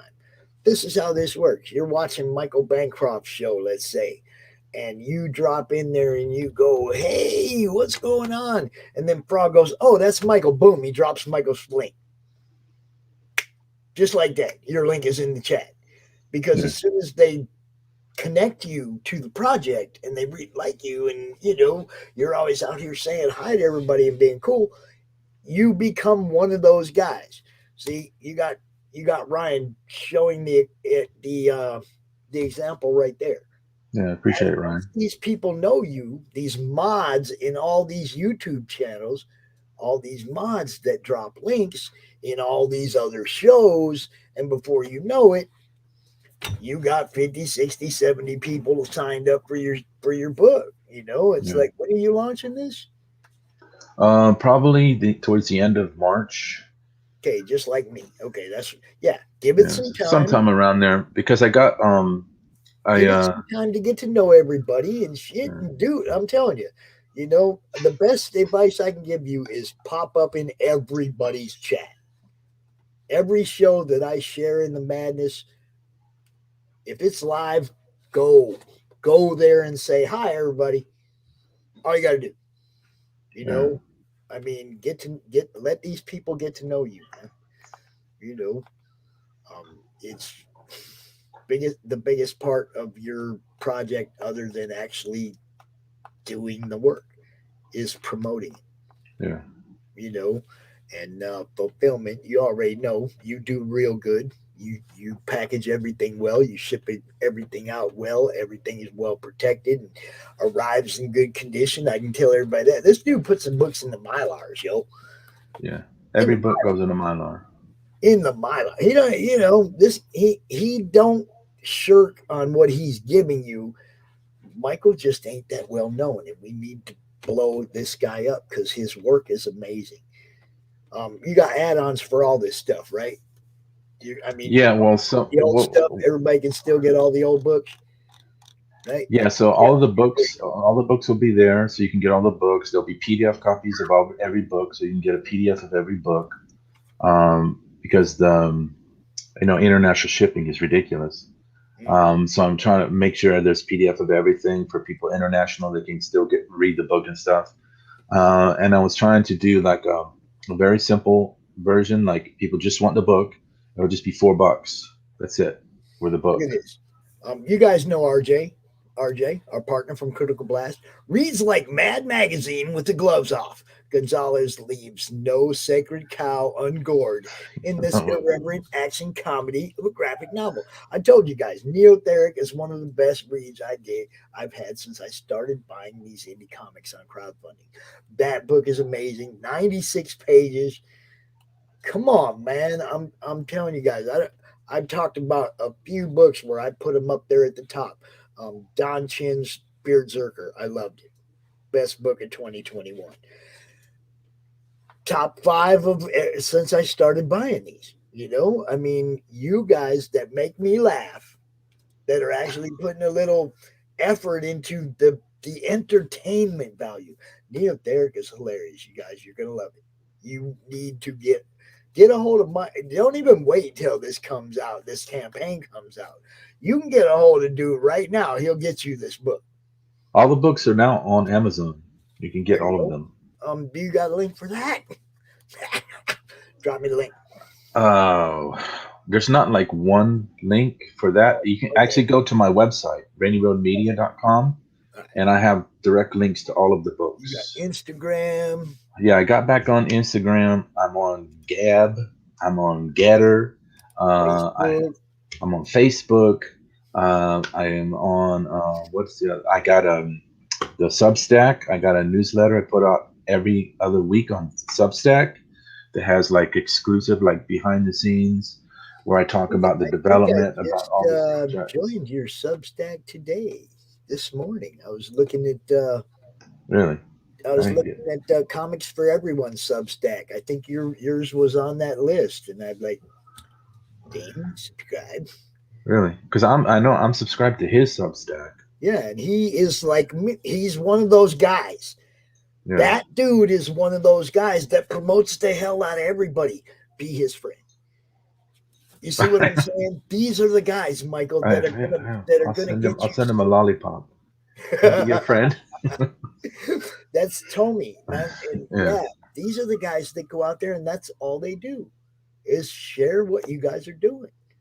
You know, get to know that dude. Show up in the chats. All that. Just do it. You got 2 months of sign up page, right?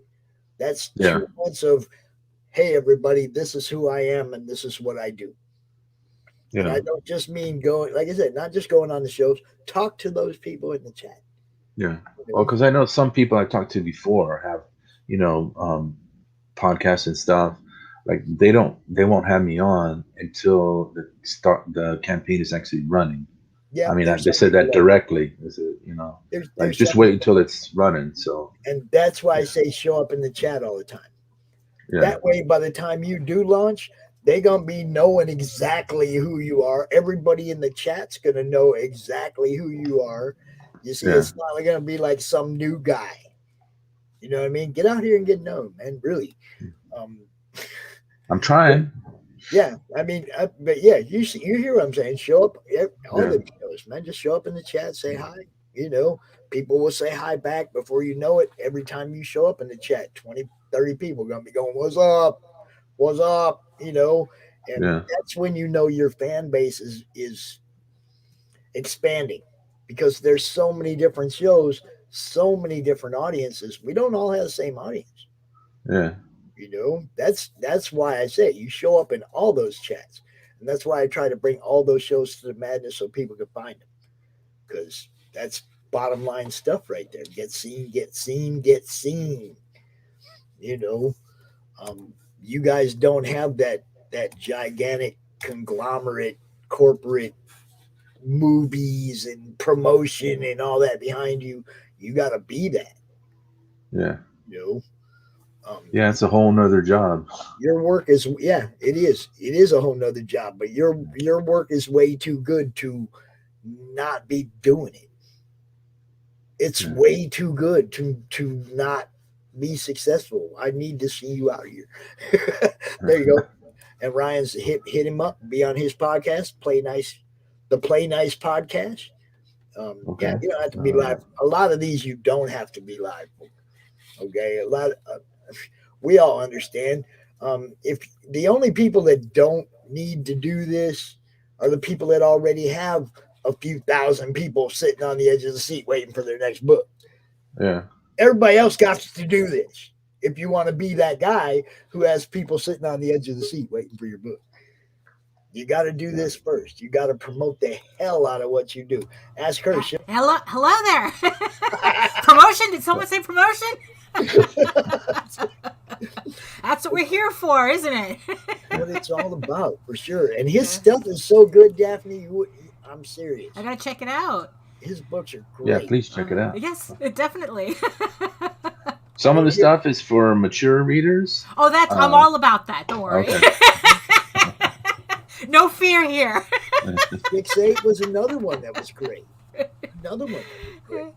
That one got awards from people. See, you know. Yeah, it's Charlie Adler from Walking Dead. He chose it as Horror Comic of the Year in 2018. There you go. See what I'm saying? This guy's got great stuff, you guys. I really would love for you to go check it out.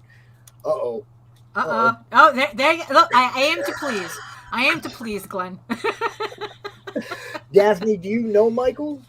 No, but that's the beauty of coming onto your show. I get to meet all these new people and see all these new books, and you know, and then I push them JD's way so you can go on his show.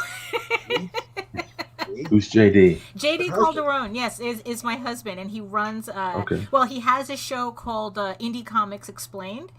And everybody seems to like being on his show, so why wouldn't you be any different? Yeah, sure. This is the network. It goes in so many different directions, man. Yeah, I'll go anywhere people have me. I don't discriminate. No, and neither does he. Glenn has a Facebook group called Comics Unlimited. He does a magazine that highlights people Comics like you and does interviews with people like you for his magazine. Look, that's what this is all about, Michael. I'm not out here posting all this stuff all day, every day, so you can just like ignore it. Do what? Right, exactly. You know? No, for real. Look, I'm always, you know how I'm always singing your praises. You know that, right? It's like I know that I've been doing crowdfunding for way too long, you know, and I've been doing it myself, you know, a lot of solo campaigns for about a year now. And a lot of it, I couldn't have done it without Pop's help. He knows how to rally the troops. Yeah, Pops is giving me a lot of good advice. Yeah. I just come out. Look, I'm looking at all these successful people. I'm not like, this ain't advice from Pops. This is like, wow, look at how well that works for that guy. Yeah. Okay.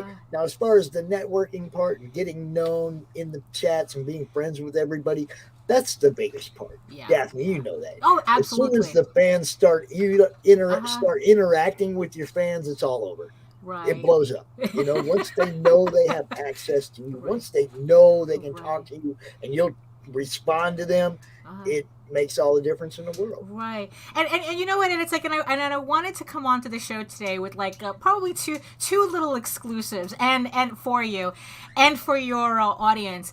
And I was trying to decide which one I wanted to show off first. But I think, you know what, on that note, I really do want to tell you how much like you've helped me and my campaigns and even helping me meet so many other people and whatnot. And I know the last time I was on the drawing show with Rich, it's like you were talking about the CRoMiverse. And unfortunately, I can't specifically do anything for it. Yeah, yes, the bird right there. I can't specifically do anything for that, but I really wanted to somehow be a part of it as thanks for all you've done for me and JD and helping get word out. So, so I started working on something. Oh, look. So, so I'm working on this little print here. I know all of you're all about the NFTs right now, but I'm way too old school. No, the way crowdfunding is going, it's like maybe, you could use people can use crypto to buy comics and original artwork. But people can't use crypto for anything right now. Oh, well, maybe except hookers and blow, but that's a different conversation. But so I want to finish this up for you, and I want to send it to you, and however you want to use it to promote your campaign, please feel free. Like if you want to do it as a backer print or you want to give it to somebody lucky for supporting your campaign.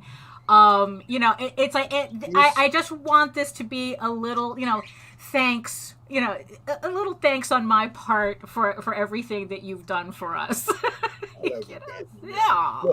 Look, this guy in the chat right here that's doing all this right here, he is the campaign manager. Oh, so there you go. There you go. Okay.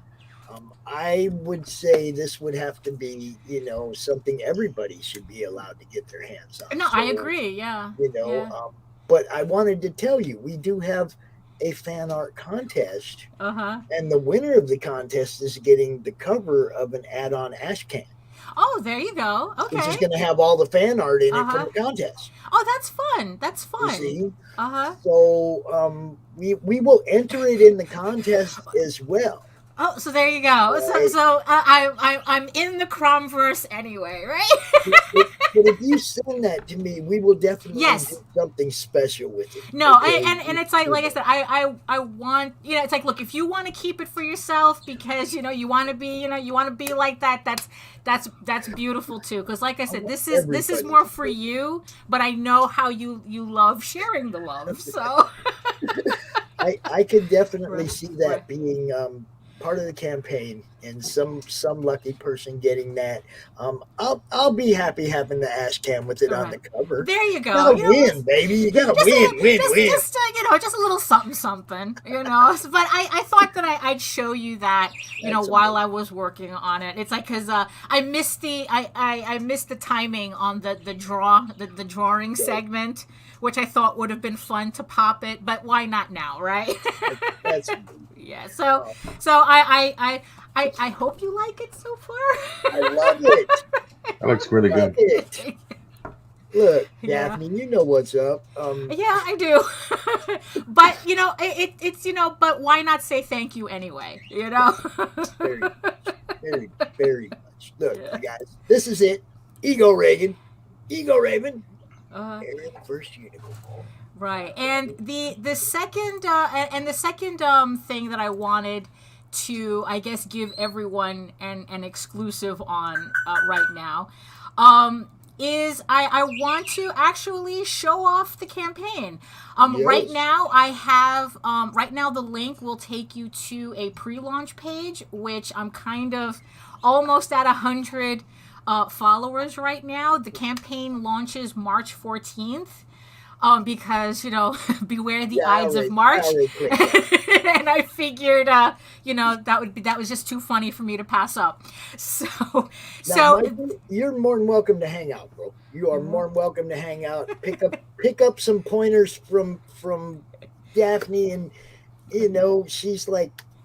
Yeah, I've been in this too long. It's like For everybody who's catching me for the first time right now, yes, my name is Daphne Lage, and if you haven't noticed already, I'm a cartoonist, illustrator, and comic book artist from New York, and I have been self-publishing comics since 1992. So I've seen things. And I'm known for my 2 comics. The first one being Tall Tales, which is a funny animal like Lord of the Rings type of fantasy. And my book here, Eagle Raven, Heir of the First Unicorn, which is my current offering right now. And you can find all my work at my website at egoworks.com, EGOWORKS, where you can also find the link to the pre-launch page to my campaign that I'm going to show off to everybody right now. But like I said, it goes live March 14th. At around 4 o'clock. I'm going to be doing a launch party. Where are you doing that at? Where are you doing that on? I'm doing that on my channel, on my YouTube channel, which I do also have. Yeah, I'm doing it on my launch party on YouTube. You can find all my videos and my live streams and my rant videos that people say are rather entertaining. So you can check that out on YouTube at Daphne Lage Art as well. So you can also find that at EgoWorks. But so this is going to be the campaign for the 4th issue of this series. I started the campaign for this series back in January of last year, and I'm already like on the 4th issue already. Really, where'd the time go? So this is the story of a unicorn princess that's cast out of her kingdom due to her kingdom being taken over by dragons. And she finds herself in the mortal world where she finds herself now getting dragged into human nonsense. She was escaping, elvish and dragon nonsense. Now she's in the middle of human nonsense. It's just all nonsense all around. As a noblewoman drags Eagle Raven into her, I guess, like, private issues because she's trying to avoid an arranged marriage, and she thinks that by making Eagle Raven the her champion on the tournament circuit would help keep the guy her father really wants her to marry kind of at a distance, which may or may not work. But however, Eagle does, bro. Right, exactly. But Eagle Raven decides that she's going to use this opportunity to become and train to become a knight and try to raise an army and gain a king's favor and win back her kingdom from the dragons. So this is, like I said, this is the 4th issue. This is some of the artwork these are the first 6 pages of the 4th issue that we start off with. And also, I'm always making available the prequel story to the series. So even though it's a comic book series, there is a prequel that's prose and illustration because I like expanding my creative juices a bit. So it's a slightly different format, but the story is a standalone. However, what's coming up next, I'm currently, I just finished penciling issue 6 and I'm starting issue 7, and what's coming up in those issues relate to this prequel story. So if you really want to know the entire story, I suggest also getting the prequel as well, which I make it easy for you on several levels. So if this is the first time you're seeing my book, you can, when the campaign goes live, but even on my website, you can download a free 16-page sampler of the first issue for you to read. Technically on the website, you can actually read all 5 issues, but it's in the original black and white format that I remastered the new Kickstarter comics from. And it has some old dialogue and and everything. So the story changes slightly from the black and white version to the color version, but not drastically. If you read the comic on the website, you get the gist of what it is. But the issues that you get on the Kickstarter is the story that I mean for you to actually read, you know. So, but it's just so everybody knows what they're getting into, you know. There's no surprises here. It's like I want everybody to come in knowing, yes, I want that book. You know? What's up, Anthony? There's another guy right there. There's another guy right there, Mike. Dark Gift Comics. That's another YouTube channel. Dude. Yeah, we're all over the place. Yes, that's what I'm saying. Once you start watching all these shows and people get to know you, the numbers grow. Right, they really do. And not only that, it's like we get so many different ideas from each other, you know, that it's really invaluable. I mean, it's like it's so important to actually you know what? You don't get into this if you're shy. That's for sure. You really don't. With the show, bro. You're another guy that promotes indie comics. That's what exactly.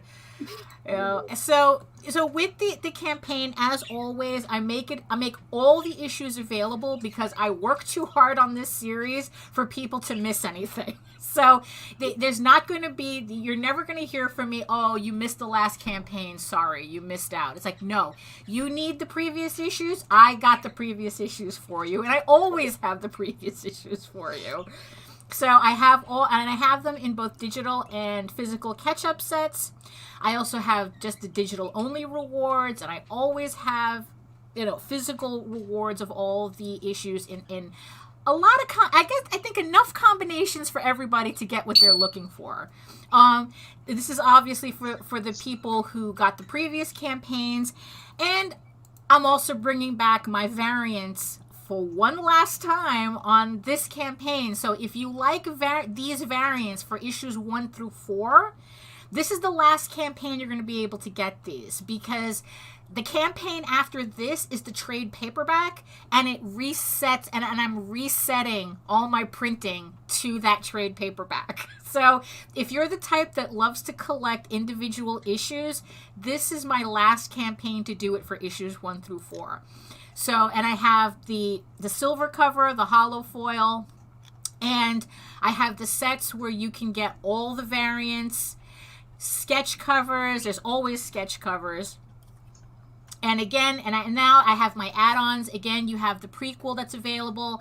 This time you have the trading cards. I have a whole set of trading cards of the main characters with their bios on the back that you can get as an add-on. And for those of you who saw my last campaign, I did literally 2 sets of a version of the prequel that I was experimenting with, but it didn't quite work out. But I had these very, very interesting variants made. So again, if you're into collecting variants, there's only 1 set of these. So you can get it with the virgin cover, the silver, and this is kind of like I was experimenting with a hollow wave cover. So I have that. That's going to be available. And also, if you missed them on my 2nd issue campaign, the My Little Pony and the nude cover is back in extremely limited copies. So if you're like, I don't have a complete set of the My Little Pony cover anymore, and I only have 1 complete set of the nude variant with all its variants, the virgin, the silver metal cover, and the hollow. So again, this is going to be your last chance to get a lot of the variants that I have made available in all my previous campaigns. Nice. And for everyone who missed it, I'm bringing back the bookmarks. Again, very limited amount left from the previous campaigns. 2 metal bookmarks and a metal trading card.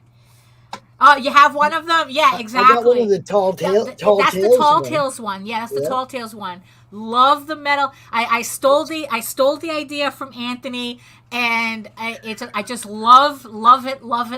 You know? So, and obviously a lot of you did too, because like I said, I only have very limited sets left of these metal trading cards and the bookmarks. We actually have Phoenix Animation doing a metal CRoM. The back of the tarot card. Oh, the design for the back of the tarot card is going to be metal. Oh, nice, like nice. It's going to be killer. Wow. But yes, this stuff, man, this kind of stuff is cool.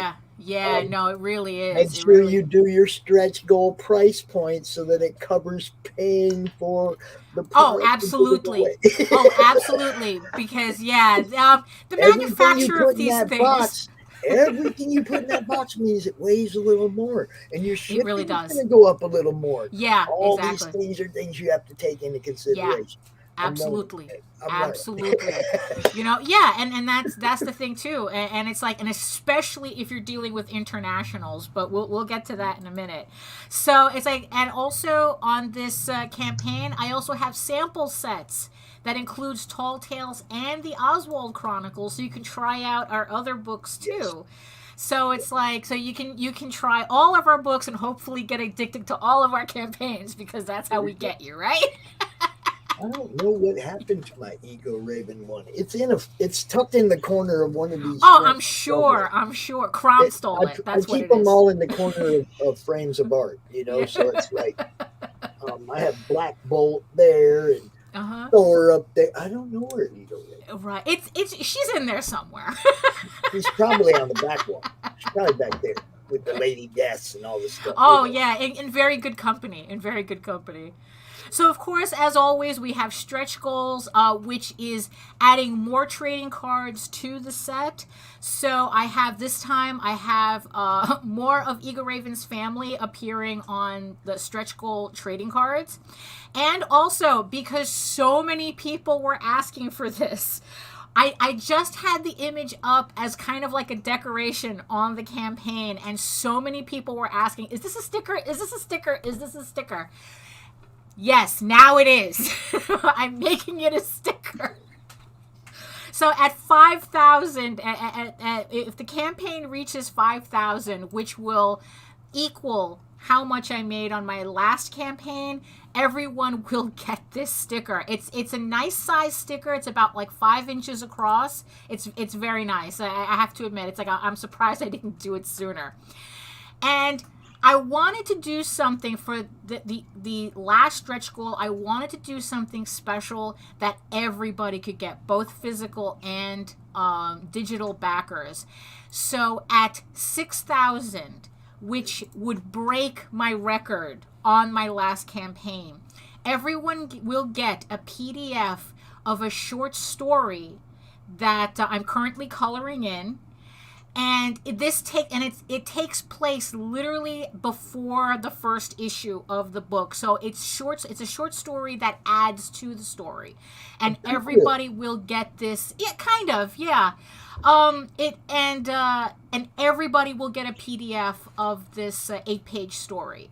Nice. And the thing is, though, these are going to be the only way you can get these stories until I compile all of the shorts in its own trade paperback. That's still far down the road, though. So if you want to collect these stories, help me get to these stretch goals, because I have a whole bunch of them that'll go out. That'll go out as stretch goals. Cool. So that's pretty much it. Just a lot of people have been, I guess, very happy with my books, I guess. It's like, so this is my campaign that I will be launching March 14th. And I'm hoping everybody can sign up for the launch page. I'd like to, it would be really nice to make it to 200 people on the launch page before I launch on March 14th. That's kind of my personal goal that I'm trying to get to. So, right. I'm hoping that everybody can, help a girl out here. You know what's up. You know what's up. So that's a sneak peek of my campaign coming up. But but I'm sure you enjoyed this a little bit more. It's okay if you did. It's okay if you did. Your smile when you show that to me is right. Just as bright as that is. I mean, it's like, look, it was just like, I've been you know, it's like I've been dying to do a CRoM piece for a while, and it was just like you had mentioned it on your on the drawing show, and it's like, you know what, I really got to do it because this guy looks a little bit too much fun to just let him go off on his own, you know. It's so crazy. The scripts that I've gotten, Daphne, the stuff people are doing with CRoM is just hilarious. It's gonna be such a good book. It really is.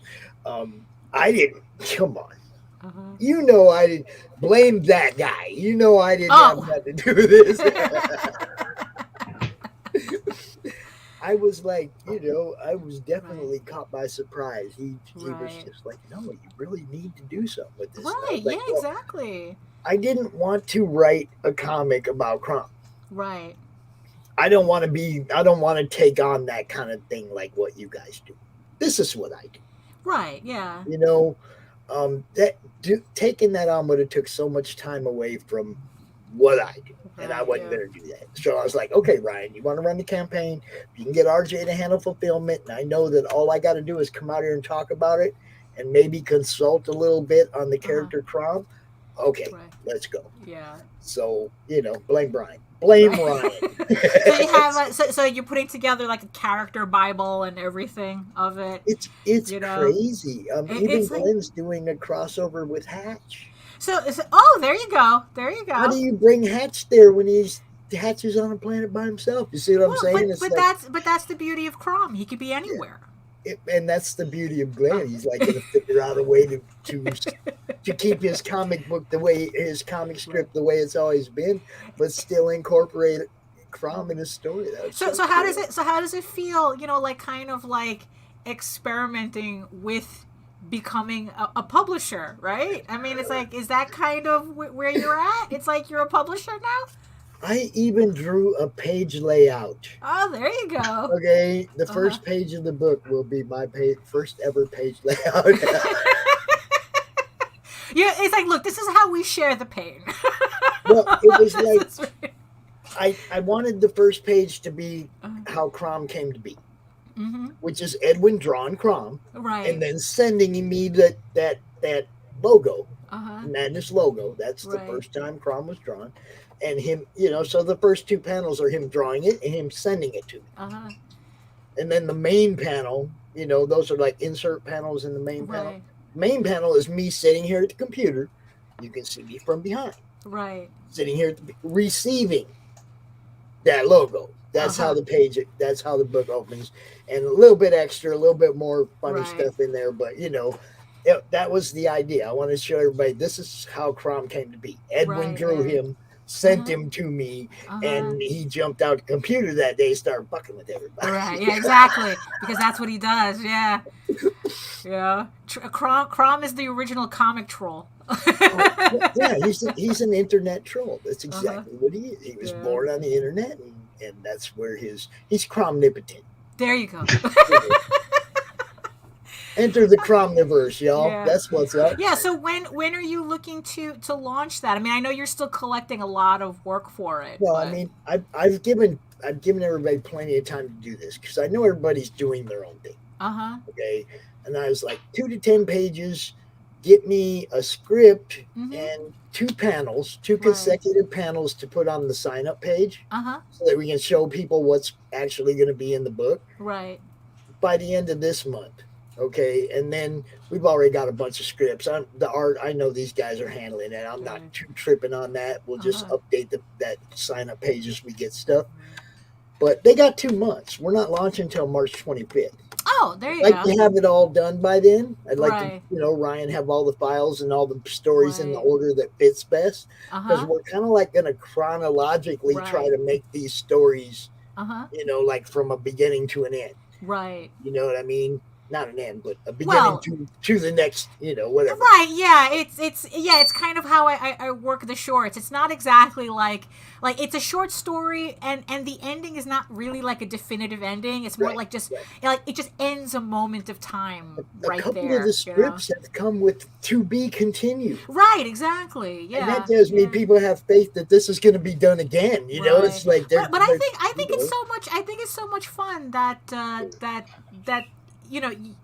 that the Madness tech is getting its own book, mascot book. You know, I think that's kind of, I think it's a nice way to bring everybody together. Yeah, for me it was like, okay, another way to promote everybody. Everybody do a crossover with your IP and CRoM, and we'll put it out there, and that's another way for y'all to get seen, you know, or for other people maybe that haven't seen your work before. Right, yeah, exactly. They have seen Glenn's and bought the book because they like Glenn's, and then they open it up, oh my God, that's cool, you know. Right, yeah. This is what the whole thing is about, bouncing fan bases off each other. Yeah.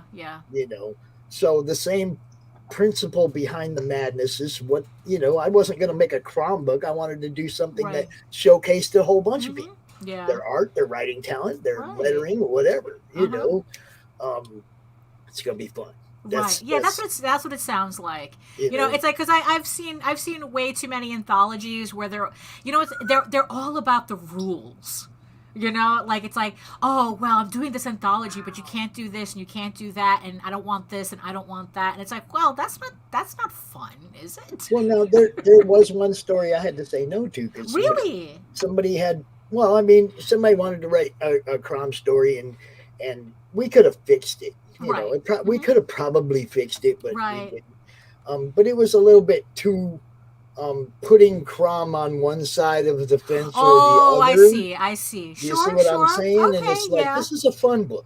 Right, yeah. This is not an agenda-driven, you know, hit piece on anybody or anything. I want everybody to have fun.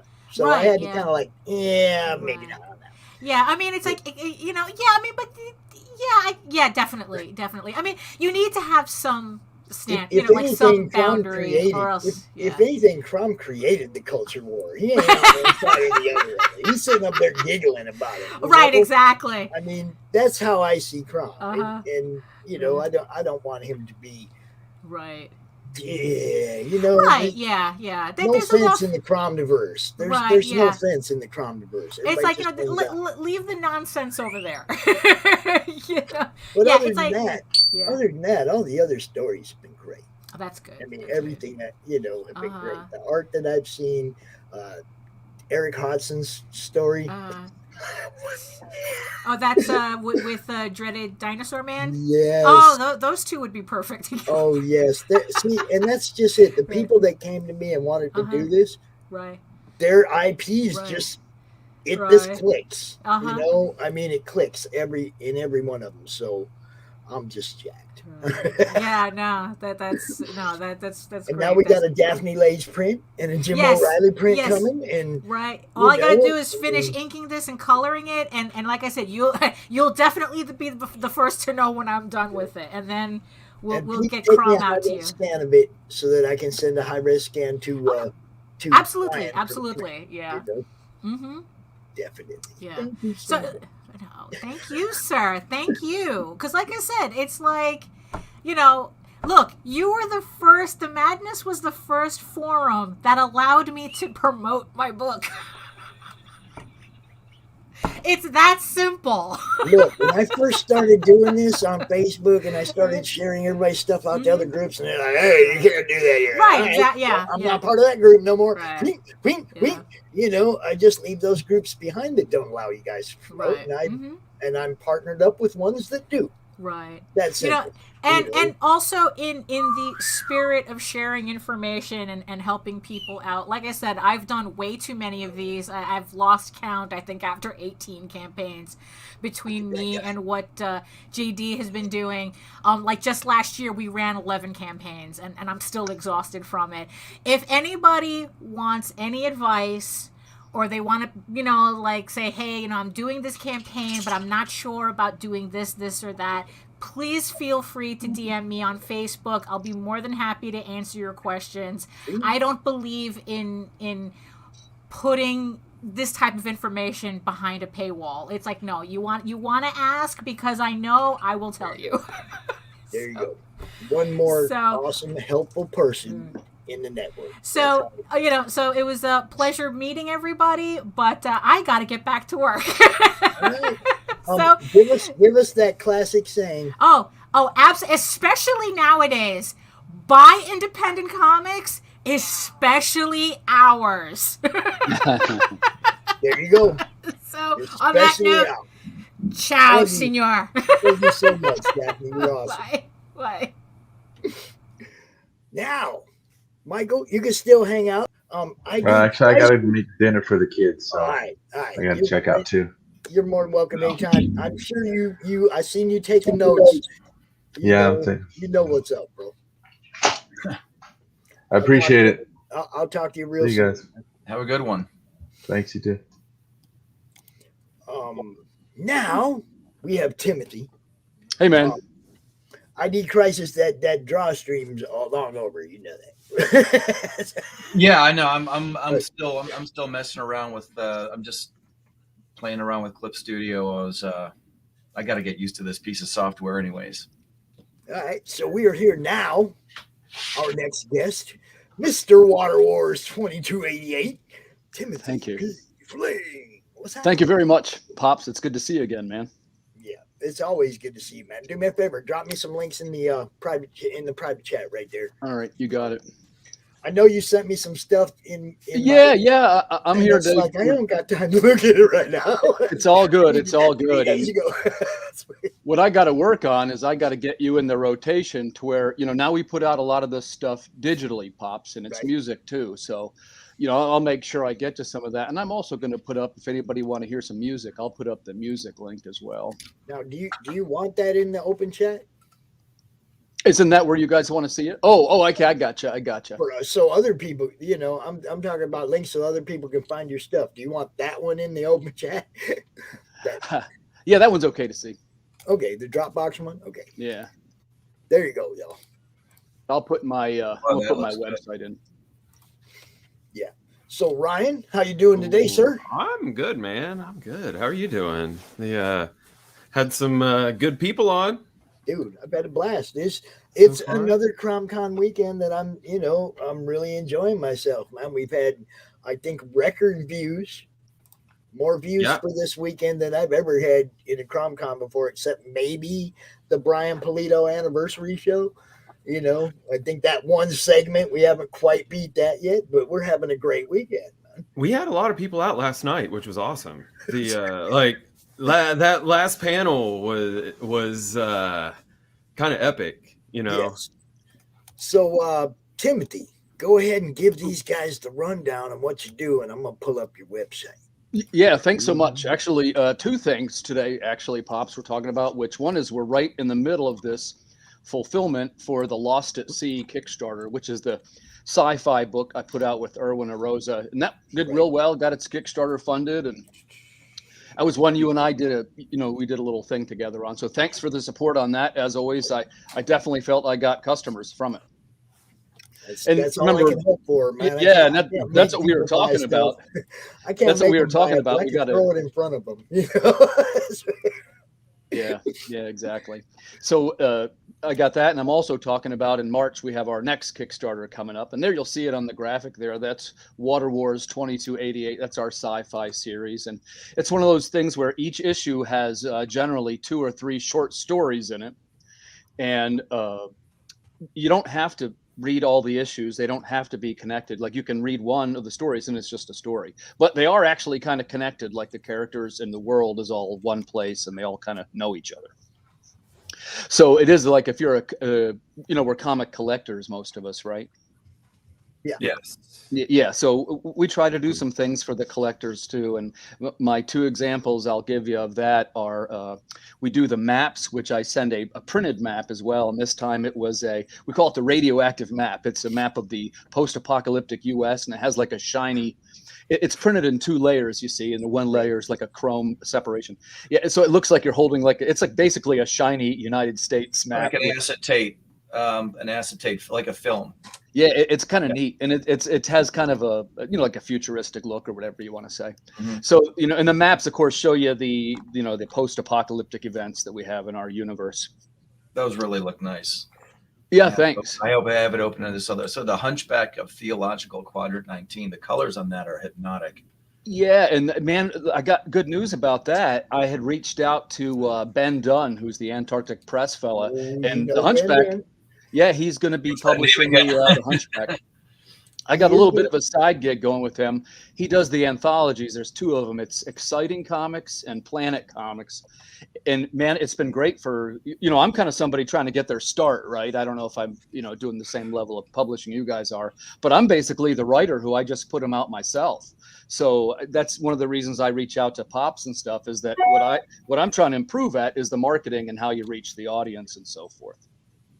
So in this case, it'll take 2 forms, the collectible add-ons for the collectors, which is the maps, and they're downloadable too if you're a digital guy. And we write the songs, of course, which are their theme songs for basically each chapter of the book. I think it's 6 songs now. And they're like metal songs. They're themes, of course, but they're like they're pretty hard rocking, man. So if you like metal, you'll like them. Yep. Yeah, and so that's what we're trying to do, right? And I'm still kind of learning my way. That was my 3rd Kickstarter. So basically what you do is, so I got this one, which is just releasing, and I showed Pops, and you guys can see there that digital link. It'll show you some of the panels of the book in that open chat. That's the one that's just coming out now. That book's just coming out now. Music videos. Mike Barron's is somewhere live right now watching a couple guys playing music, and he posted it on Facebook, and it won't shut up. Oh, gotcha. And then so right while that one is coming out, you see that the way you do it, you have them kind of stacked. So we have the next Kickstarter, that's number 3, that comes out in March. Yeah, it comes out in March, which the Kickstarter material is already written and so forth. But it's still got to be, like, I have a graphic design guy who helps me make it. And this artwork is amazing. Thanks. I've been real lucky. I've worked with some really good artists, right? Like Water Wars #1, we had Bruno Lima on that one, and David Dion on #2. And the stuff that looks sort of hand painted there, like the Hunchback book, that's Irwin, and he did the Lost at Sea book as well. And that gives us more of the, I'd say it's more of a hard sci-fi tone kind of, and the stories themselves, if you're not too familiar with it, they're all short stories, and they're kind of along the vein of like a Twilight Zone story or Night Gallery, if you know what that is. Mm-hmm. Whereas they're like short stories, but then the end has like a little twist every time. Depending on what kind of comics you follow, that's like an EC comic method, Weird Science and the old EC horror books. The last panel was always kind of a twist, and just about all the stories have like a twist at the end. So you have a nice little catalog here, man. We need to promote this a little more, I think. Thanks. That was one of the things you and I talked about. I've got to get going on Indiegogo. I've got enough material now. This is number, 10 or something that's coming out? Not 9 or 10, but it's enough to where I could, probably do okay there. Well, I mean, it's just like I told Michael in the last segment, man. You go out, I've seen you starting to pop into the chat, saying hi to everybody on these shows. Right. That's where it begins, man. People find out who you are. They get to know you. They like you. You're a nice guy. You're always in the chat saying hi. And then, oh, shit, dude's got books. And it's like, Brian knows. Yep. You just go out there and you talk to people, and you interact with your fans. Yeah, that's really where it is. The fans aren't the guys on the show. Well, the fans are the people in the chat. Those are the people you want to interact with, and I don't mean talking at them like this, but like being in the chat when you're not the guy on the show, when you're not the center of attention, and just saying hi, everybody, how you doing? That's how you gain friends, and friends turn into buying customers. Right. I mean, this book is so nice. I'm surprised. How would you? I mean, if I had produced work like this, I would be a lot more vocal about it. Not to say that you're not, but I can. Right. I can sense a lot of humility in yourself, because I'd be on the rooftops. This is all digital, right? Oh, the Irwin stuff is all digital. The other stuff, he's making the digital work look like it's oils, right? Watercolors or something. Yeah, that Lost at Sea book is gorgeous, man. Yeah, man. Yeah, we're really proud of it. He's got a real good handle on color theory. This is one of the things. Like everybody has their strengths and their weaknesses, and I'm always like looking in my composition books and trying to look at a color wheel and like, all right, what's a good choice, and second guessing. but this is great. I'm sure maybe he does the same thing too. It's just, you know, you don't see the mental crap going on now. It's all done and finished, and it looks so good. Right, and he's kind of got this color technique, right? That really is like what nobody else is doing, and inventive colors too. Like, it's not all that. Like, when we do this thing, you can have yourself drawn into the books. That's one of our things for Kickstarter, and he can nail these digital likenesses. The customers have loved it, and of course, they're like these captains in the army, and you know, leaders of these water gangs and things. So they're pretty cool characters, even, right? But I'm telling you, Irwin can nail these characters. He's really just helped everything go to the next level, really. Yeah, that Fembot is a nice cross between like a Jaime Sorayama and something from AI. Sure. Yeah, that's just yeah. Well, whatever. I don't have the words. It's great. It's great. Yeah, thanks for taking a look. And that's the one that's coming out right now, and that's what I wanted to share with you guys. And like I say, we're in the very beginning stages of this. Well, when I say beginning, so I did 3 Kickstarters, right? And I've done a little bit better each time. So this next one will be number 4. It's coming up in March, and that'll be Water Wars 2288 Volume 3. And that's got some amazing stuff. And if you like original art, this time I have all the pages. They were shipped to me from Brazil. And I'm going to be selling the original pages. And I'm going to try to make it, guys, like affordable, like it's something you can do. Like the pages are beautiful. I thought about maybe starting them at like $50. Let me throw a little something at you now, Timothy. When you're separating those pages, any page that has a first appearance of one of your characters, put it aside. Yeah, they do. And the ones, even the origin story. You see what I'm saying? Put all the first appearance pages aside, because those are going to go at a premium later. You see what I'm saying? Every piece of original art of a first appearance of a character, don't put it up on the campaign and just like lowball it. Those are going to be premium. Well, and the one thing I do want to kind of keep some toward that higher tier. And Pops, you know what else I got in there? This thing has a wraparound cover on it. One of our things is we do wraparound variants. And I have the original art on it's 2 huge panels, you know what I mean? It's like poster sized original art, and it's in perfect condition. I got it from Brazil. So I'll be selling that one. I don't know what you asked for that, to be honest with you. Like I said, I haven't done this part before, but I know what the value is. Yeah, I'm not sure what the value is. I can tell you, I got an original page from Preston Acevedo for Doc Salem. It was $155, I believe. I mean, it wasn't a first appearance thing or whatever. It's just like a random page from the book. And I've never bought pages before. You got a Preston page, dude. You're lucky, man. I wish I had some Preston art. Well, you might someday. Depends on, you know, whether I still have a job in a year. I don't mean I can buy it. Right. If I could buy it, I'd have them do something for me. Yeah. It's interesting because there's no letters, and you know, you can see where the whiteout is on there, and it's something about it being tactile. You can like touch something that somebody else had touched and worked on. It's it's a little extra.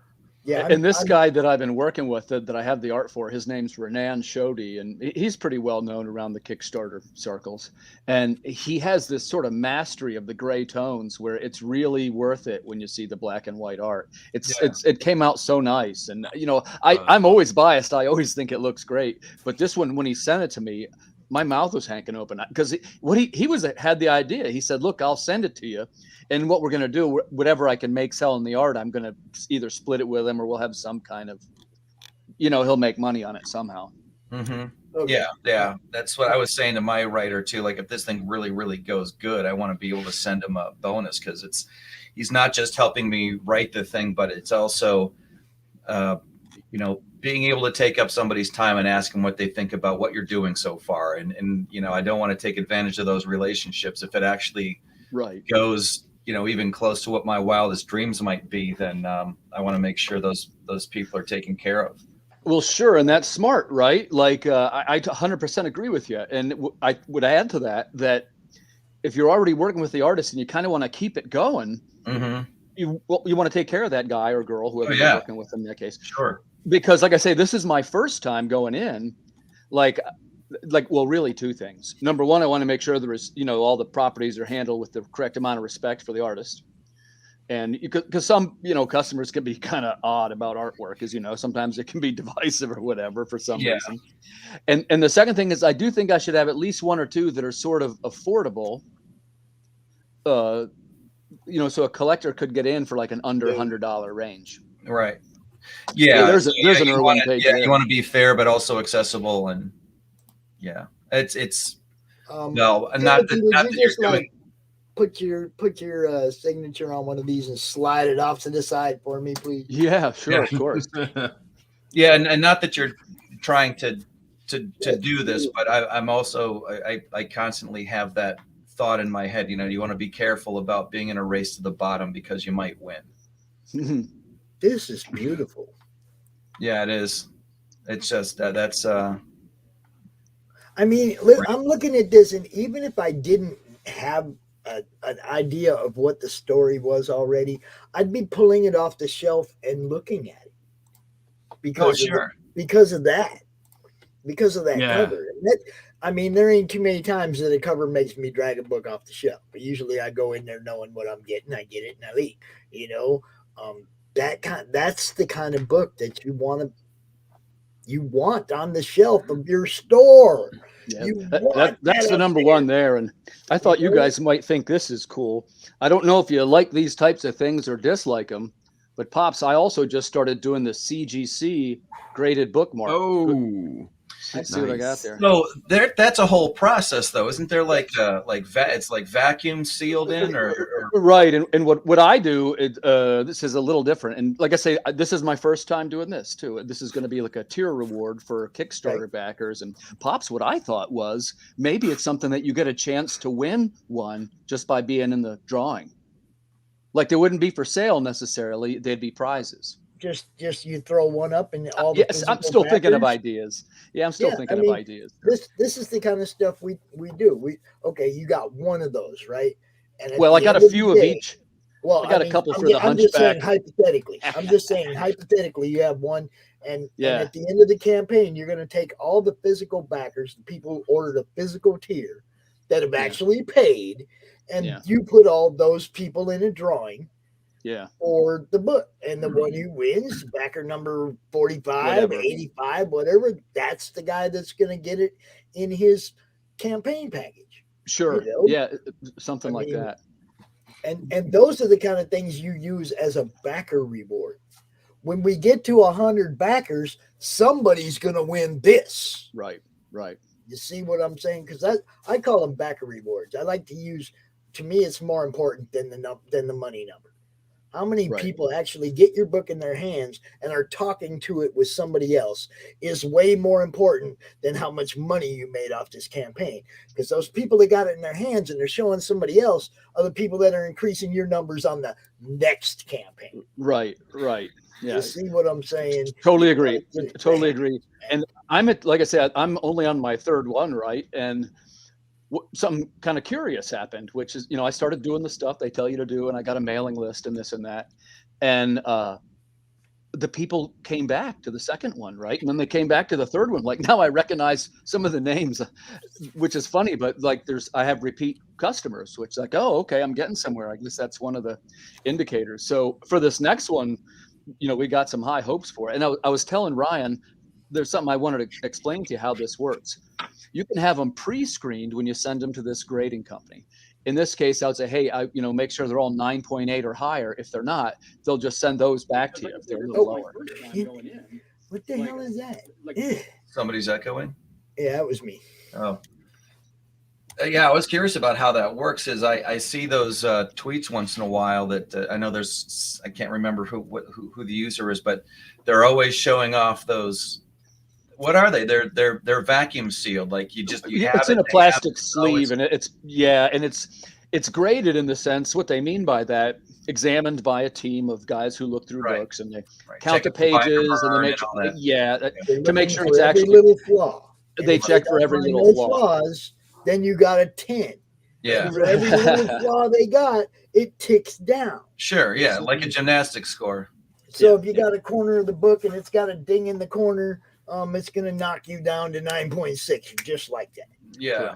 Yeah. And there's in the older books, that's one of the ways that they determine what they're worth. You see, like if you have a difference between and no, I'm talking about some of the big books. I'm a collector, but I don't have anything like this, right? But well, the grading the books I understand, but what is the process? It looks very industrial. It's not like you're sticking in a food saver.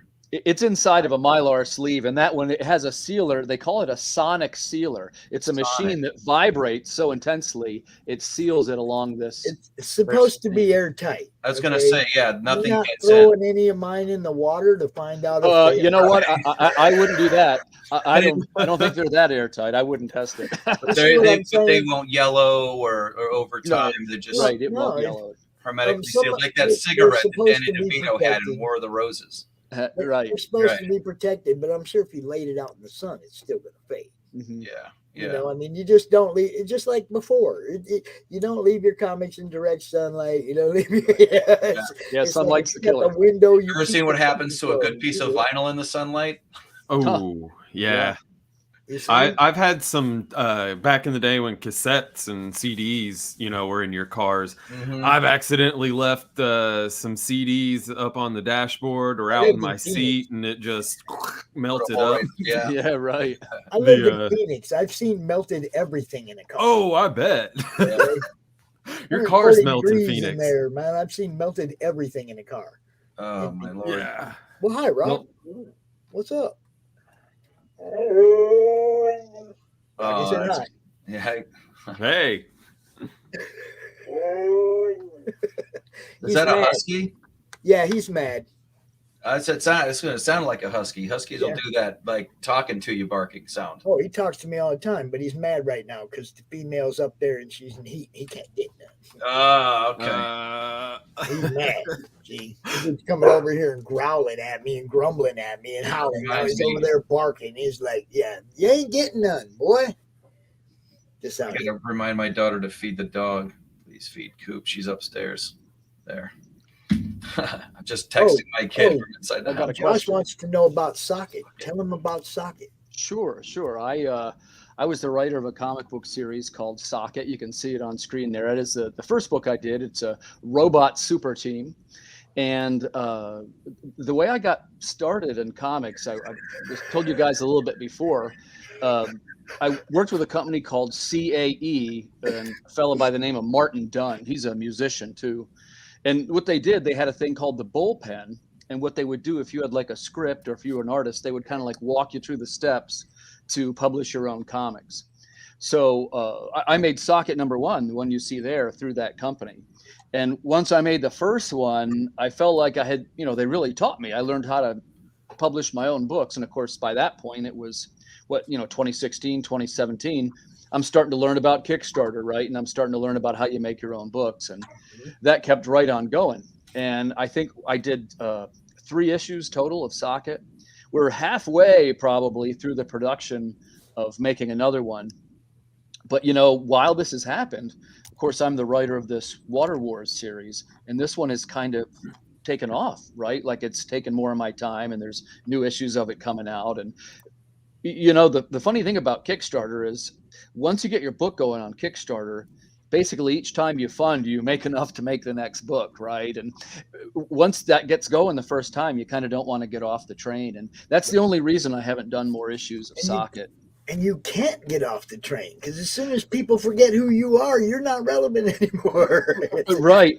And, I got to tell you, I love Socket and it was my baby, right? But you got to listen to the customers too. Like all of a sudden I was selling 20 Water Wars for every issue to Socket. Yep. And some of that's got female heroes, and I understand that kind of stuff. And it's a little bit different tone of book. And when we went to make the next sci-fi series, we said to ourselves, hey, we're going to put these books out ourselves. Let's get the best guys and girls on the planet to make these books. So that was kind of how everybody got picked. We went around and handpicked the artist. Even for Irwin, for Lost at Sea, he was originally, I met him through making trading cards for Socket. So I guess a Socket would be more of I don't want to say, it looks like it's geared towards all audiences or younger audiences versus the more mature looking Correct, sir. Yeah, and it's that a little has bit something to zany do with it. too. Yeah, Okay. it's a little bit more of a comedy too. Like, in Socket, they're fighting monsters on the moon. Nobody's in any real danger. You know what I mean? Where in the Water Wars series, it's a little bit more. It's not as heavy as, say, Walking Dead, but Right. it is. I would say it's probably 15 plus. Yeah, and it looks it. It's got especially that one cover with the girl's got that like the drone. Well, yeah, she's got that one legging on her one knee, looks like Harley Quinn or something. It's very yeah, exactly. Steam cyberpunky. Right, and that's kind of what we were going for. It's funny when you get in with creating characters and the artists and stuff, you always want to make sure you brainstorm a little bit, and they tend to say things like, hey, well, in this age of cosplay and things, you want to have something to make it a distinctive design. And so we always kind of like riff on some of the different designs because it's hard to make something original, you know what I mean? And you gotta keep throwing the dice and see what you come up with. And there's only so many ways to do like in our series, it's not particularly superheroes, if you follow me. Like, no one has any powers or anything like that. But there's lots of robots and cybernetic nonsense and AI. It's more future-based stuff. Yeah. I've finally been able to.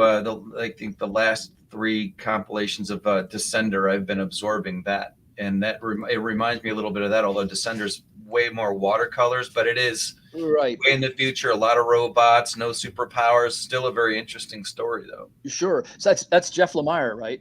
Yeah, I believe so. Is that how you say it? Digging for I'd never seen. I love him, by the way. I think his stuff's great. I didn't get to Descender yet, but I read his Black Hammer.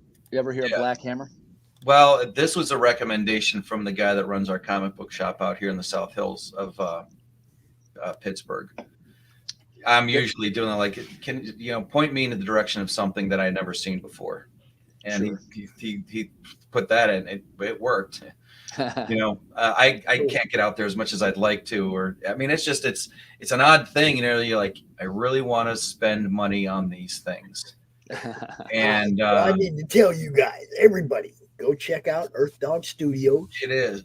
All these books are available there. I have this small window where I get to shove a little pizza in my mouth before I have to start this over again at 6 o'clock. Yeah, you're getting there.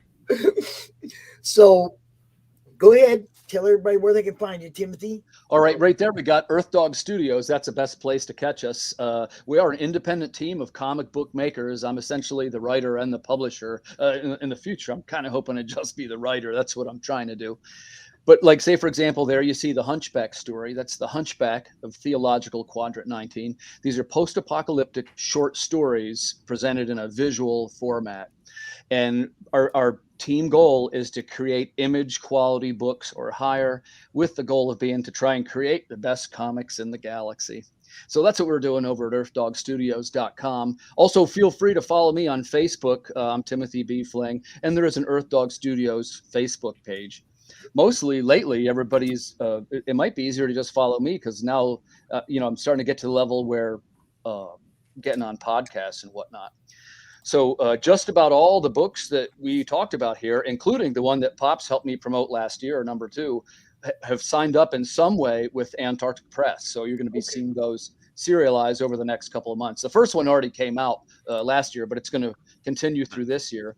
And then we got one more thing, which is a short story we wrote, and that's going to be in the new Cthulhu anthology on Kickstarter. We're pretty excited about that. So we got a little bit of traction already, and it's only January, right? So looking for a good year here. That's great.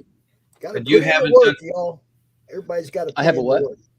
I was just going to ask you. You say you this is all Kickstarter, or at least your campaigns are Kickstarter. You haven't done an Indiegogo yet. Correct, sir. I'm primarily a Kickstarter guy. Like before, when I was making Socket, for example, I just was, paying the guys myself to like make pages, right? So it wasn't until I started to learn the ropes of the Kickstarter, it's like, oh, okay, you can basically self-fund you can fund your career basically if you want to.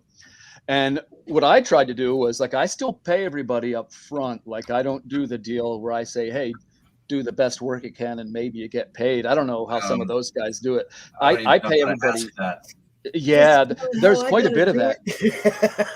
it. Yeah, there's quite a bit of that, and I definitely recommend to any of the writers out there, if you want to keep things going smooth, pay your artist up front. Trust me on that one. If you are a writer and you have a book and like what I'm doing with the anthology, it's a hub thing. It's trying to get eyes on all these other IPs, and I ain't got no money to pay these people to submit their stories, but I'll tell you what, if we make some money, everybody's making the same amount of money.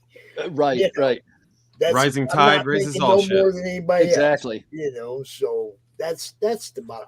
I'd love for it to take off and everybody be able to pocket $1,000 or $2,000 off their work. Yeah, and I've been really fortunate too in that the indie community has really been embracing to me. Like I've had support that it was definitely more than I guessed it would have been, and I can't believe I'm going to be on number 4 here next month. Yeah, you're so far ahead of anything I'm doing. But what I'm very interested to hear if you're going to be doing an Indiegogo. In fact, I was actually trying to find you on Twitter. Are you on Twitter? I am on Twitter. I don't use it as much, but I do use it when the Kickstarter campaign is live for like the ads and whatnot. But I do Facebook, Instagram, YouTube. And you know what, man? I did sign up to TikTok because all the numbers are saying you got to have something over on TikTok. But I haven't done anything yet. I don't know what kind of content to provide there. Yeah, I don't know. Who are you on Twitter? And it's I'm at TFlizzy, TFLIZZY. The T Flizzy, there you are. Yep. All right, guys. I'm gonna cut this one short and go get me something to eat, and then start the next one at 6 o'clock sharp. It's on the you guys know where my channel is. It's already queued up, ready to go. The guest list is already there. You can see who's gonna be there. Dark Gift, Anthony Romano. Who else gonna be here tonight? What do we got going on? We got Katie Shaw, Anthony Sika, Justin Belmont, and Mike Barron talking about Weaponized Werewolf. Got Tobias Kodachrome. If you guys have not seen what he does with old comic books, you're going to want to check that out. Max DeVille from Atrocity Press at 8:30. And then at 9 o'clock, RJ from Critical Blast, Chris Braley, Tank Ferret, Edwin Badillo. A couple other people probably going to be popping in. It's going to be an awesome panel. We're going to talk about fulfillment, logistics, Reddit. We're going to talk about a few different things tonight, so it's going to be a good show. Y'all have a great day. I'm going to play some commercials and get the hell out of here. Go eat. Nice to meet you guys. It's nice to meet you too. Thanks. Yeah. All right. Later. See you around. See y'all. My pleasure. I will see you all soon. Peace.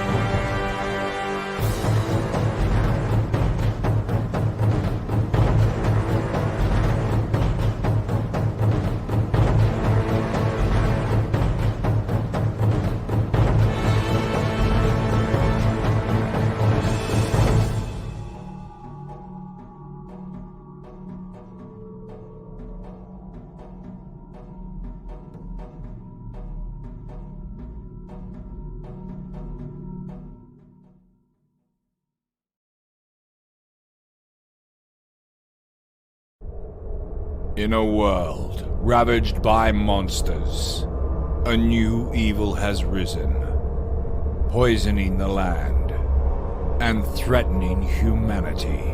Now, the Monster Matador, along with the meanest and baddest kaiju killers, have joined forces to kick its ass.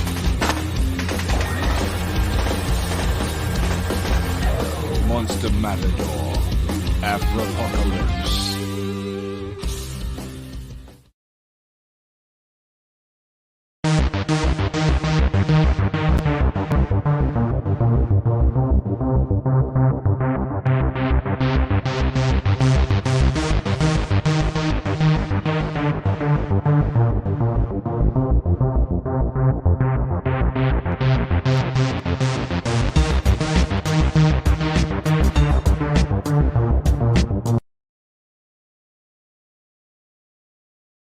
It's Belle from Liberty Entertainment Distribution. We've got quality indie comics in hand ready to ship to you now. Yes, really. And it gets better. At Liberty, publishers set their own wholesale pricing, and we don't take any fees, so don't wait. Call or visit me today at ledg.us or call 1-800-525-2091.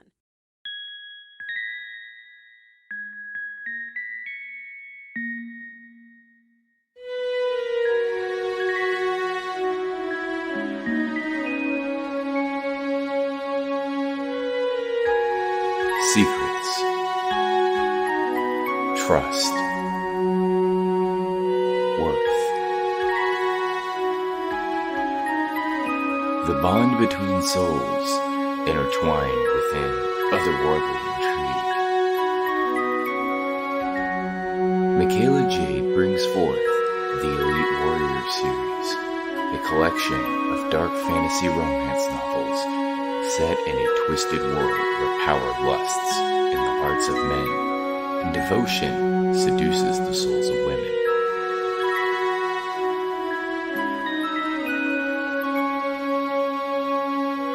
Warrior's Secret, Warrior's Trust, and Warrior's Worth. Available now at authormichaelajade.com.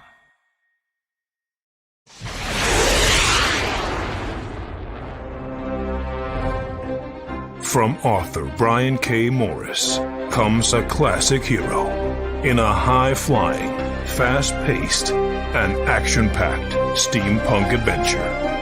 The original Skyman battles the Master of Steam.